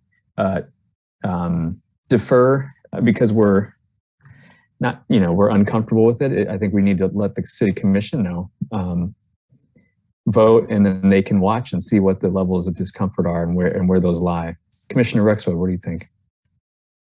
Yeah, Commissioner Rexroad, thank you for that. I do agree that we shouldn't defer. I think that if we discuss this all the way through and we just haven't come to a conclusion, that we ought to send it to the commission with whatever our vote is.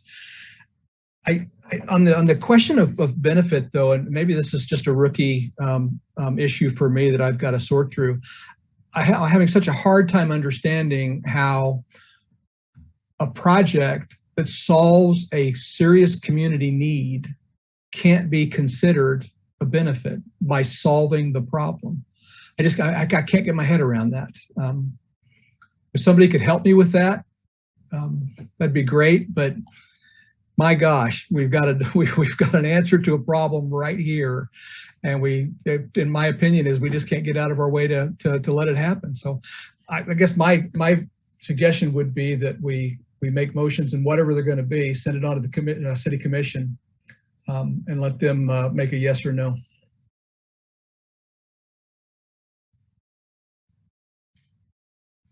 Thank you, Commissioner Rexroad. Commissioner Carter? David Carter, Planning Commissioner. I'd like to just address, if I could, just a little bit of Commissioner Rexroad's question. I'm not sure if it answers the challenge, but from my point of view, yes, this addresses the issue of residential lot availability in Lawrence. It does not, though, solve the problem. When we talk about you know, housing prices of, you know, upwards of $250,000, to me that does not qualify as improving the availability of affordable housing. It doesn't have to be, you know, and I know, so you asked a very good question earlier about this razor's edge that we, you know, that we have to stand on. Perhaps we cannot require affordable housing, but we can expect the applicant to be a little bit more forthcoming in collaborating with community partnerships that might increase the availability of affordable housing. So I recognize your point of view. I think I respect it, but I also respectfully disagree that this solves the problem. So that's, I will probably vote against at least part of this. I'm not sure which one yet, but I think this is a test of the community benefit. It is a test of our explicitly raising affordable housing as one community benefit. And I think for this, our first major annexation request since being the co-authors of Plan 2040, not to meet that challenge, I would be disappointed in myself. And I think I would be disappointed in the commission if we didn't take that on. Thank you, Commissioner Carter. Luke Sinclair, Chair. Commissioner Carpenter. Jim Carpenter, Planning Commissioner. I know I've talked too much tonight, but I just want to add my perspective of how we got to this community benefit, since we were in the midst of that debate. and carried on the debate with community groups and the city commission, all about what was meant by community benefit, which ultimately was adopted by our commission, by the city commission, and by the county commission. The idea that we could look at additional housing as a community benefit was really a component of community benefit. It wasn't the benefit in itself. It had to be in a collaboration with the city or other partners to come up with something where the benefit to the community was greater than the cost to the community. And some of what we've looked at here tonight, we know that there are future costs to the community. We know that we need housing. We know we need space for affordable housing. We can't require affordable housing, but that was mentioned here a little bit tonight. We envisioned that maybe the city would take over some infrastructure. Maybe the developer would, donate lots to the housing trust. I mean, because we couldn't require it. We were hoping there would be a conversation and a mutual agreement between the developer and the city to reach something, not just say we have more lots for housing, because that's what we've had, and that's how we've gotten to where we are now. So they wanted something more. And we know that, there's all kinds of infrastructure needs that are coming. We've heard some of those here tonight that the city's putting in now to accommodate future growth, or they're planned for, such as additional water towers and crossing K10 to the west. I mean, that's the direction the city is going. That's what the policies are. So I agree with Commissioner Carter. I don't think we have what we envisioned yet, at least as one of the people that was involved in creating this. It doesn't feel like we have it here yet. I think we can get there, but our votes have consequences. I know we don't want to defer, but if we vote no, I want to clarify that. I think we put a limit on when an application can come back without a significant change. Now, maybe if it comes back with a real community benefit that we can agree to, along with the affidavit that shows that that's there, technicalities from neighborhood fights in the past that got things kicked out for a year before they could resubmit them. So I'd hate to vote no and stop this development for a year unless we get something else. I don't want to kick it down the road, but I'm not comfortable with voting yes. So I'm not sure what exactly to do. Luke Sinclair, Chair. Commissioner Rexroad, go ahead. Thank you, Commissioner Rexroad. So a question, maybe it's a procedural question. If the commission voted no tonight, does that preclude this from going to the city commission? So it could go to the city commission. It doesn't necessarily put it on hold for a year. Jeff Craig, Planning and Development Services. Your role in this is a recommending body for the annexation and the rezonings. You have the same equal footing role in the terms of a comprehensive plan amendment. So if you were to vote tonight, you're not technically denying an application, you're recommending a denial of an application. So the package of the annexation and the rezonings would advance to the city commission for their consideration. You could stop the comprehensive plan amendment tonight, but that doesn't mean that the rezonings wouldn't necessarily be able to pass. They just wouldn't necessarily be in conformance with one of the golden factors. A rezoning can be approved and not be in conformance with some level of golden. It just has to be substantially in there. So the fact that it's not in conformance with one wouldn't affect an ability going up on that one. So just Thank you, Jeff. Commissioner Rexroad, just another comment. I personally believe in the need for affordable housing. I personally commit to and personally work on that cause. I just happen to believe in this particular case that we have more than one problem we need to solve in Lawrence. And this project solves one of those problems. It may not solve the other, it may not contribute to it, but I honestly, as I think about this, I don't know how convincing the developer to give up 12 lots is going to solve that problem. I don't know. I would vote against deferring. My personal belief is that we should make a decision on this and whatever it's going to be and send it on to the City Commission.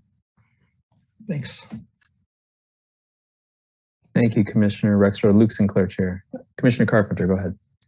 Carpenter, Planning Commissioner, it is a bit confusing about the process. I mean, we can, if we say no to the amendment of the comp plan, it's done. It doesn't advance.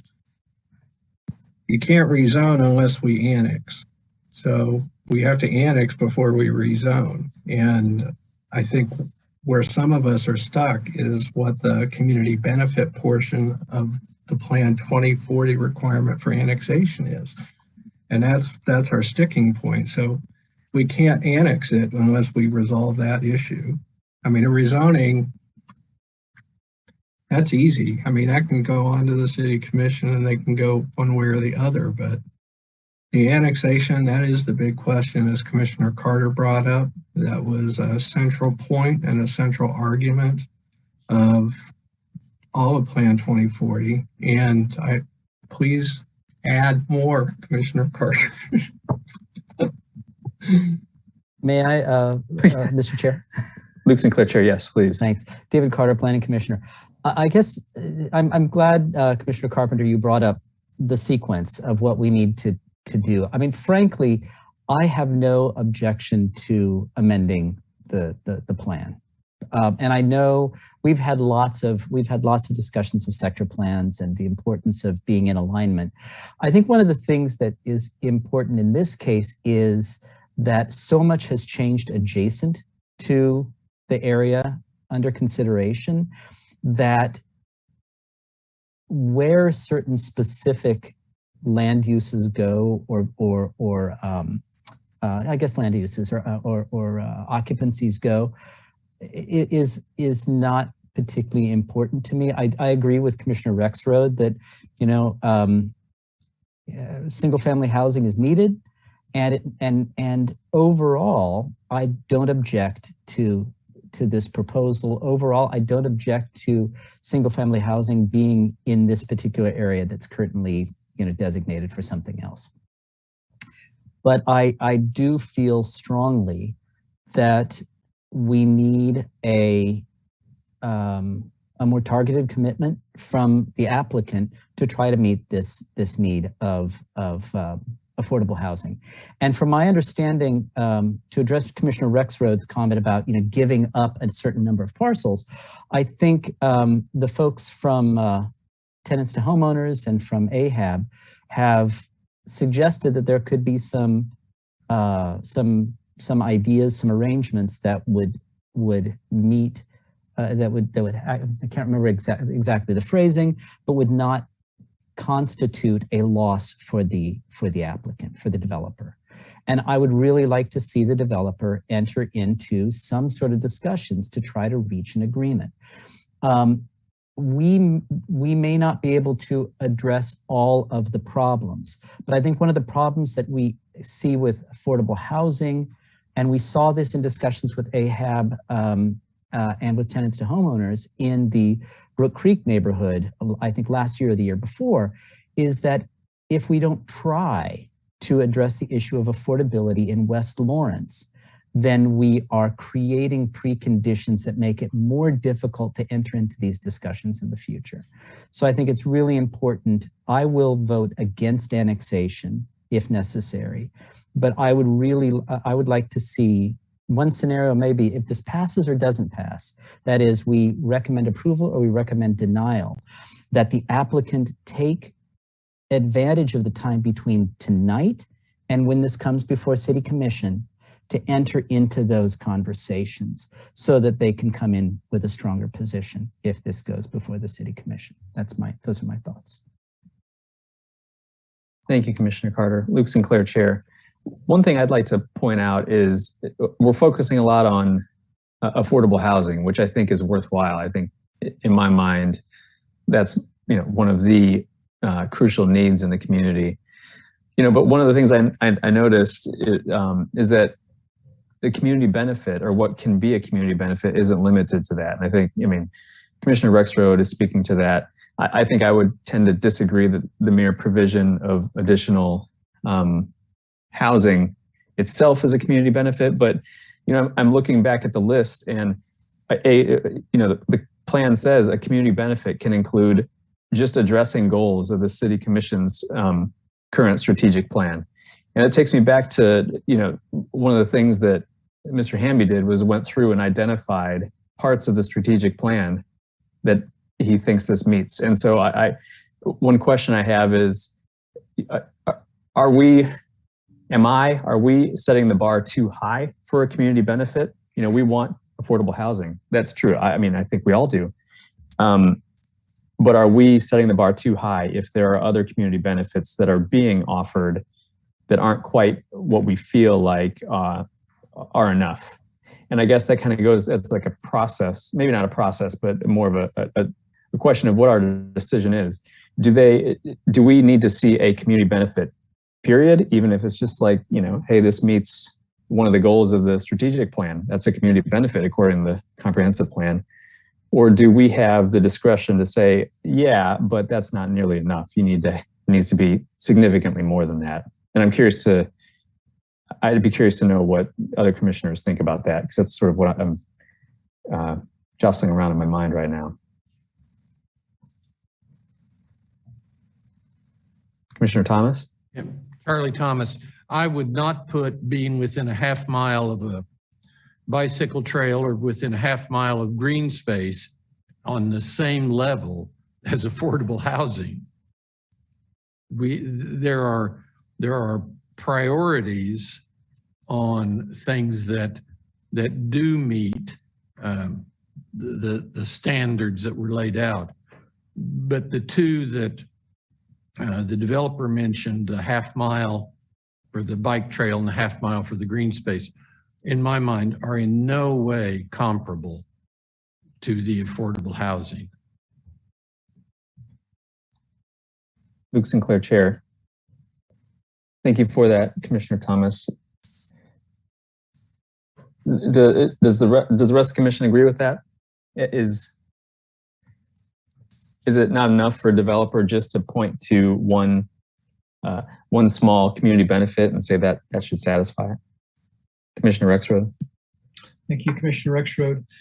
I can't disagree with what Charlie said. When you stack those things up, of course, the problems and the human issues that come with the shortage of affordable housing certainly is a higher priority. It doesn't mean, though, that proximity to trails, proximity to green space aren't goals, and it doesn't mean that this doesn't solve for those goals. Right. And to your point about too high of a standard, it seems that way to me. It's in this particular case, we seem to be singularly focused on one test, which, by the way, we can't force because of state statute. Yet we seem to be circling back around on that and doing everything we can to encourage the applicant to go do that one thing, with the suggestion that if they come back having done that, well, then maybe they'd be met with a different answer here. So I do think the standard is pretty high. It also seems to be pretty singular, and it doesn't, in my opinion, recognize the fact that Lawrence has more than one problem that could be solved here tonight. Luke Sinclair, Chair. I would note too that the list of community benefits in the plan is non-exclusive. There can be other ones that aren't even listed on there, so long as we consider that to be a good community benefit. But the ones that have been identified for us are, a little bit of public space, some alignment with the strategic plan, and then additional lots. And I'm struggling with it just because, as we've discussed, my understanding was just the provision of additional housing by itself was not what was contemplated for a community benefit, because that was what was pushed hard by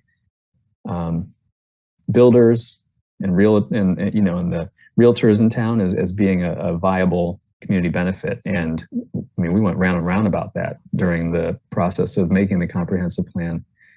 But I mean, now that we're going through this and we're really being tested on what the plan says, man, it is hard to not have this fall into what you're saying, Commissioner Rexroad, which is basically we're not going to do anything unless you're providing affordable housing, which we can't make you do anyways. So I'm just having trouble working through this. Jeff? Jeff Craig, Planning Development Services Director. I think I might be able to help shed some light on Chair Sinclair's comments there. I'm going to reach back into the recesses of my memory here a little bit. But I think the striving intent of that was when we saw the inventories running at a good pace and we had a lot of inventory and availability, the benefit couldn't be met by saying, I'm bringing more housing to the market. We would look at the inventories and say, market's got a lot of housing and a lot of availability there. That's not rising to meet that mark. But as we kind of look down the list and you look at the inventories and the way that we're changing and moving today, the fluidity that we're seeing, and I think that could possibly rise to meet that mark today, because we're seeing a lot of that change in depreciation in the inventory amounts in that lot inventory. So if you go in and look, and I will try to get this correct in my language here, is, on page 21, 2.2 of Plan 2040, it's the city may at its discretion annex Tier 2 land. When addressing the annexation of Tier 2 land, the city shall consider factors such as, but not limited to, community land inventories, market sector health, residential value to income ratio, which is a component of your appendix of this plan, and the community benefit provided. So it does say that it does have a kind of a two-pronged approach to it, but there were envisioned conditions where we may run into a situation where we don't have an inventory or a product in place that we would need to have that sufficiently there.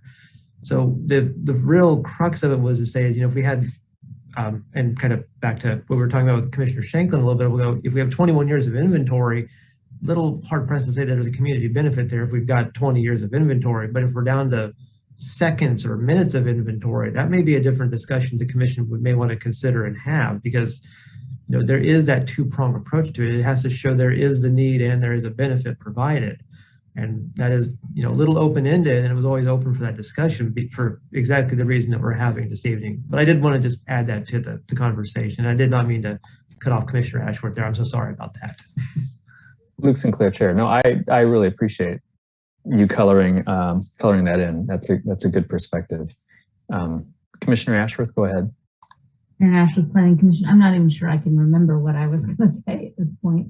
I'm struggling as well with the community benefit thing. I guess one of the things that comes to mind is we just approved Plan 2040 just 2 years ago. And as Jeff Crick just said, we were chucking along right there, doing well, thinking that just adding housing stock might not be enough. And now just 2 years down the road, all of a sudden it's become critical. So I'm struggling with why that is. And it's probably because it's 11, 12 at this point. But another, just a concern I have that might not be a concern is that the rezoning is for RS5. And our residential zoning is just for minimum lot sizes. So it's not, just because it's comes to us as a rezoning for RS5 does not necessarily mean it will end up as RS5. And I guess that concerns me a little bit. We're talking about, oh, well, this is going to be all this housing stock. Well, it might not be. By the time this plan comes to us, it might not be RS5. Could very well be larger lots. And I guess that was good. And that just might be because I'm a little bit muddled by now. But if Sandy Day could speak to that last point and just correct me if I'm mistaken.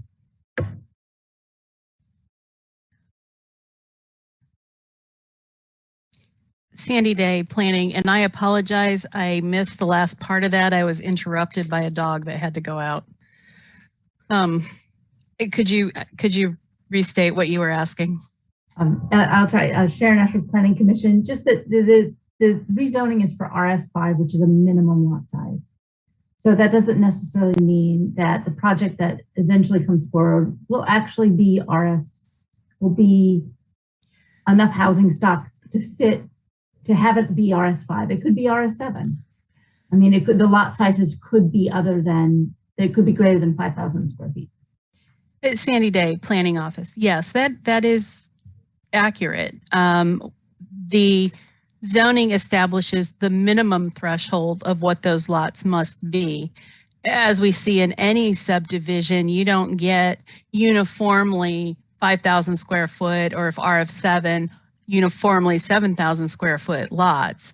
You have to take into account what is the topography, what is the street, do you have a cul-de-sac, that all of those things impact how big or small those individual lots get. But definitely that would be something that we would look at, whether or not they are by and large meeting that. Now, they've provided a concept plan of what they're looking to do. There's not enough information for me to be able to review it as a subdivision, but I think they are generally holding to that smaller lot size. Now, whether some of those lots creep up to 6,000 square feet, or they're predominantly 5,000, 5,500, somewhere in that range is probably what we're looking at.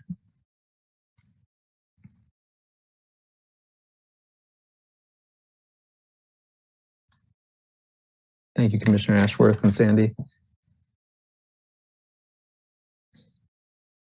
What other commissioners have the energy to offer more insight?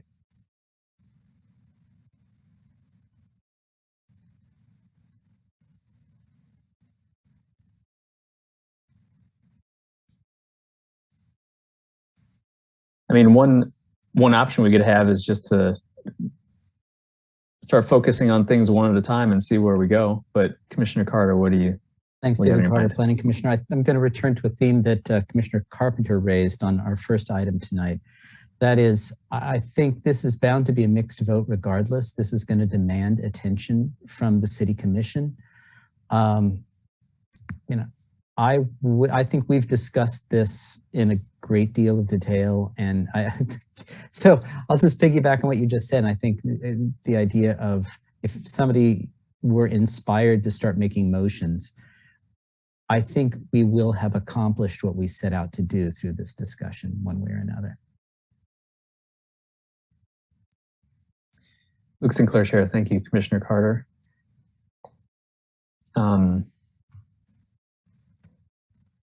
Does anybody have any objection to doing that? I mean, if we just look, well, we could even look at them in order. Look at the comp plan amendment first, see what we all think about that, and then just move on down the list. My preference isn't to try to run into the next day again this time, for everyone's sake, but I obviously don't want to give not give it due consideration, each one of these. Commissioner Willie.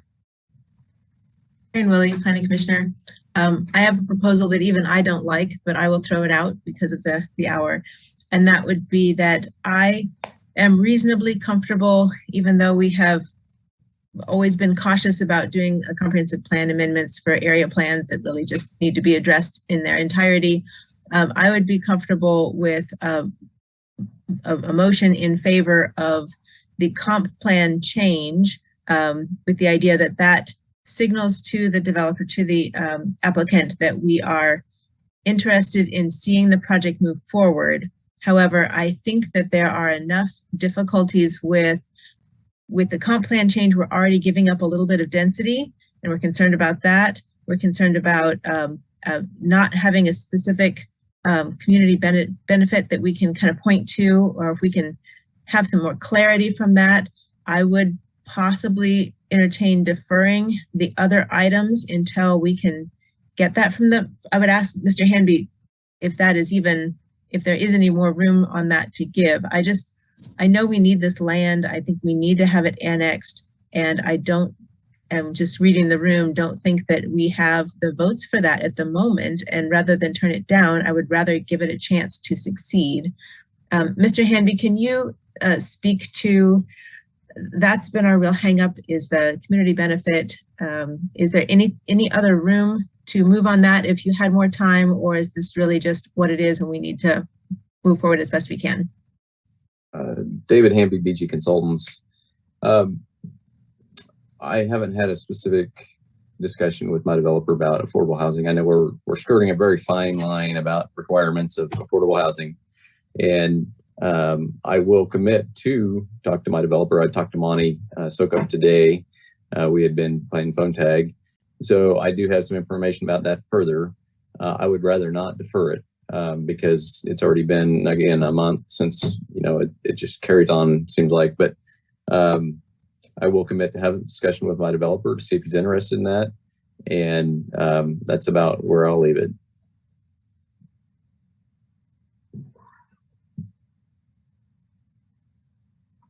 Karen Willie, Planning Commissioner. I throw this out, is the investment in the sewer pump station considered something that would be a benefit to anybody beyond the development? Because that is a significant investment that would have to be made in order for this to move forward. Is that of any interest to the group, or Sandy, can you speak to that at all?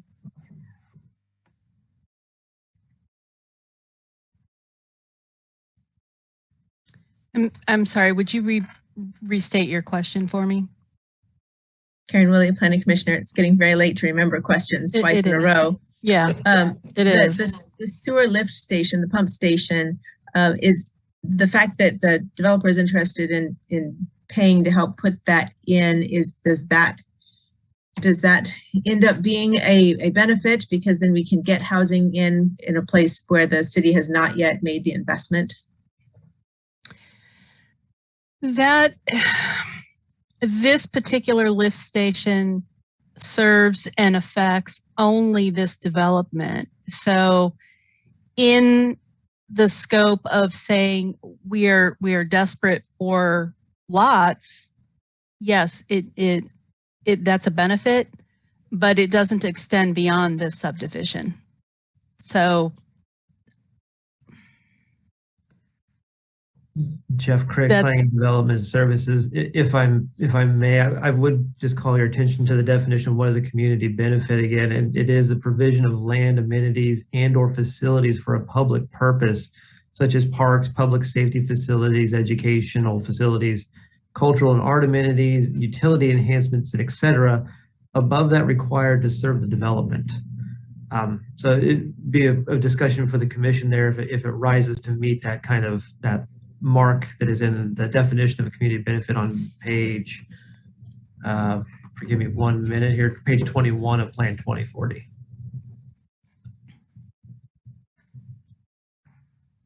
Aaron Willie, Planning Commissioner. I just draw everybody's attention to the fact that the city of Lawrence is putting together the largest CIP in its history of $400 million for 5 years, and this area didn't make the cut for sewer development. So it's a long ways out. We're not going to get housing here without some help. So I would throw that out, that maybe this does come to a level of this is a help.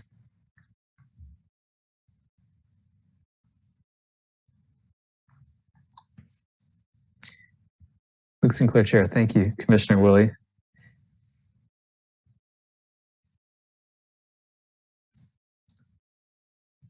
Does anybody have any thoughts on that?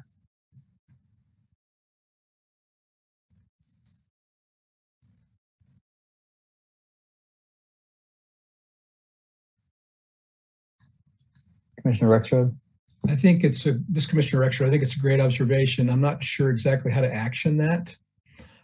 through which of these vehicles we have in front of us for a vote, we want to action it. But it does go back to a point that I tried to make earlier about were it not for this project, would we be focusing our investments in this area? I'd sure love us to see us go that direction. Thank you, Commissioner Rexroad. Luke Sinclair, Chair. I mean, I think the way that we would take that into account is add it to the list of things that are in front of us that are arguably community benefits, and to take action by having a vote on that and seeing what commissioners think that those things rise to the level of community benefit and which don't. I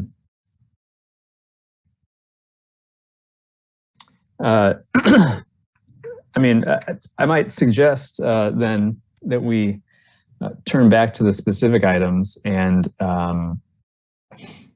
unless anyone has strong feelings to the contrary, just see if anybody's willing to make motions on the items. I mean, the first one on our list is the comprehensive plan amendment to deal with that small part of the what is it, the sector plan, the K10 Farmers Turnpike. I think I'm saying that right. I don't have it in front of me right now. I mean, does Commissioner Rexroad? If we're ready, I'd be happy to make a motion for us to approve or deny. I think Luke Sinclair, Chair, I think we're as ready as we will be today. All right, I'll make a motion that we approve a comprehensive plan amendment, CPA-21-00379, to Plan 2040, Chapter 8B, specific land use plans, K10 and Farmers Turnpike Plan, as submitted by BG Consultants. Period. Luke Sinclair, Chair. Thank you, Commissioner Rexroad. We have a motion to approve the comprehensive plan amendment. Do we have a second? Commissioner Carter seconded that motion by hand wave. Do any commissioners wish to offer any thoughts before we have a vote on that one? Commissioner Carpenter? Jim Carpenter, Planning Commissioner. I'm going to vote yes on it, but I want to be able to distinguish this from where our stance has been otherwise. Like we did with the property that was already annexed into the city. I think Commissioner Carter stated it best about how the conditions surrounding this small piece that's covered by the area plan have made its designation in that area plan unworkable. And it doesn't cause a great change, and it's not just for one project. This is actually something that would benefit the greater area. So to me, I think it meets some of the criteria that we've stuck with up until now, which gives me pause still to vote for it, but I will vote for it. So I think we do have one this is not a broad exception. This is a very narrow exception. Luke Sinclair, Chair, thank you for that perspective, Commissioner Carpenter. And just to piggyback on that, it's not completely analogous, but it does bring to mind some similarities from, I don't know, almost 10 years ago now, though, probably the Inverness Park District Plan. And that one was updated to deal with a very small, I mean, that's a smaller plan, smaller sector plan, but at least I think it is. But it was just dealing with one small part of it because of some, what the concerns the neighbors brought to fore about how things were progressing in that area, and that's the way it was dealt with. And so I agree with what you said. Does anybody else have any comments to make, or should we take a vote? Okay, Jeff, could you read the roll on that? Jeff Crick, Planning and Development Services. Commissioner Ashworth? No. Commissioner Butler? Yes. Commissioner Carpenter? Yes. Commissioner Carter? Yes. Commissioner Payton? No. Commissioner Rexroad? Sorry, Commissioner Rexroad, that was a yes? Yes. Thank you. Commissioner Shanklin? No. Commissioner Sinclair? Yes. Commissioner Thomas? No. Commissioner Willie? Yes. Motion passes 6-4.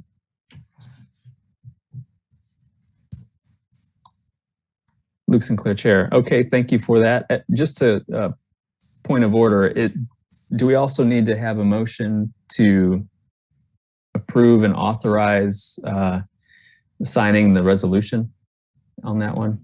Jeff Craig, Planning and Development Services, that's correct. Okay, so I think the packet had the resolution included in it. We need to approve that and authorize, I think, myself and the vice chair, if that's correct, to sign it. Commissioner Carpenter? Jim Carpenter, Planning Commissioner. I'll just point out this particular vote. This is going to have to also be approved by the city and the county commissions. So there's 2 more public hearings on this before it's a done deal.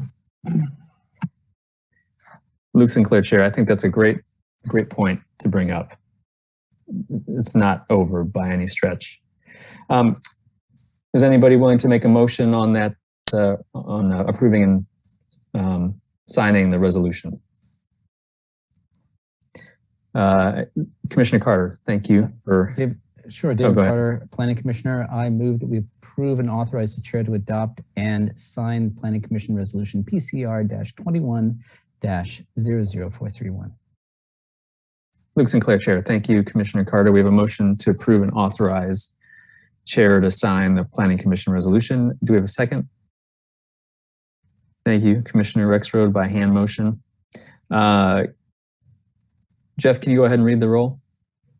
Jeff Craig, Planning and Development Services. Commissioner Ashworth? Yes. Commissioner Butler? Yes. Commissioner Carpenter? Yes. Commissioner Carter? Yes. Commissioner Payton? No. Commissioner Rexroad? Yes. Commissioner Shanklin? No. Commissioner Sinclair? Yes. Commissioner Thomas? Yes. Commissioner Willie? Yes. Motion passes 8-2. Luke Sinclair, Chair. Okay. That takes us then to, at least if we take them in order, the annexation request. Does anybody feel comfortable making a motion one way or the other on that one?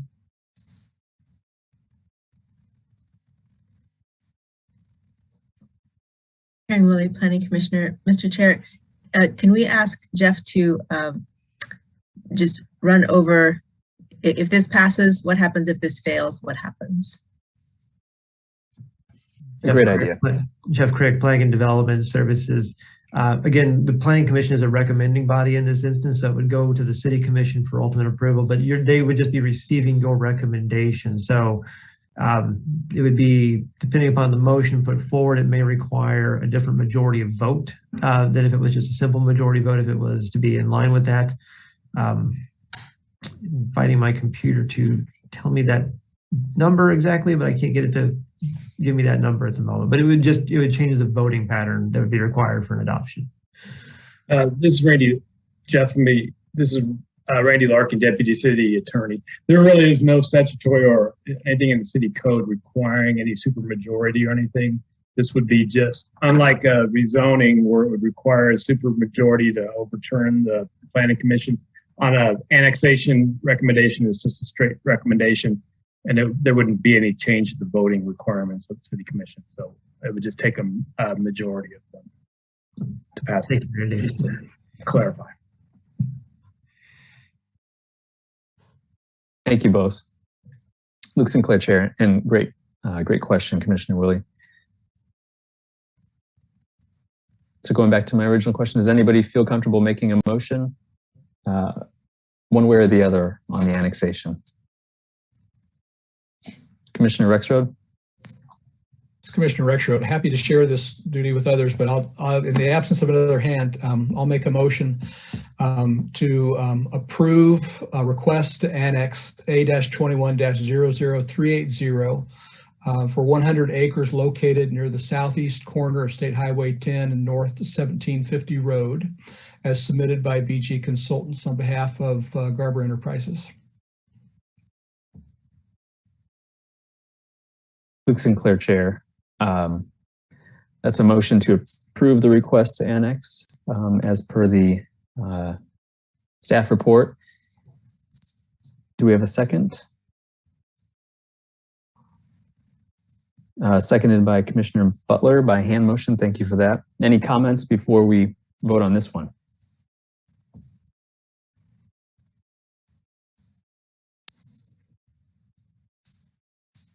I'll just say that this is a really hard one for me. I think I will probably oppose it solely because it just feels like the community benefits that are being offered are essentially just incidental to the development and not in the spirit of what the comprehensive plan requires. But the City Commission may very well disagree with that. So unless there's any other comments or anything, Jeff, can you go ahead and read the roll on that one? Jeff Craig, Planning and Development Services. Commissioner Ashworth? No. Commissioner Butler? Yes. Commissioner Carpenter? No. Commissioner Carter? No. Commissioner Payton? No. Commissioner Rexroad? Yes. Commissioner Shanklin? No. Commissioner Sinclair? No. Commissioner Thomas? No. Commissioner Willie? Yes. Motion fails 7-3. Luke Sinclair, Chair. I never remember in these situations. Since the motion failed, is it essentially act as a recommendation against? Does it go in that way, or do we need to have another vote to deny it and pass that recommendation on? Jeff Craig, Planning and Development Services. The late hour is starting to get to me a little bit here, but I'd recommend having a vote that goes the other direction on that, just so you have something that you've adopted that goes forward. This is Randy Larkin, Deputy City Attorney. I would agree with that. Thank you. Luke Sinclair, Chair. Is there a commissioner that would like to make a motion the other way? I move to deny the annexation request. Thank you, Commissioner Carpenter. Luke Sinclair, Chair. That's a motion to deny the annexation request. We have a second. Commissioner Shanklin, seconded by hand motion. Any comments before we vote? No. Jeff, can you read the roll? Jeff Craig, Planning and Development Services. Commissioner Ashworth? Yes. Commissioner Butler? No. Commissioner Carpenter? Yes. Commissioner Carter? Yes. Commissioner Payton? Yes. Commissioner Rexroad? No. Commissioner Shanklin? Yes. Commissioner Sinclair? Yes. Commissioner Thomas? Yes. Commissioner Willie? If this weren't painful enough to do the first time, but no. Motion passes 7-3. Thank you, Luke Sinclair, Chair. Then we can move on to the rezonings. And what staff has submitted to us is to have 3 votes, 1 to approve the request to rezone 76 acres, 1 to deny the request to rezone parcel 1 in there, and to initiate a rezoning of that parcel to UR, and then another 1 to approve the request to rezone 0.78 acres to RS5 FP. Excuse me. So, Commissioner Carpenter. Jim Carpenter, Planning Commission, just a point of order, if we can get some clarification from Jeff and Randy. Since we have voted 7-3 to deny annexation, what's the impact of voting? If we voted for a rezoning for a denied annexation, what have we just done? Jeff Crick, Planning and Development Services. Again, you're just making the recommendation on that. So you would be effectively expressing your recommendation should the city commission take an action that brings it into the city, would be how I would describe it. This is Randy Larkin. I would concur. Somehow that's not comforting. But Luke Sinclair. Go ahead. Yeah. Karen Willie, Planning Commissioner. Sorry, Mr. Chair.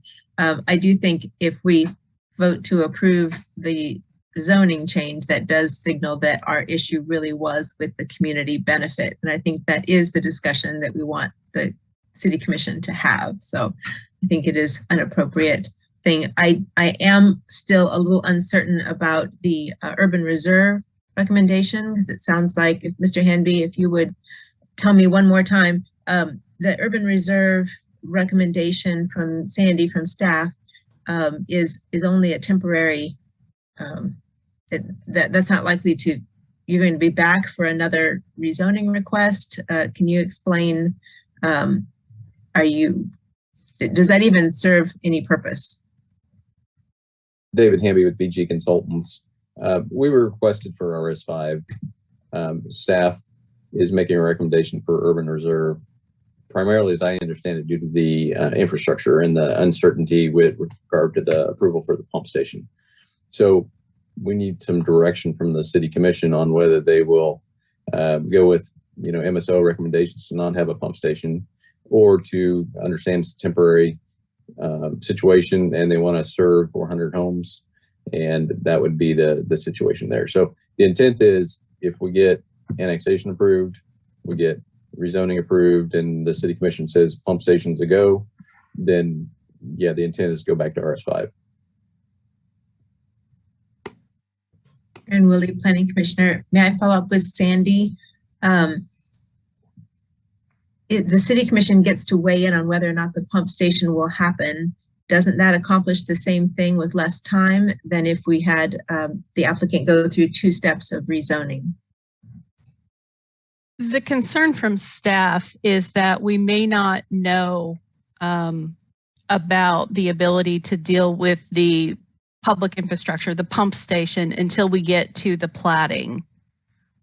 So this was intended to provide some time to let the applicant move forward while we move through those discussions that require an assessment with more detail that would be required with the subdivision plat, to be able to figure that out and have some of that information.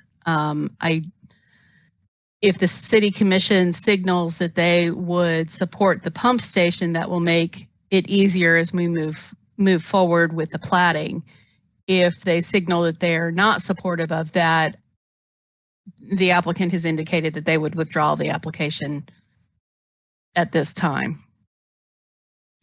So it was always meant to be a temporary piece until we could explore more what that public improvement piece meant. Thank you.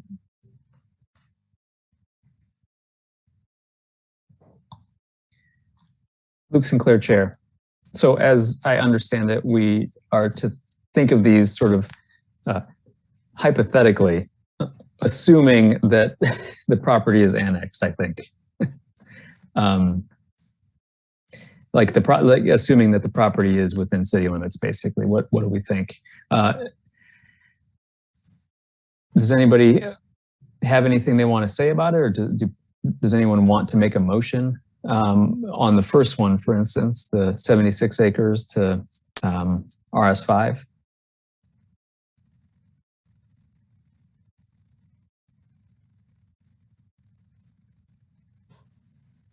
Commissioner Rexroad? I'll make a motion in favor of that. We'll see how that goes. I'll move approval of Z-21-00381, Part A, which speaks to the 76 acres described as parcels 2, 3, and 4 from CP, AG1, and AG2 to RS5, district based on the findings presented in the staff report and forwarding to the City Commission with a recommendation for approval. Thank you, Commissioner Rexroad. Luke Sinclair, Chair. That's a motion to approve the request to rezone the approximately 76 acres. Is there a second?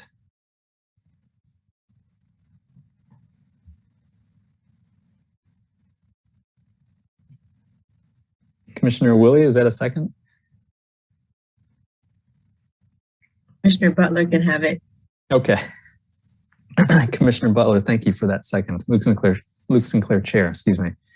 Okay, any comments before we vote on that motion? Couple? Okay, Commissioner Carter, go ahead. David Carter, Planning Commissioner. Just very quickly, I will vote against this, not because I'm opposed to the overall idea. I think this comes back to the community benefit and something that I expressed earlier. And that is because this is a designation of the minimum lot size, I would like to see as a possibility some RS3. Again, this is not about donating or giving land to the city or to any foundations or community groups. This is all in the interest of creating pathways to greater affordability. So that's my point of view on this. Thank you, Commissioner Carter. Luke Sinclair, Chair. Commissioner Ashworth? Yes, Sharon Ashworth, Planning Commissioner. I sympathize with Commissioner Carter's statements. I too am feeling along those lines, but I'm going to go with the fact that RS5 is probably what's in front of us should this area be annexed. And while I am concerned about RS5 being a minimum, that's a discussion way down the road when we deal with the land development code. So I'm going to go ahead and approve the RS5 or vote to approve the RS5 in this case. Thank you, Commissioner Ashworth. Any other comments? Commissioner Willie? Karen Willie, Planning Commissioner. I also am going to vote in favor of it, but I do feel like we gave up a little bit of density with the comprehensive plan change and we didn't get anything in return. I would have been more comfortable with having some smaller lots as part of that, but we don't have that on the table. So I will vote in favor of what we have.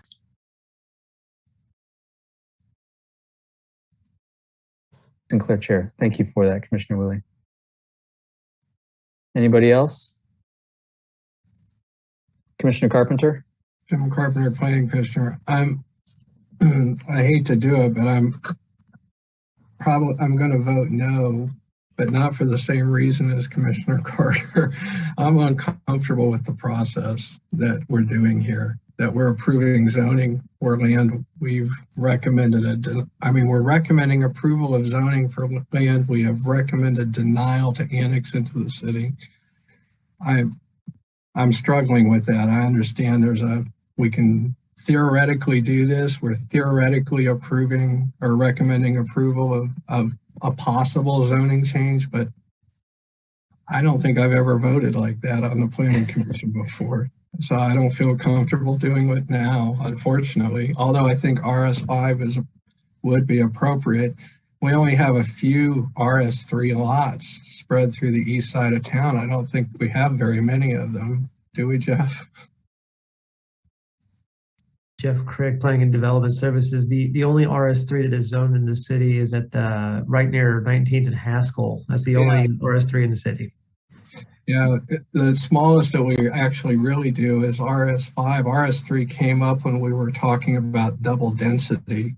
That since that was the smallest zoning, that was the smallest lot size we could go with double density on. In RS5 was 6,000 plus square feet lots in RS5. So that's where that one came from. I know it's confusing, but I've looked at the zoning map, so thanks for clarifying that. So unfortunately, I'm going to have to vote no, even though I agree that if we get the annexation approved, I like RS5, but I'm going to have to vote no tonight. Thank you, Commissioner Carpenter. Luke Sinclair, Chair. Any others? Okay. Jeff, could you read the roll on that one, please? Jeff Craig, Planning and Development Services. Commissioner Ashworth, Yes. Commissioner Butler, Yes. Commissioner Carpenter, No. Commissioner Carter, No. Commissioner Payton, No. Commissioner Rexroad, Yes. Commissioner Shanklin, No. Commissioner Sinclair, Yes. Commissioner Thomas, No. Commissioner Willie. Yes. Motion fails to advance 5-5.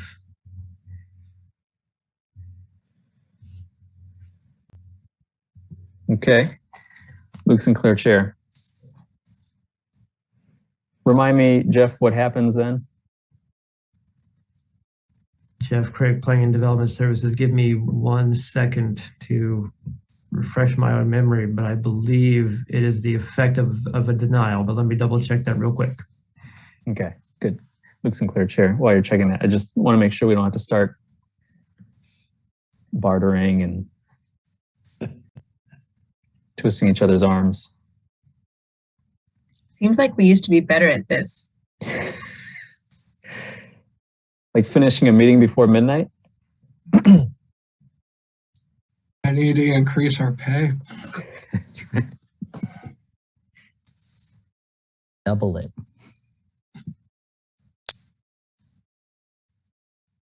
Commissioner Payton has to teach my kid in the morning.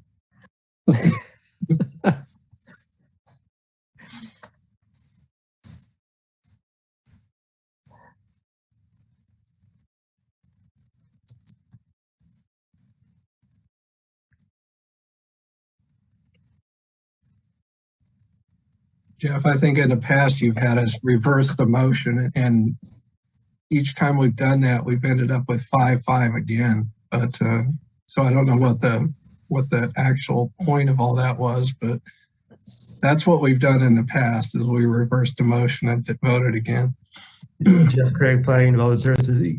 Commissioner Carter, you are correct. I would ask you to reverse the motion and try one more time at it to see if anything changes, which may or may not happen, but that would be the course of action. And that would, if it does turn out, then it would be, fails to advance would be the motion, the recommendation.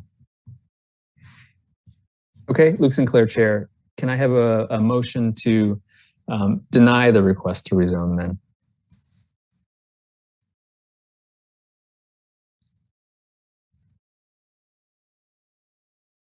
Anybody?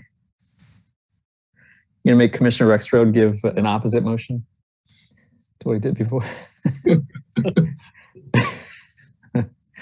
Commissioner Carter? I move that we recommend denial of the request to rezone approximately 76 acres as by the applicant. Second. Luke Sinclair, Chair. Thank you. We have a motion to deny or recommend denial. Second. Any comments before we vote on this one?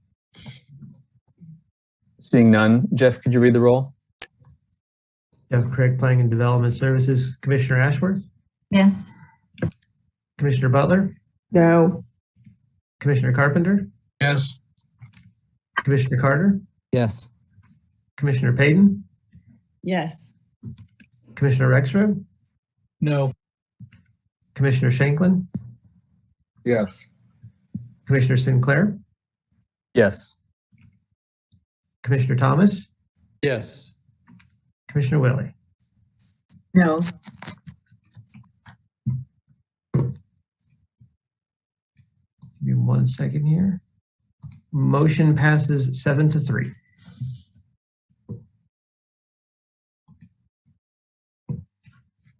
Luke Sinclair, Chair. Okay. We'll move on then. The next one is the request to rezone. Let me just make sure I'm looking at the right thing here.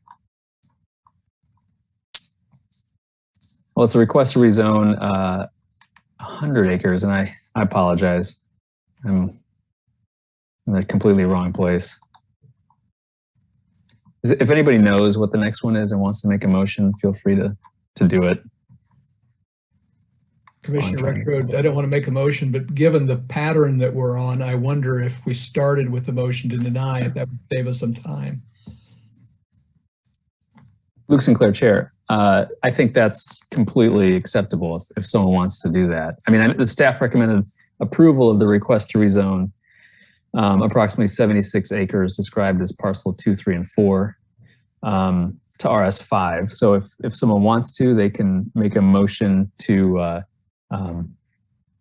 deny that request and forward it to the City Commission with that recommendation. I think we've done that one. The next one up is the parcel 1, the 25-acre parcel 1. You're right. Luke Sinclair, Chair, you're right. I think I'm so tired I need to hand this off to the Vice Chair. So yeah, does anybody want to make that motion?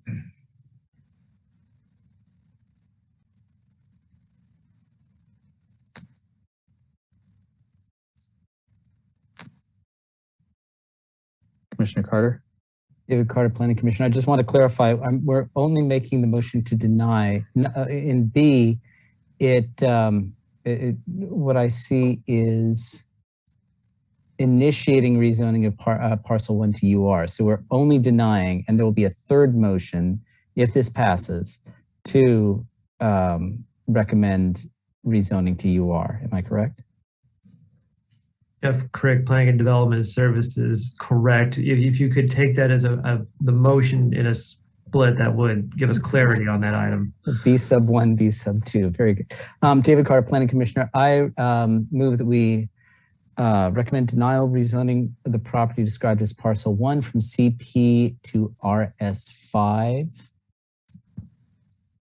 Luke Sinclair, Chair. Thank you, Commissioner Carter. That's a motion to deny rezoning the property described as parcel 1 from CP to RS5 district. Do we have a second on that? Commissioner Ashworth, seconded by hand motion.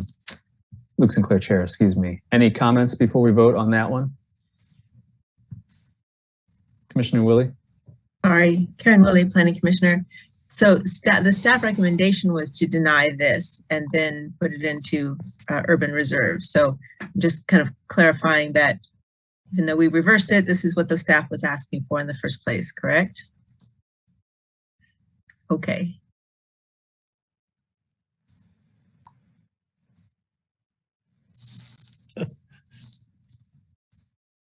Luke Sinclair, Chair. Any other comments on that one?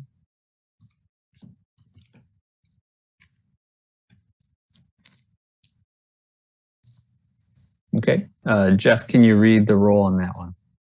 Jeff Crick, Planning and Development Services. Commissioner Ashworth? Yes. Commissioner Butler? Yes. Commissioner Carpenter? Yes. Commissioner Carter? Yes. Commissioner Payton? Yes. Commissioner Rexroad? Yes. Commissioner Shanklin? Yes. Commissioner Sinclair? Yes. Commissioner Thomas? Yes. Commissioner Willie? Yes. Motion passes 10-0. Luke Sinclair, Chair. Okay, thank you for that. And the second part of that one is to move or to entertain a motion to initiate a rezoning of that parcel 1 to urban reserve district. Commissioner Carter? David Carter, Planning Commissioner. I move that we initiate a rezoning of the aforementioned parcel 1 to UR, our urban reserve, based on the findings presented in the staff report, and forwarding to the City Commission with the recommendation to rezone to UR. Luke Sinclair, Chair. So we have a motion to initiate the rezoning. Do we have a second?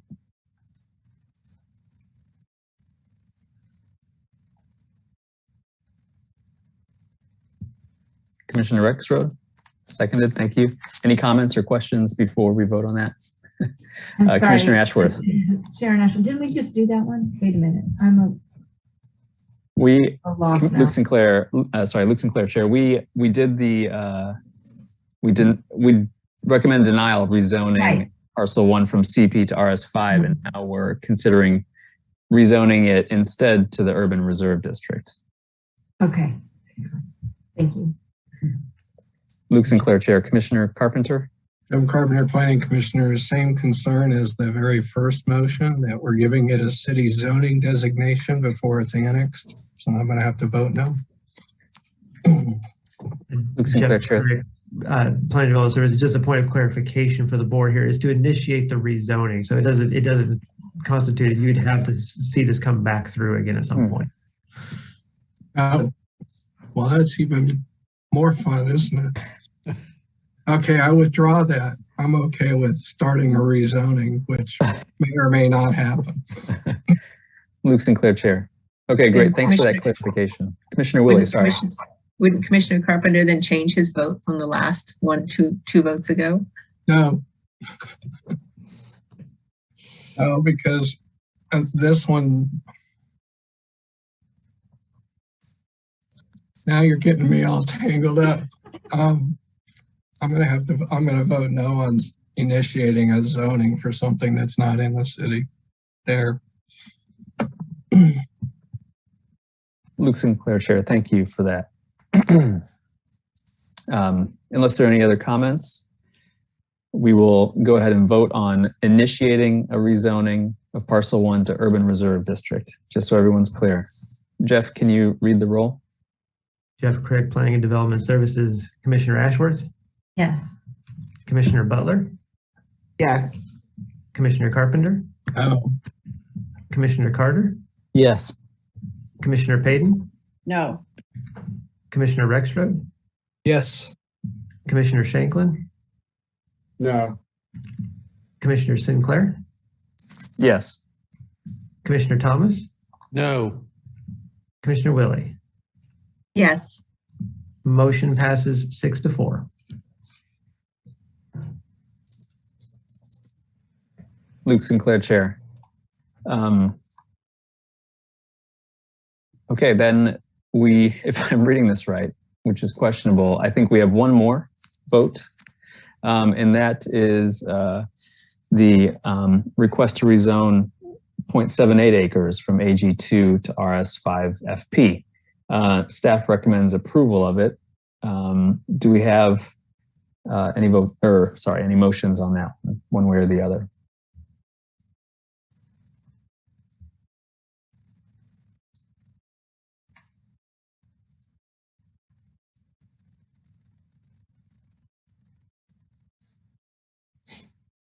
Commissioner Rexroad. So this Commissioner Rexroad just asked the same question. If do we want to? Well, actually, I'll just make the motion. Sorry, I'm tired. Move approval of the request to rezone approximately 0.78 acres from AG2 to RS5 FP, and to forward that approval onto the City Commission with our recommendation for approval.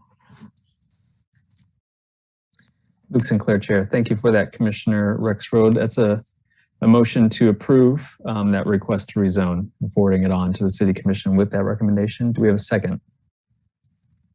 Commissioner Willie, thank you. Any comments? Seeing none, Jeff, can you read the roll, please?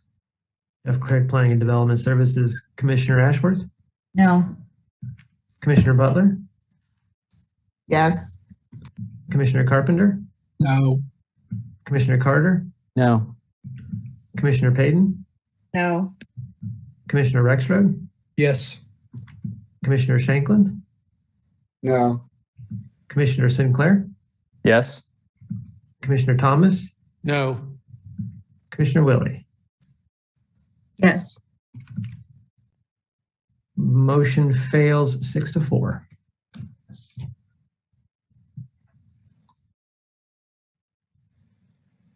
Luke Sinclair, Chair.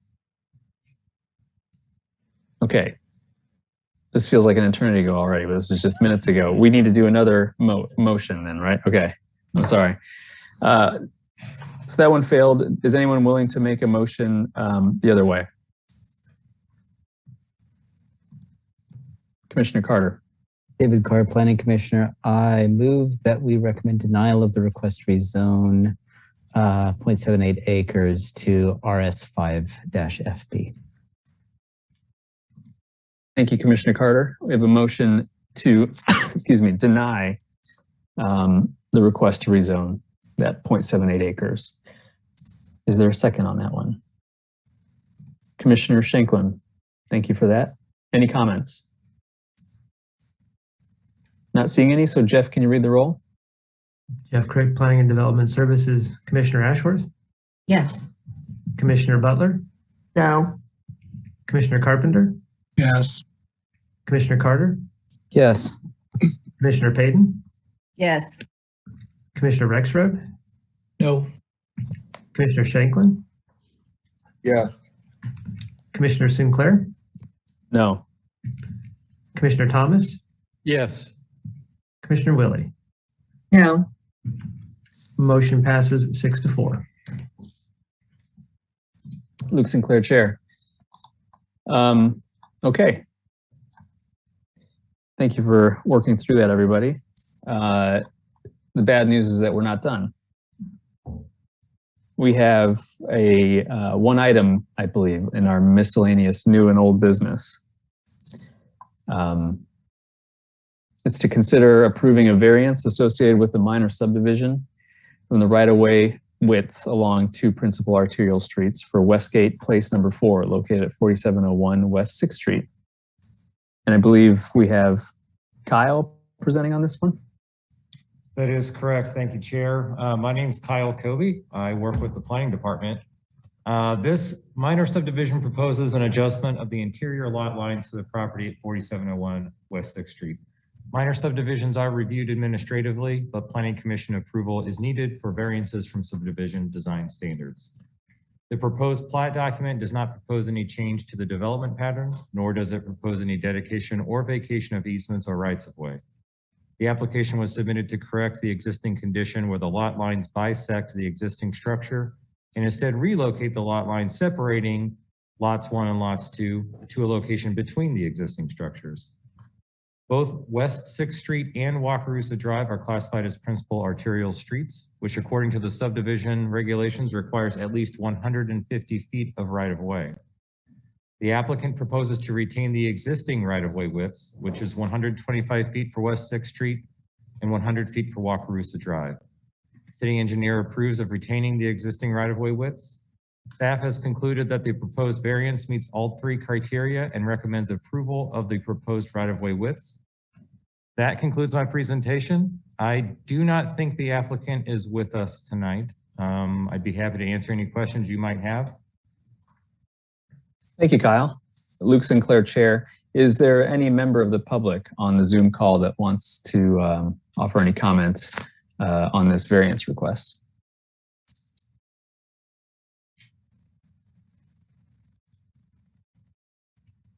If you do, raise your hand. With planning, I can tell you there's nobody in the room to speak on this item. Okay. I think we have a hand raised, but from the last item, if I'm correct. Is anybody else?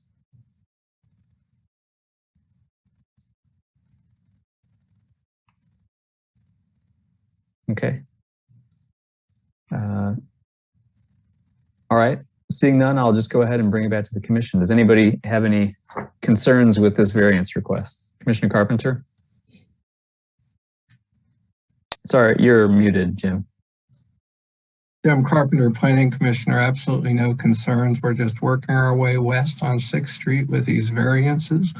So at this time, I would move that we approve a variance associated with a minor subdivision, MS 21-00444, from the right-of-way width along two principal arterial streets for Westgate Place number 4, located at 4701 West 6th Street.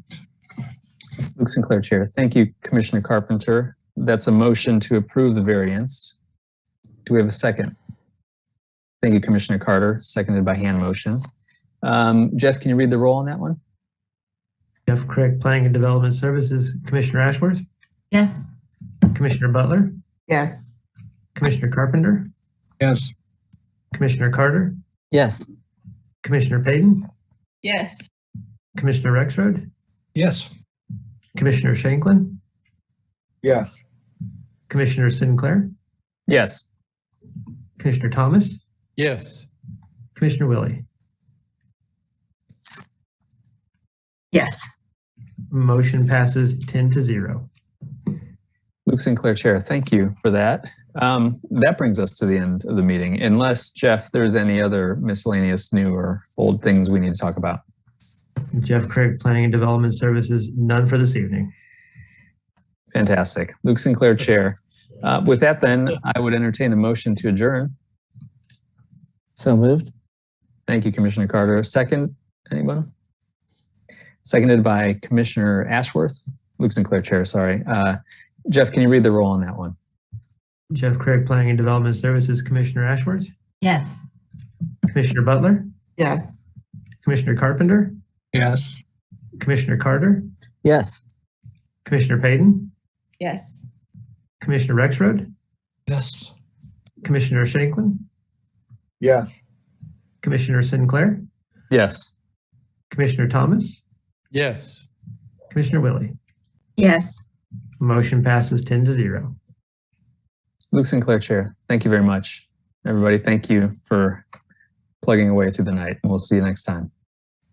Good night, everybody. See you later today for the ad hoc committee meeting.